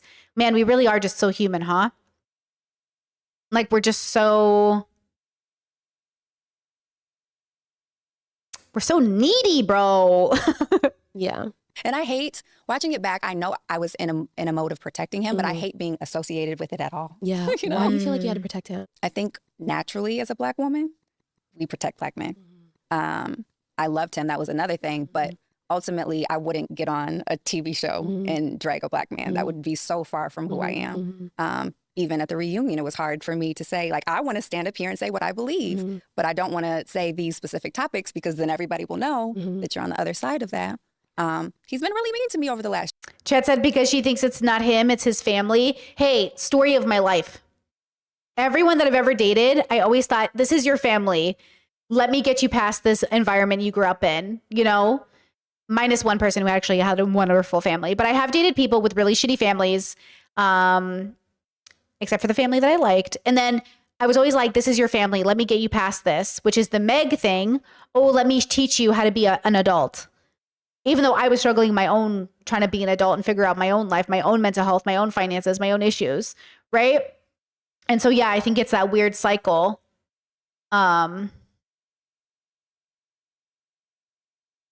Yeah. We always want to think like, okay, but if you could choose, if you could be free, what would you pick? They've already picked it, girl. That's why they're there. The world is a reflection of us as a whole. Okay, but if the world could really pick, what would it do? It already did. This is what I mean to say. You must accept that people have already picked. They've already chosen. The world isn't lacking options or freedom. They've already made their choices, even if you don't know it yet. The choices you can make within the limitations of your reality, of course. You are limited, right? Biologically limited, legally limited, all that stuff. But it's still a group participation. This is a group project, and we are failing together. But it is a group project. Last year, and I still am struggling to bring up these topics because they all feel so filthy, but it will paint a better picture. But my thing is, if that's him, I know these are choices that he's made at his big ass age. I know. You shouldn't have to protect him from himself. I know. And I'm figuring that out. Yeah. I'm figuring that out. And I get it. Like, I'm still protecting. Yeah. Yeah. So I get it. Yeah. Me too. Same. It's a struggle. But it truly is a struggle that I've even had to deconstruct myself. What makes me want to protect people that have done wrong? And a part of it is because, you know, in another life, I would have been a great therapist who could see the nuances of your existence and all of the ways that you were a bad person, all the ways you're a good person. But I'm not a therapist. I'm just a girl. And I'm not your mom. I'm just a girl. And I don't have to. I don't have to protect my clients. I don't have to protect these people. Like, we don't have that kind of relationship. I think sometimes, like Alex, remember Alex yelling at the girls in the text messages? Like, this is the cruelest thing you've ever done. This is the most horrible thing you've ever done. I gave you, I shared my I trusted you with my demons and you betrayed me. Yeah. You know, Chet says you want to see the good in them. I do see the good in them. I think that's what it is. It's not that I want to see the good in you. I do see the good in you. I see it. I think there's good in every single person. I could see the good in Alex. It's just not enough. It doesn't matter. It doesn't matter. Like, it matters, but everybody has goodness. Give me the worst person on the planet, and I promise you I will find the good in them. I will find it. What does it matter? We think, because we're so shallow in the way that we think about things, that seeing the good in someone is enough. Because that's what we've been taught. We've been taught to see the good in people, and that should be enough. It's not enough. It's not enough. The kind of good in a person I'm looking for, it requires a certain level of accountability and responsibility towards others, towards themselves. Because mostly this is about others. If people were only, hurting themselves, then we'd probably get along with most people. But you're not just hurting yourself. You are hurting other people. And that's the problem, is the good that I see in you doesn't account for all the harm you are doing to other people. That's what we do. Yeah. And you feel like you did that on your season? Yeah. Girl, I'm doing it right now. Yeah. There's so much. Yeah. So your season came out when we went in. So I was like trying to watch it, but I was still afterwards. Hold on, Chat. I loved AD in her season. Loved her in her season. Chat says, I'm finding it harder than ever to humanize religious bigots. I can and do, but I don't have the spoons to be involved on a personal level unless I absolutely have to, for sure. And I will say, look, if I'm with a religious bigot, like if I was with Devin, I'd be like, Devin, hey. And we really like hanging out and like dancing, like taking shots. And then if it was like, can we talk about gay people? I'd be like, we're enemies. Like we're not on the same page. Like I could vibe with the worst person you know and be like, oh my God, you see that episode of JJK? And like we could be like besties. And then the moment we have a serious conversation, it's over. If we're not talking about anything serious, I could get along with everybody. The moment we're serious, okay, well, now I got to sit you down and talk about all the ways you're fucked up. But I could get along with literally anyone as long as we're being superficial. Because, like, it's vibes. You know what I mean? It's vibes. I could get along with a total stranger. But if we're going to be serious, it's like, oh, let me put on my serious glasses. Here's a list I made of all the ways you fucked up. And that's the dilemma. That's why I say when people ask me, like, what do you really think about me? Do you want the, hey, Brittany, or do you want the, like, list of shit I've taken down? Because these are two different Britneys. This Brittany, she's chill, bro. She get along with you anyways. Pass the weed. But, like, this Brittany, she been taking notes. But also don't ask me unless you really want to see my notes. Afterwards, I was processing what happened with mine. So I just watched your season recently. So I feel like even when I came up to you yesterday, I was like, body, like whatever. I'm like, that's not who AD is now. Like AD is like a beautiful, smart, intelligent woman. And I was like, that was just so icky of me because she's not just body. Body is still T. And will be. Okay. Thank you. Thank you. But you're so much more than that. Thank you. Yeah, and I feel like She's you're in great. a relationship now that like, Ooh, yes, girl. Yes. You see it. Yes. You see it. And you get to stand in that light. Yeah. Yeah. I hope they're happy, Ollie and her, because I liked them both in different ways, but I really like AD, and I hope they have a good relationship. Yeah. Watching that engagement video was so beautiful, right? We all like come into this experiment wanting exactly what you have now. And I think for me too was like that it's still possible. Like it didn't work out for me this time, but like it can still work out for me. And like God's protection in this of like, that wasn't my person, but like you found your person. And I just, girl, I love love. I love love. I love love. And I love my man. And I can't be more of a walking testimony because I didn't give up. I kept that light about me. That was just like, I know I deserve love and I know my person is going to find me. And the way we found each other is so unconventional, but it wouldn't have happened without But it makes so much sense. And him going through it on, and in the same thing. Like we were living parallel lives almost. But yeah, I remained hopeful. I think that's how I ended up here. It's just like, I never was like, I don't deserve it. Or I don't. It's like, right. And I saw so much strength too in your season too of like, this is what I want. And even him being like, oh, I want to try again or whatever he did at the end. And you were like very much still standing in your power. And ultimately like finding what works for you. And that's really empowering. Thank you. Did you and Devin ever talk about dating after? So Devin and I both had hesitancy going into the wedding. We talked about it. And he said that I 100% have your back. I 100% have your back. We'll get married when we're both ready. What? So I was. Wait, then his reaction to the altar was so fucked up. He acted like he didn't see it coming. He even said to his mom, I didn't see this coming. Did y'all talk about it or not? I believe her. I believe her over a bigot any day. I could be wrong. You know what I mean? But yeah, like if they talked about hesitancy at all, that's why I thought Joey and Monica, their reaction was so wholesome.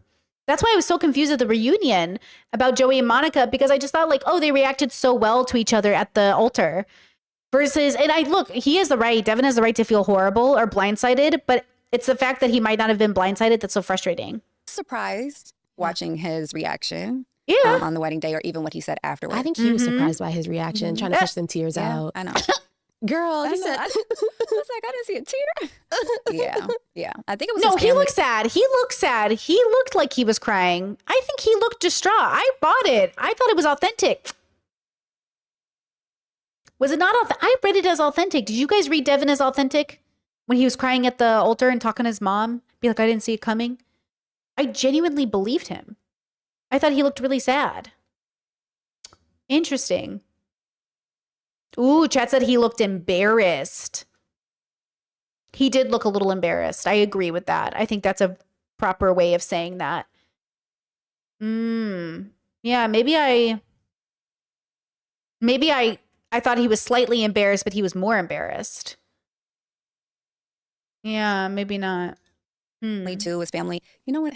You know when kids fall, and you're like, "Don't look good." Yeah. Or when you're like, "Oh, baby," I feel like that's what happened. They were like, "Oh, baby," and he just like fed into that. Was he blindsided? No, absolutely not. I have text messages, girl. We were talking about it the day before. We were talking about it, and he said, "Man, sometimes I wake up and think, what the fuck am I doing?" Like there was hesitancy on both sides. Yeah. So he wasn't blindsided. At the end, he says something like, "Oh, I just could not imagine my life without Virginia." Right. I kept calling him, and he wasn't answering my phone calls afterwards. So he couldn't. Oh, so she's fully calling him out, saying like, you just wanted to look, which actually kind of matches his MO of wanting to look good for the cameras. I could believe it. Wait to imagine a life without Virginia. Oh my gosh. Oh my gosh. My God. Yes. Okay, so then let's talk about this prenup, which, immediately, Yes. So we talked about the prenup in the pods before he proposed. Okay. So that was something that he already knew. So it was kind of weird that he sounded like a little bit like, I've never thought about that. Yeah, I believe people should have prenups. I think that that's the way the world should go, right? You know what that reminds me of? Was it the last season? What season was it with Tyler and his 3 kids? Tyler, was that his name? The 3 kids. You remember how they talked about it off camera and then they replayed it for the camera? Was it one of those where Devin and her had talked about the prenup, but then Devin pretended they didn't talk about the prenup when the cameras were rolling? But the cameras were rolling in the pods. So wouldn't they be able to go back to the pods and say like, we already saw this, like we know? Yeah, I don't know. And it was something that I was standing very firm on. Yeah. His mom and sister, I think that day had a little bit of hesitancy around it, which I thought was weird. But it was insightful of how much control they have over him and all of his decision making. Now, to be fair, Devin does seem like his sister seemed like she had a stronger character than him. Devin does seem like, what's the word? Not a pushover, but kind of a bottom. He does seem like a follower more than a leader. Like Devin seems, what's the word? Like he checks in with his parents before he does something, which is fine. But maybe he does it too much. Passive? Passive's like, what's a good synonym for passive? That's close. Passive. Passive's a good word. Actually, I think that might be good. Yeah, like he gave me this energy of like, you know, he couldn't trust, alone on an island, he might panic. Like he might need input, which is fine. A lot of these men, okay, actually, wait. Basically, this whole season was pretty dominant women with pretty passive-y men. But the counter to this men is not an Andrew Tate, for the record, right? My Bugatti. It's not like, oh, we want to counter these passive liberal men. They're not liberal, they're conservative, with ultra toxic masculinity, right? It's like, we don't want that energy either. We just want confidence without arrogance. We want confidence without ego. We want confidence with enough humility. We want confidence with kindness. Can we get some confidence and kindness, please? Okay, please? Because he had his mom look over the prenup. Is she a lawyer? Right. He said, I brought it to a... No. That's fine. I thought it was fine that he wanted his parents to look it over. Like if we buy a house, we're going to have our in-laws definitely look it over. I maybe not my parents, because we'd probably be buying something in Croatia, but like we're going to have his parents look it over because we're first-time adults. We've never done this before. I don't think it's wrong that he asked his parents to look over something that they've never done. But if he specifically is like, Mommy, can you look this over? Can I sign this, Mommy? Can you give me permission? Then that's different. Like if he's like, hey, my mom said I can't do it, so I can't come out and play with you, Virginia. My mom said I can't hang out. It's like, okay, well, that's crazy. Like Dave was a total bottom bitch to his sister. He's like, my sister said, like, I can't hang out with you, bro lord, so fuck off. That's the problem. But that's why I wondered if some of these homes had some pretty fucking toxic women in them, because they were creating like weaponized incompetence maybe not weaponized incompetence, and there's something like that though. They created bitch boys, bro. Like they were kind of bitch boys. Not to be so crude, but they kind of were like, be a little bit of a bitch, bro. You know? That's kind of the energy I was getting. I feel like I could have beaten them up. as an older sister. I feel like, come here, I'm gonna give you a noogie, both of you, you know, and give me that energy a little bit, which is not good, by the way. It's not good. Family lawyer, but like he was like, my mom thinks it looks good. You Honestly, know? when I looked into the TV, I'm like, there's about 7 paragraphs. Just read it. Just read it yourself. Just read it. Yeah. Like You'll the learn adult that something. you are. Right. You'll learn something And then new. he comes back. He's like, yeah, my mom said it's exactly what you said. Yeah, read it. Yeah. Mm. But I would want a prenup in any marriage that I'm in. So what advice would you give to like women that are in a position where they want to protect their assets and protect their man, but are afraid to like kind of speak up about it? So financial conversations are super important in relationships. And I don't think that most people have these conversations about bank accounts and what you're going to do. We just have this idea of love and everything's going to work out. And people don't have that foresight. I think people should get premarital counseling and go speak to somebody, a financial advisor, and figure out your finances before go in with a plan. So I was just trying to force us to make smart, informed decisions with our finances. Yeah. Was he like, I don't know. It just felt so icky when it didn't have to be. Yeah, I know. And he kind of changed his energy about it, right? We talked about it in the pods. He changed his energy about it when his sister and mom had Yeah, he doubted himself. So I was kind of surprised that he was even pushing back on it because I thought it was like a done deal. It's because they're not. Like, he's 28. He's kind of a kid in a sense.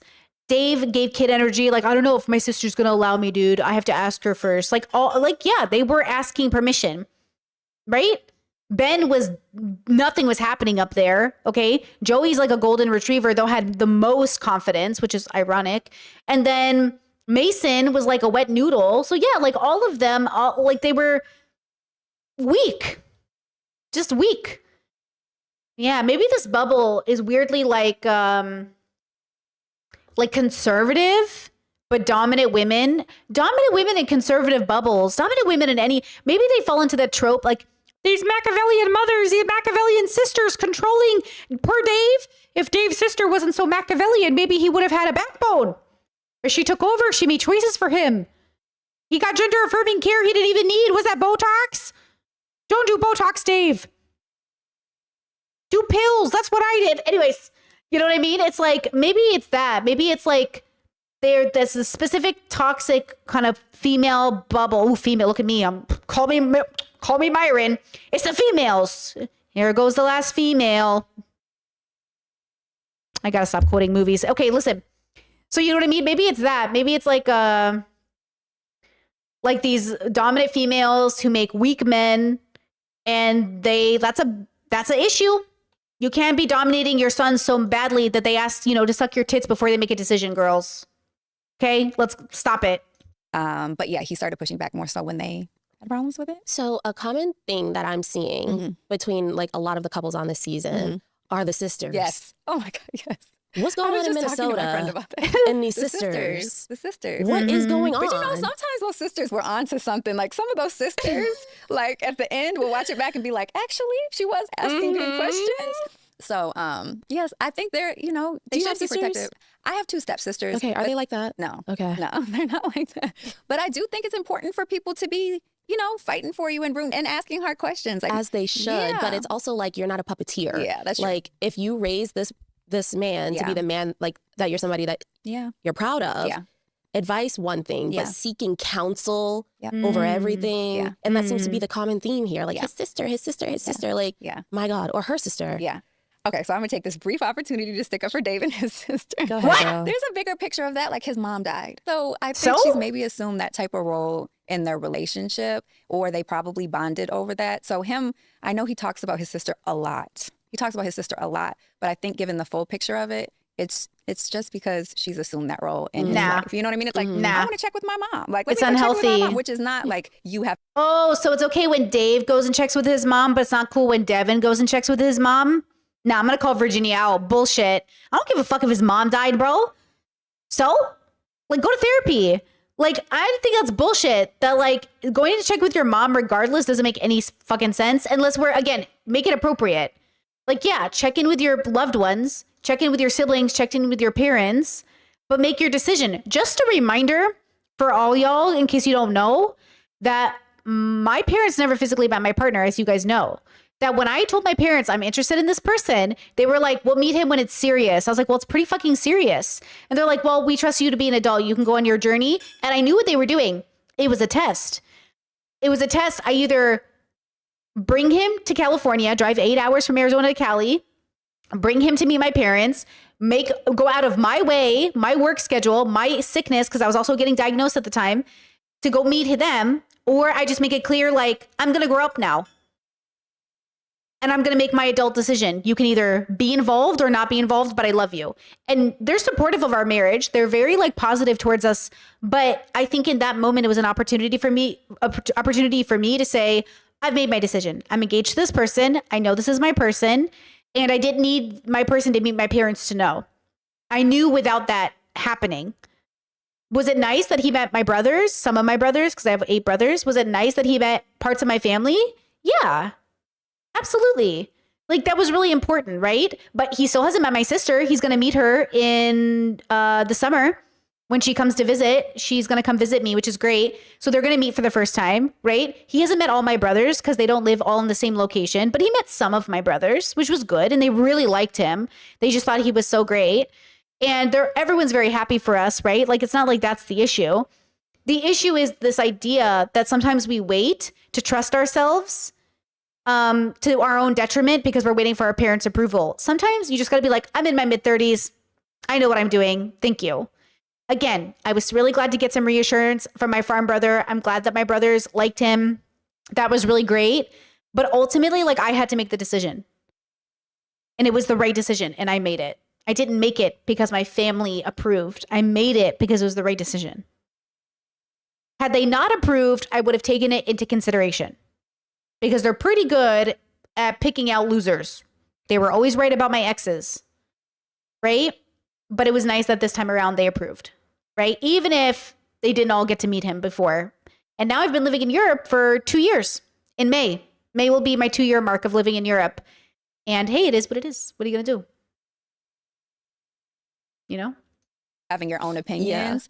But I do think there's like a bigger, kind of sadder story about that thing. So I do want to protect Dave a little bit today because I feel like he is getting He a is. lot. He is. A And I lot. just think that if you come into an experiment where you're inviting the world in Yes. and you don't think your sister would be okay with it, maybe this is not the place for you. That's true. You know what I mean? That's- Like, that's you fair. knew your sister before you got on the show. That's very You fair. knew she told you she didn't want you on the I damn know. show. Yeah. Yep. So now everyone has to fight for their lives because you made a decision to go against your sister, Yeah. knowing damn well she didn't want any of this for you anyway. Yeah. And So I that can't think be the that's- reason that you don't move forward. Can't It's like my be. sister said. It can't like, be. You can't use it in that way. No. Yeah. So I agree. don't like. Do I feel bad that he's getting shit? Yeah. But Yeah. again, we're big I grown 100% agree. adults. I agree.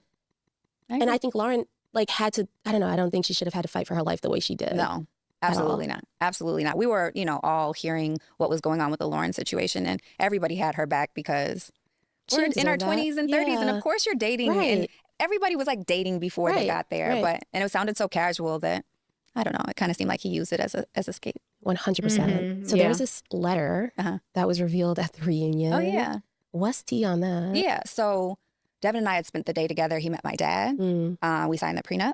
What? I went to go get my hair done because we were getting married the next day. And then I went to his hotel room. So he just Oh. checked into that hotel room that afternoon, evening. And he had a note from an ex-girlfriend on his nightstand.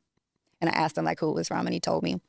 The interesting thing about this girl is we had a meetup where I met his friends, and Devin didn't like tell me any backstory to these friends. The only reason I know he dated her was because his mom said it when I met his mom. So he just wasn't being very transparent about a lot of things. Like it was like, why do I have to figure this out from your mom? Or, Hold on. So Right. he brought a love letter. You know what's funny? I was just talking to my little brother the other day, and he was like, do you talk about your exes with your partner? And I was like, yeah, we talk about everything. And he was like, oh, that's so nice. I know so many people who are like, we don't talk about our exes. We don't talk about anything. And I was like, yeah, some people have those rules. I think they're bullshit. Like, I want to be able to say things. Like, I want to be able to say like, oh, I went to this place with my ex-partner, or like, oh, I've done that with my ex-partner, or like, oh yeah, like I have that story. Cause like, it's still I'm telling you about me, girl. I'm not telling you about my ex. I'm telling you about me cause you married me.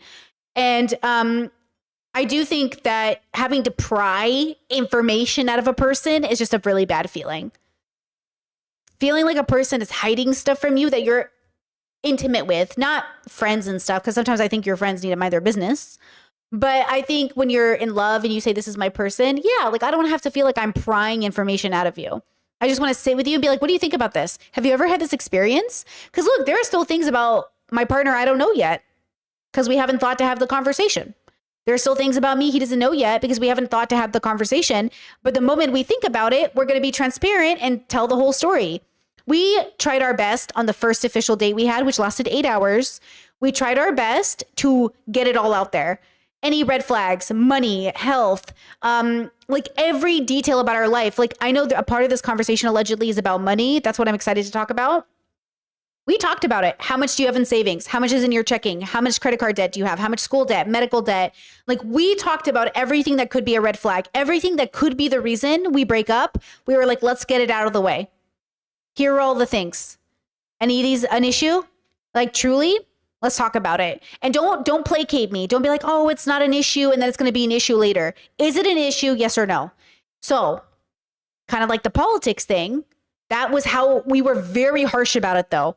Is this going to be an issue? Don't fuck with me.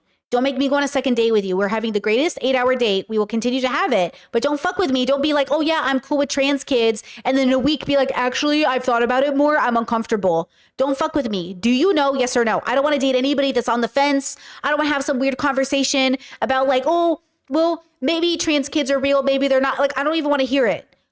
Are we pro trans kids or not? Do we think trans kids exist or not? Yes or no? This is not a, well, you know, it's nuanced. Yes or no? Do they exist? You know what I'm saying? Okay.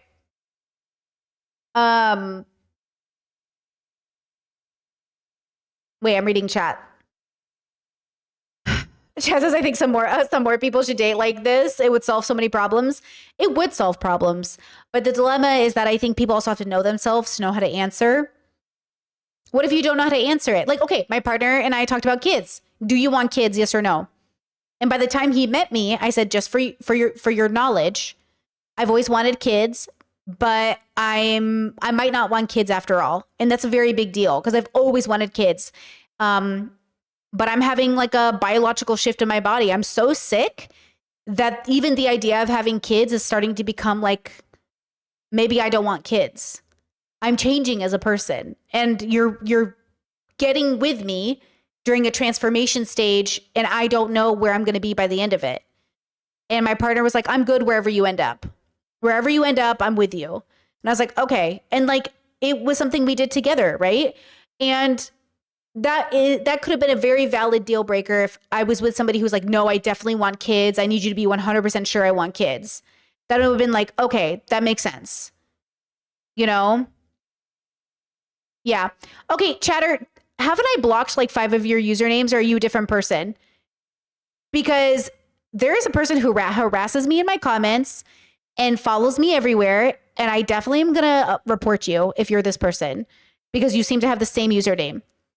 You show up and write inappropriate things in my chat about dominant women and goddess Brittany. Is that you? Because if that is the same person and you are following me around my Instagram, I'm going to call you out, bro. Because I'm sick of seeing it, and I have a feeling you're the next stalker in my life, and I'm sick of it. Go away. Stop harassing people if you are this person. And I'm calling you out because I feel like you're so inappropriate, and no matter how many times I block this username, it comes back in different variations. And God forbid, okay, I just want everybody to know there's something with that username. Okay? I see it on my Instagram. I see it in places, and I'm sick of seeing it because I keep blocking it and it keeps coming back. So, okay, everybody, note to self. I'm sick of it. I'm sick of the inappropriateness. Okay? I will report you. Did you read the letter? I didn't read the letter, no. At the end, I was like, this is weird. And it was it's weird, handwritten, it's here, yeah. And it was on the nightstand the night before your wedding. Mm-hmm. What was the conversation? Yeah, he just said it was from her, and I just thought that was weird. At that point, there was a check missing. There was a lot of stuff going on. Why was he hiding money? Yeah, that was really weird for me too. How'd you find that out? The mom said. Yeah, so I don't know if it was like, we got married on a Monday, so Thursday or Friday. So like 3 or 4 days before the wedding, I went to a basketball game because they were in playoffs or whatever. And his mom came up to me and was like, oh my God, kind of bragging. Like, my boss gave you guys $1,000 check for your wedding present. And she was like, did Devin tell you? And I was like, he's like, I'm not putting that in the prenup. Yeah. Even my $1,000. I know. And so it was his birthday weekend. So I put together this gift basket and hundreds of dollars of gift cards to all his favorite places, like Nike, Lululemon, all the things. And I was like, he got that too. He got $500 there. He got $1,000 over there. So it was just, okay. He came up. Didn't he? He came up. You said you were willing to pay his debts. Okay, so our conversation around finances were very much like we're both contributing to this household, which I'm 100% fine with. Of like we're contributing to this household. We work on our finances together. If I come in with that, or you come in, like we can work this out. Let's figure out how we can do this and both contribute to this. But that wasn't what was happening in those few weeks that we were. What was happening? I was paying for all the food that we were eating in the weeks.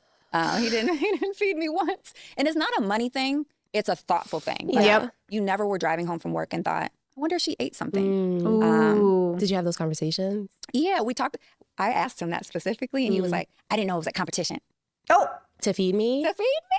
You know, so it was just like a maturity thing, an emotion. This morning, because my partner and I have different sleeping schedules just because we're both neurodivergent, and sometimes we get insomnia and sometimes we don't sleep. And I was up till 5 a.m. editing and posting content, as you all saw. I really hustled this week. Thank you.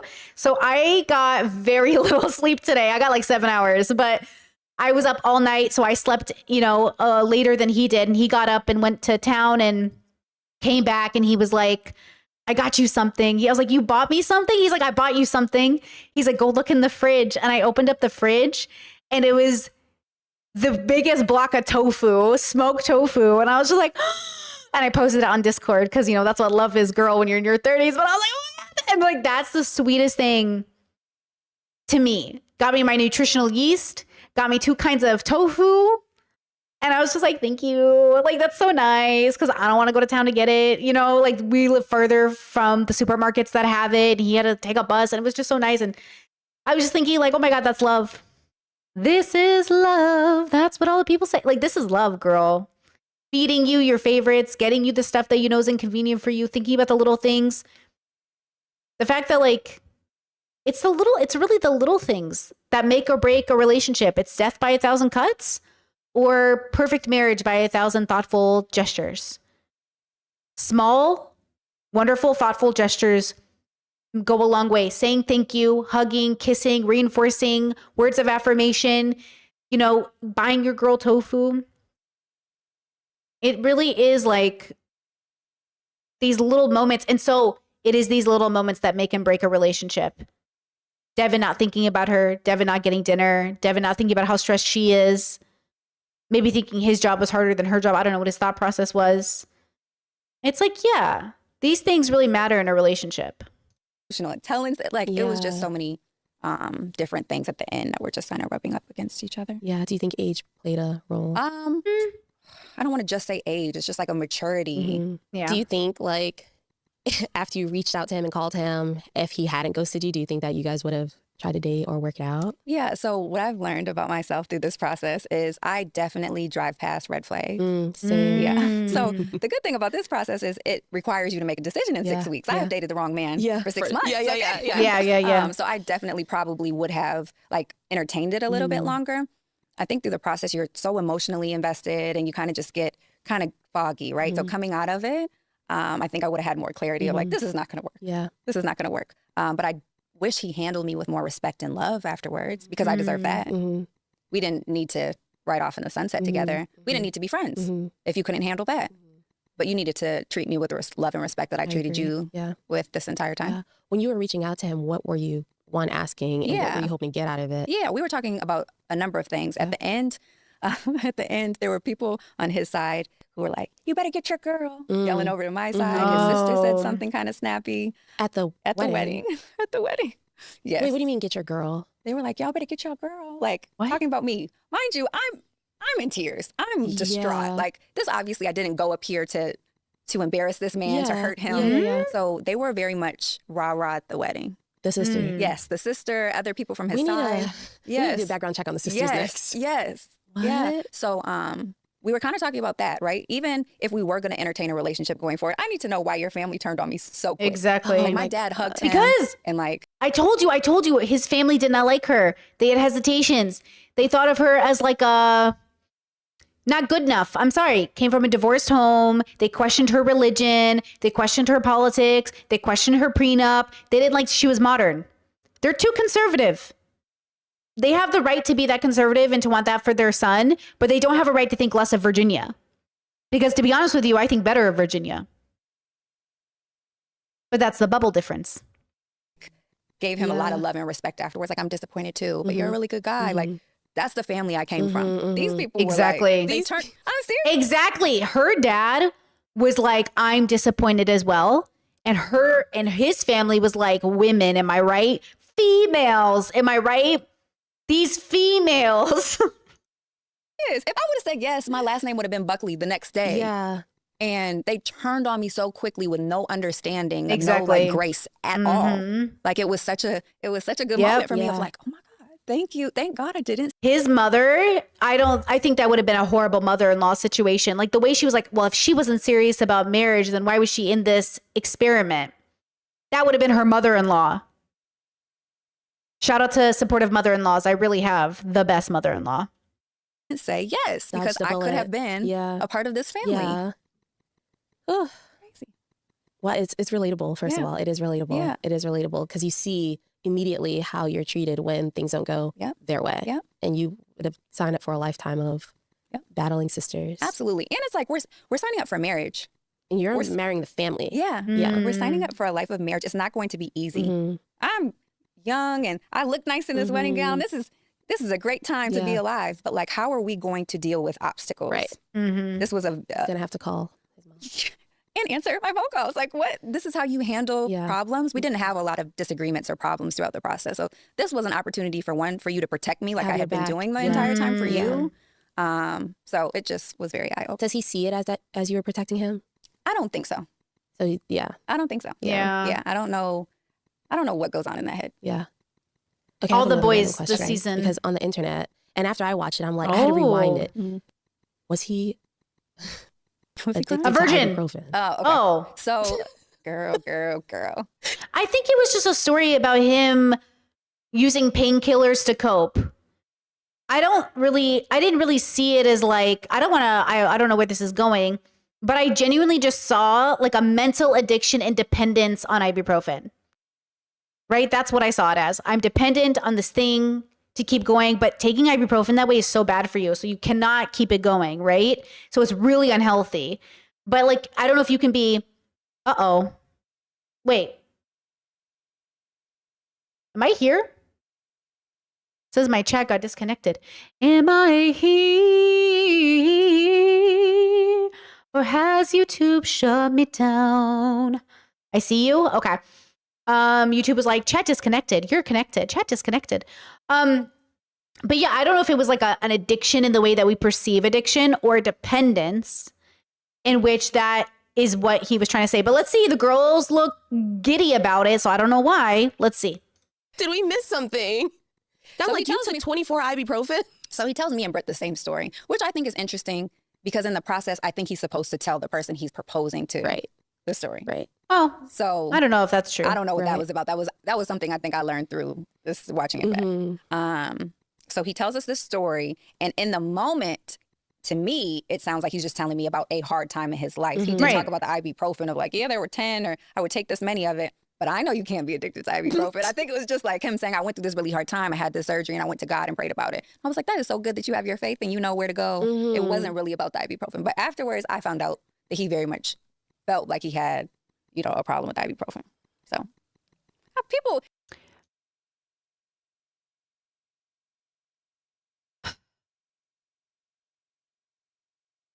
Okay, I have a person in my life, and because I don't want to discount people's stories, but I have a person in my life he'll be like, yeah, bro, this is when I was really addicted. I was like, bro, you were not addicted, bro. He goes, bro, I was picking drugs over my job. And I was like, you would have picked anything over your job. You didn't want to go to work. And I was like, he was like, I had an addiction. And like he kind of sometimes tells a story like he's trying to be tough. Like sometimes he's like, I'm like Eminem, bro. I really struggle. Bro, you grew up in the suburb, bro. You're not Eminem. So sometimes I do think boys will go through struggle and be like, I'm going to make a rap song about this. Sir, sit down. Okay, your parents make 6 figures. Sit down. You know, sometimes I feel like there can be this, you know, do you know what I'm saying? I don't know if Devin is that, but I do think he was dependent on ibuprofen. I think it changed him. I think he felt like he was having an epiphany. Sometimes I feel like boys, there's a category of boy who wants a struggle story.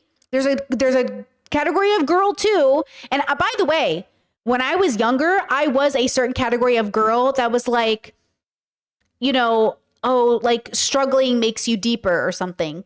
And then I realized, oh, that's not true. It just makes your back hurt more. You know what I mean? So I think that's what is happening with Devin. But I don't want to discount the fact that he felt like he was really going through a hard time, because he obviously was. Do you know what I'm saying? It's like I feel like they're making the story a little bit more sensational than they need to, but I think it's real. It's just maybe not the way we think. I don't want to make fun of Devin for having a hard time, but if he was my brother, I might say, like, don't be a bitch, okay? Don't make it sound bigger than it was. You're not Eminem, bro. You don't live in a trailer. You're not gonna write no song about Haley, okay? Don't be a bitch, you know. But I might also say, like, I feel you. I'm really sorry you went through that. My heart breaks for you. Do you know what I'm saying? Like, I feel like that maybe that's why they're laughing. But also, you know, I'm not here to count, like, can you be addicted to ibuprofen? You can be dependent on anything. It's like people who don't think porn can be addictive. You can be addictive, you know, depending on how we're using these words, right? I really do believe in, like, dependency on porn. I just think we're having, like, different conversations about what those words mean. But yeah, maybe Devin, you know, exaggerated some of the details so he could have a better story. I don't know. People look at me about to protect him again, but I think people don't know much about medicine. But he, yeah, I think he did think that. I'll say that. I am very rarely at a loss of words. Yeah. So yeah, okay. Everybody has their own battles. Mm-hmm. Ibuprofen got the best of him. Yeah. Okay. I also wonder too, because if you're having surgeries, they're prescribing you real medication. Sorry, I mean mentally dependent too, not like physically dependent. But like, okay, like I have fibromyalgia. When I take an ibuprofen, it really fucking helps. All my pain goes away, but I try not to take it because I know it's bad for me. So I take it like once a month, right? Like I try not to. But in America, some of us are popping ibuprofen because we sell it in jars of 500 pills, easy peasy lemon squeezy. So some people are really popping ibuprofen, but it's really bad for your body, guys. Like your body's not meant to take that many ibuprofen. So I think mentally he was dependent on it in the same way that I tell myself every day, push through the pain and work out. Because even though this ibuprofen will relieve you of your pain for a couple of hours, like it's not worth it to your like liver, you know what I mean, and your insides. Like it's not worth it. So like work out, you know, figure it out. So maybe in his mind, he was like, I don't want to be a guy who has to pop pills. Do you know what I mean? And now it sounds like, oh, I'm popping pills. And then there's addictions that are like dependencies that are so bad. There's like levels. It's a spectrum. How about that? There's a spectrum of dependency. It's the same conversation we were having over limerence, where people were saying Becca Moore is experiencing limerence. Y'all, limerence is on the other side of like what addiction to the point where you're on the streets is. Limerence is like equivalent to being homeless on the streets with open sores because you want the needle so bad. Do you understand? Like, you can't just be out here being like, I think I experienced limerence. You're like, I think I'm homeless because my parents, like, I slept at my friend's house today. You're not homeless because you slept at your friend's parents' house or whatever. Like, you're not homeless because you didn't come home tonight. You know what I mean? Like, I think we don't understand, like, some of these words represent, like, very extreme situations. And some of these words, you know what I mean? Like, do you know when I lived in my trailer and I was traveling around the US, I was technically homeless, but I never called myself homeless because that's like a weird way to say that, or unhoused or whatever. Like I had a house, it was on wheels, and I had an address. It was my parents' house. But like some people legally, the government's like, where do you live right now?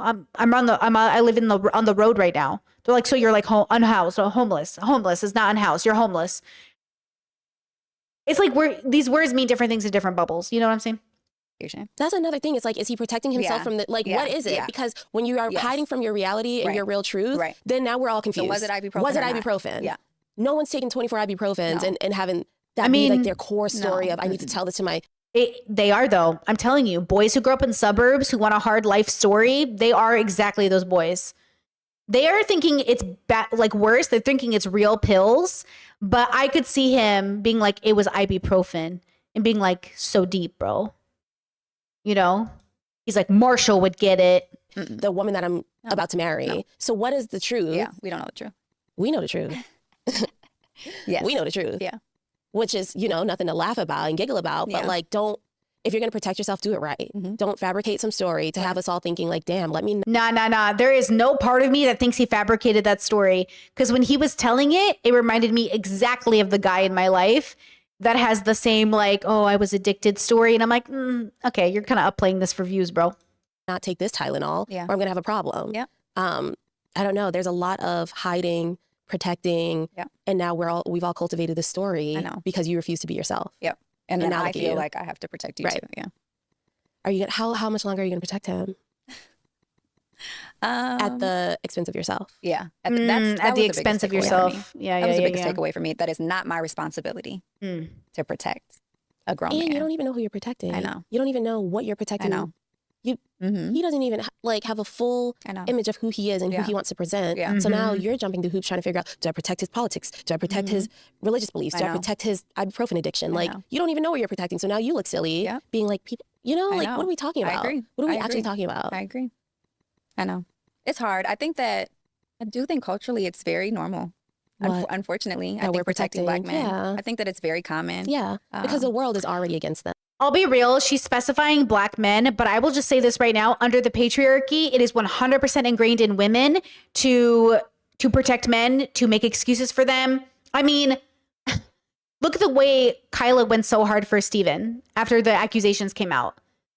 Right? Look how hard I go for my brothers, or I even allow men in my life. It is in me as well. I am not exempt from this. Look how hard we go to protect these men. Look how hard Kyla came for Steven. Even after all of the controversy, she tried so hard to protect him, even after the worst came out. And why wouldn't she? Right? That's exactly how we're trained. We are trained to protect the worst of the men in our lives because of the little boys we see inside of them. I can't blame her. That's why I'm so frustrated with myself, because I gave him any space in my life, even for a second, even casually as a friend, very casually as a work friend, very casually. And I'm upset with myself. She went over and beyond. She staked her relationship and her status on it. She staked like her reputation on it. She needs to read Drew Afawalo's book about being a pick-me. You know what I'm saying? But we're trained to do that. We're trained to do that. Virginia's going to do it. I'm going to do it. We are all trained to do this for all of our lives. To protect the men in our lives while they are absolute pieces of shit because they can't handle facing themselves, you know? So just to give Virginia some ease, though it might be more prevalent or she feels like it's a big deal in the Black community, it is also very common under patriarchy. And you know what? This really hurts men the most, huh? You're missing out on the opportunity to be introspective. This is why there's a huge deviation right now between men and women and binary constructs. Men are becoming more religious and conservative, and women are becoming more liberal and liberated. And that's because we're facing ourselves. We're doing the work. We're deconstructing. Boys, you either get on it and deconstruct or be left behind. Women need to stop giving men like this space in their romantic lives. Because while they double down and block out any work, they are going to haunt you with that for the rest of your life. This will follow you for the rest of your life. Every bad marriage includes one or two people who are not working on themselves, who are not deconstructing, who are not being honest with themselves, who are not facing themselves. That's why you get a glow up after, if you're lucky, because you shed all the bullshit, you know? Them and us. Yeah. And we've already established that when shit goes astray, we're the front line. I think what we learned here is, again, that the most unprotected demographic is the Black woman. It's not the Black man. It is the Black woman. So at the end of the day, all the protecting that I did. And it's interesting because his mom is white. Becky is white. She's white. I don't know if she's mixed, but she is white because his dad is Black and he said he's biracial. Okay, white's correct. So she's white. And I wonder how much that plays a role in how he engages when dating like Black women, or thinking about the constructs, or thinking about how that plays a role, or because whether or not you've introspected and skin doesn't matter to you, the world, it matters to the world. Right? So I do wonder about that. Yeah, he doesn't have a Black mother, which is fine. But I wonder how that would have changed things. Again, nothing's wrong with interracial marriages. Nothing wrong with... It's not about skin color. It's about how the world raised Devin to think about skin color and what he internalized in that world, especially if his mom is really that conservative and voted for Trump. That also adds an added layer. Trump, who was found liable. Trump, who brags about assaulting women. Trump. I already have to deal with my own parents for being Trump voters, but I already know my mother suffers from internalized misogyny. I already know I grew up with enough misogyny in my bubble. Well, women worked. Well, women showed up. Well, women were educated. Well, they told us to be educated and to work. They also did it under the guise of misogyny and through the patriarchy.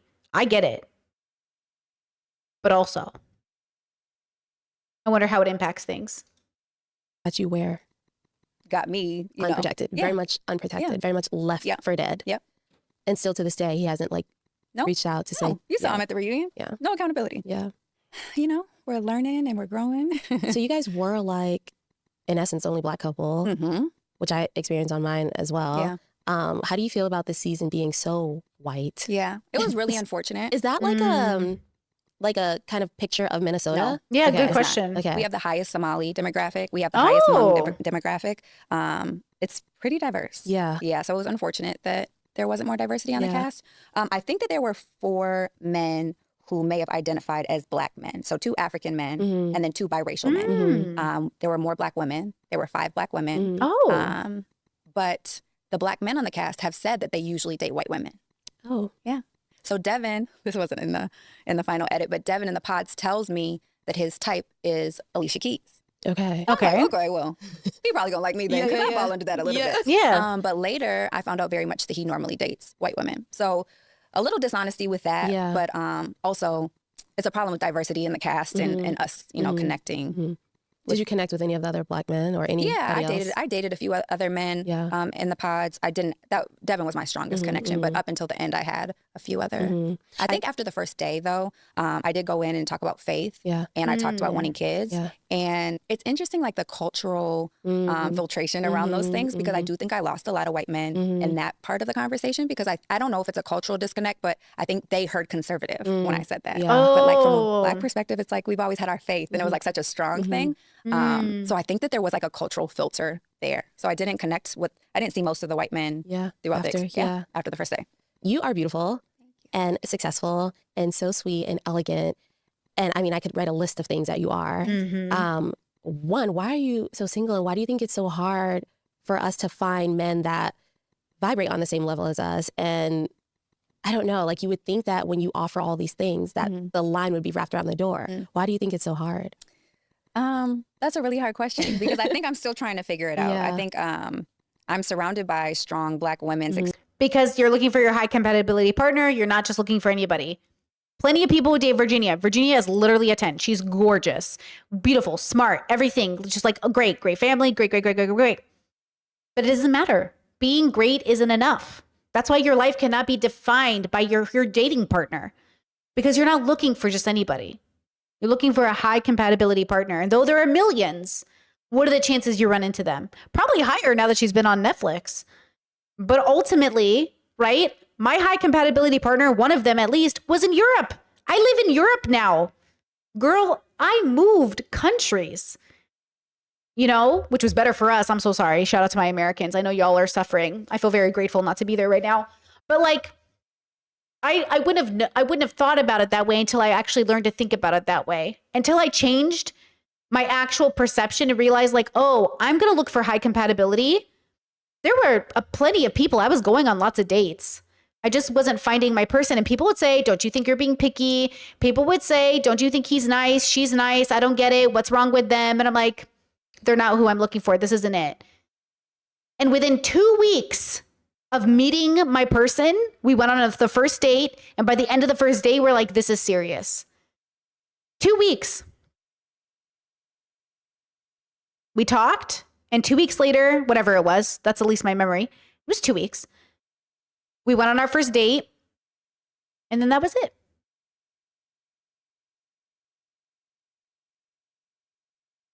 I mean, we obviously, you know, we took our time. We got married after a year. But like the point is that we knew. We knew because the data showed it. The math was mathing. The math was mathing. No guesses, just math. You know, after a while, we had to follow this metaphor. We had to actually like do the equation though. But yeah, the math was mathing. That's what we depended on, right? Chat says, can you make a video on the list of questions you asked to find your person? Yeah, I'll make a pod, bros. I got you. Successful Black women, and we're all still trying to figure it out. We're in our 30s. We want these families, and we want these partners, and we're just missing it, right? We'll get on the dating apps or we'll go to the networking events, and we're just not finding it. I think it's hard in Minnesota specifically to find, you know, people that kind of match the same level of success or same, you know, background, but I'm trying to figure that out too. I don't know where he is. I'm trying to figure out where to find him, girl. But it has been hard. I'll say this. I don't have the requirements that somebody needs to make what I make or that somebody needs to make 6 figures or somebody has to have a doctorate. In this situation, I was really inspired that he worked with children. So I want you to be passionate about what you're doing. And I want you to have a drive. I want us to connect around a drive. Like, what's the goal? What are we working towards? So those are, it's interesting how this list changes as we get older too. And what's high on the list and what's lower on the list. This process wasn't going to be hard for me because I do not care about looks. It's not the highest thing on my list. It's lower on my list. I'm more attracted to who you are as a person and our vibe and how we communicate and your aspirations and all of that. So I think she's so right on that. You really, life changes you. This is why I've incorporated, I don't know if you guys notice if you've been watching me for years, but I've really been incorporating the era of my life into my vocabulary because, guys, my desires, my wants, my priorities, they change as I change. And that's beautiful. If you're a curious and open-minded person and you're changing and growing over time, you will have different requirements. Not everybody is like that. Example, in Devin's bubble, you must be homophobic for your whole life. I doubt anyone in his bubble is like, oh, I hope you're open-minded to trans people one day. Nope, it sounds like they have a goal and that's what they want, which is fine. And again, being open-minded and being pro-LGBTQIA is moving forward. It's part of progression. That's why people want to go back to traditionalism. Like literally, traditionalism is literally saying out loud, I want to stay stagnant. I want to go back to how they used to do it, and I don't want to do it how you do it. We're literally going back.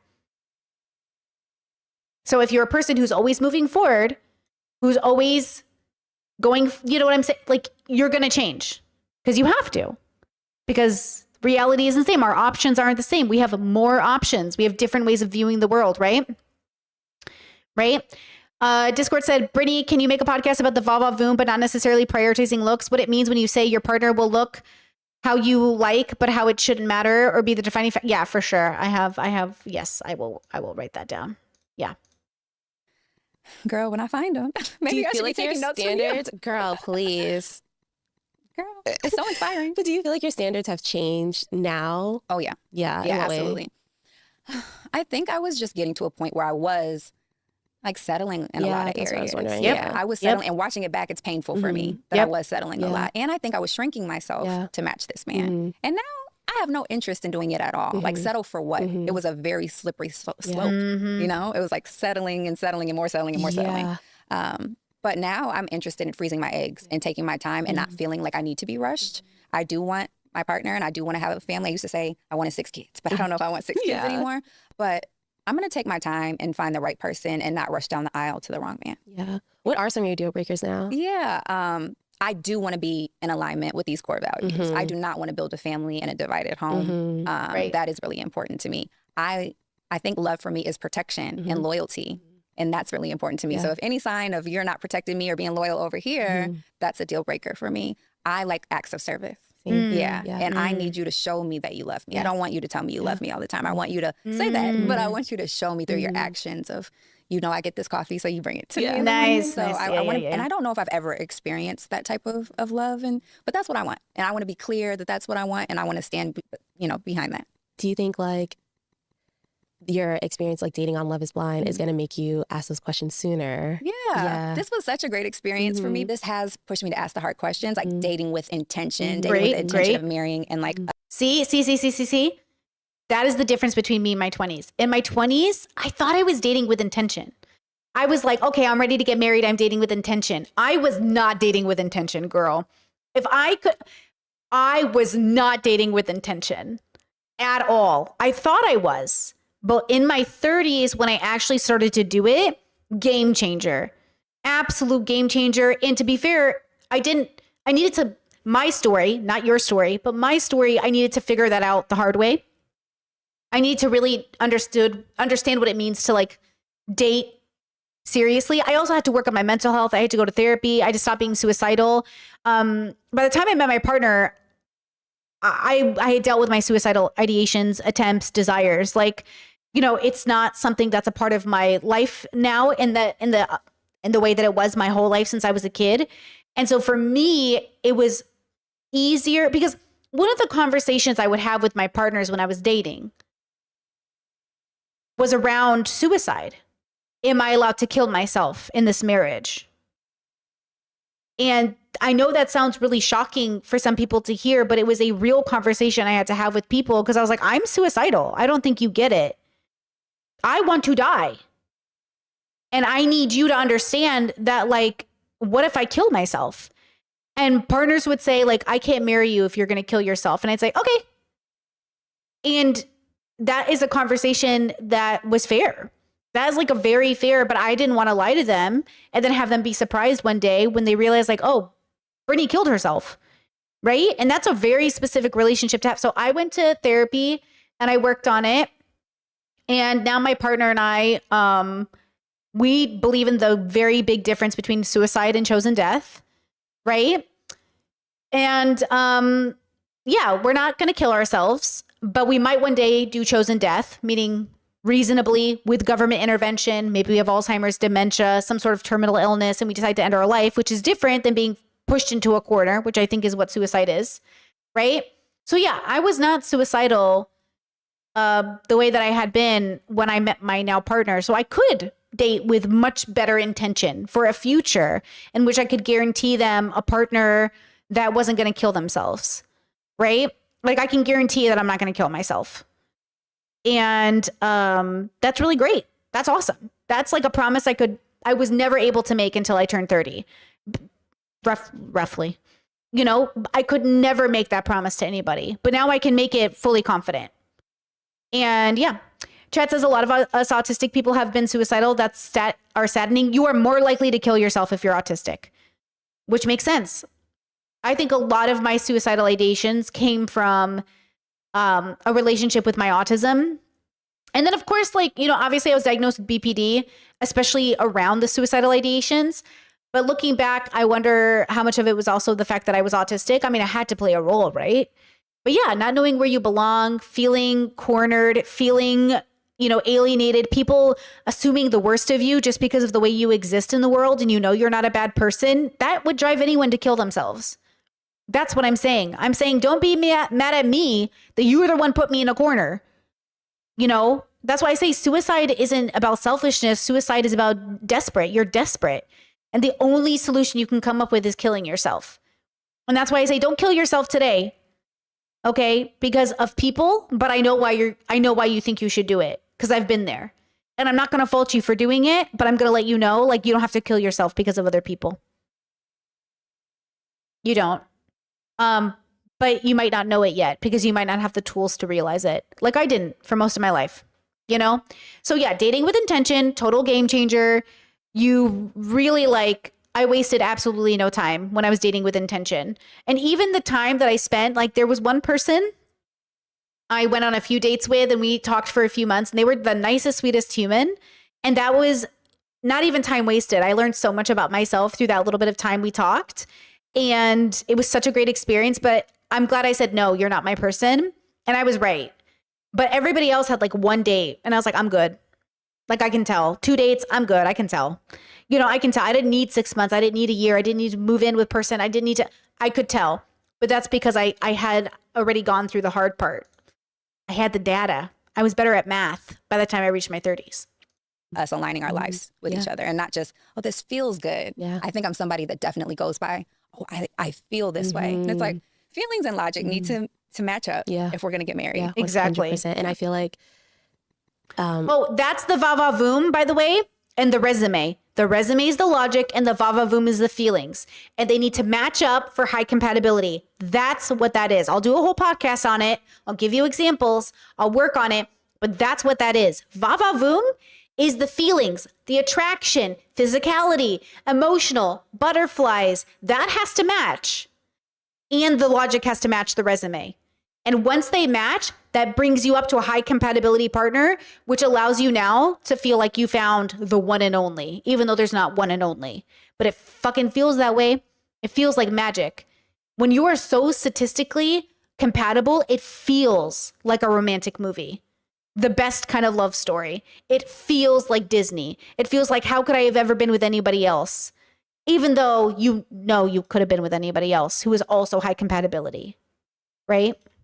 Ollie kind of mentioned it on the couch at the reunion, and like literally dating intentionally changed our lives. Yeah. And it's like you think you're dating intentionally until you actually are getting to the nitty gritty of. Yes, you think you are dating intentionally. You really do think it. You live together. Maybe you have kids together, but you're not. There are people who have kids and are living with a person right now that they are still unsure about. Think about that. Of fundamentally, are we aligned? Yeah. And I do attest a lot of that to like the Love is Blind process because prior, like you said, I would go off vibes. Yeah. Now I'm in a 3-year situationship and I don't know your last name. Yeah. You know, like it was so like, I think that's one thing that changed the game for us. Absolutely. And prepared for marriage. Yeah. And now look at you. That's a beautiful ring too. Thank you. Did he just like pick it out or did he know what you liked? We talked about it. And this is like, smart. You're a smart girl. Listen, Because you have to wear it. girl, I knew when forever. I met that man, I was like, let me start designing my ring. Oh. Yeah. And it's like he literally to the T. I think like a Pinterest board helps. Like, you know, like this is my Pinterest. This is what I have it ready. It's beautiful. Have it ready. But yeah, I'm very proud of you. Thank you. Because it's not easy thing to go through. And then now you're not only do you have to watch yourself in real time on the show, then you have to deal with the backlash, the internet, the warriors. I know. That will defend anything. Yeah. Except you. Yeah. Period. Yeah. So I just do want to commend you for one speaking up because I feel like I don't know if it was an edit or I don't know if that was your personality, but you're sitting here so strong, so vocal and so powerful. And I think the world needs to see that version of you. Absolutely. Because you deserve to have your voice heard. And I'm glad that you could be open and vulnerable here. I really appreciated having you today. Thank you. Thanks for inviting me. Of course, girl. We need to hang out. I need to get you out of Minnesota. I got to talk to you about so many things. Yeah. I have to talk to you about so many we things. got to get you out of that little bubble. Oh, for sure. Oh, thanks for coming. bubble. Girl. Thank you. So cute. This is AD's podcast. I'll go ahead and link it in the chat. I love Virginia. I love AD. I think that was a great conversation. I really hope AD and Ollie are really happy. Yeah, I really loved everything, especially towards the end there. Connect, be on the same page emotionally and logically. Make sure you're dating with intention and realizing that all of your life might have been what you thought was intentional until you realize like, oh, same thing with career. Truthfully, same thing with career. My life fundamentally changed when I was intentional about my career. All my life, I was very artsy fartsy about it, very like whatever works vibes. And now I'm like incredibly intentional. And by the way, I get more and more intentional every day. In my marriage, in my job, in my friendships, like a lot of my life has been vibes. And I've been good with that, by the way. It's been vibey. It's been good. But the older I get, the more intentional I get, and the better my life becomes.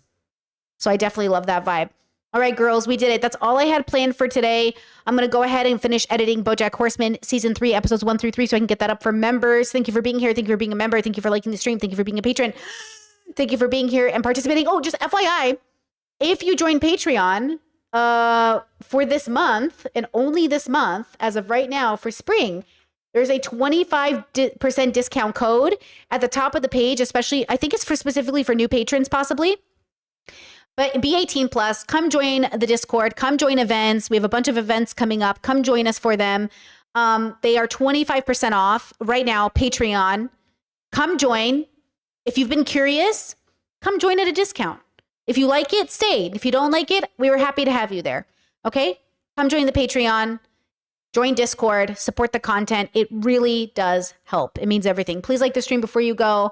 And I'll go ahead and send us out with some music from Samantha Dragonati. And I'll see you guys again tomorrow. All right, girls. See you then. Bye. Bye, bye, bye, bye. Bye-bye. Oh, hello? Hello?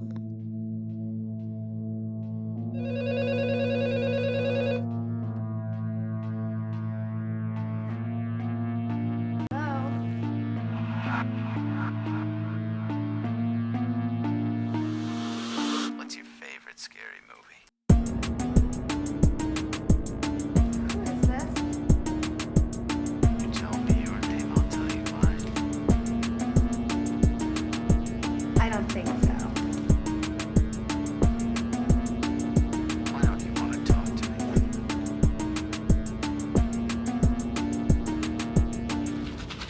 What's that noise? Popcorn. You making popcorn? Uh-huh. I only eat popcorn at the movies. Well, I'm getting ready to watch a video. Really? What? Oh, just some scary movie.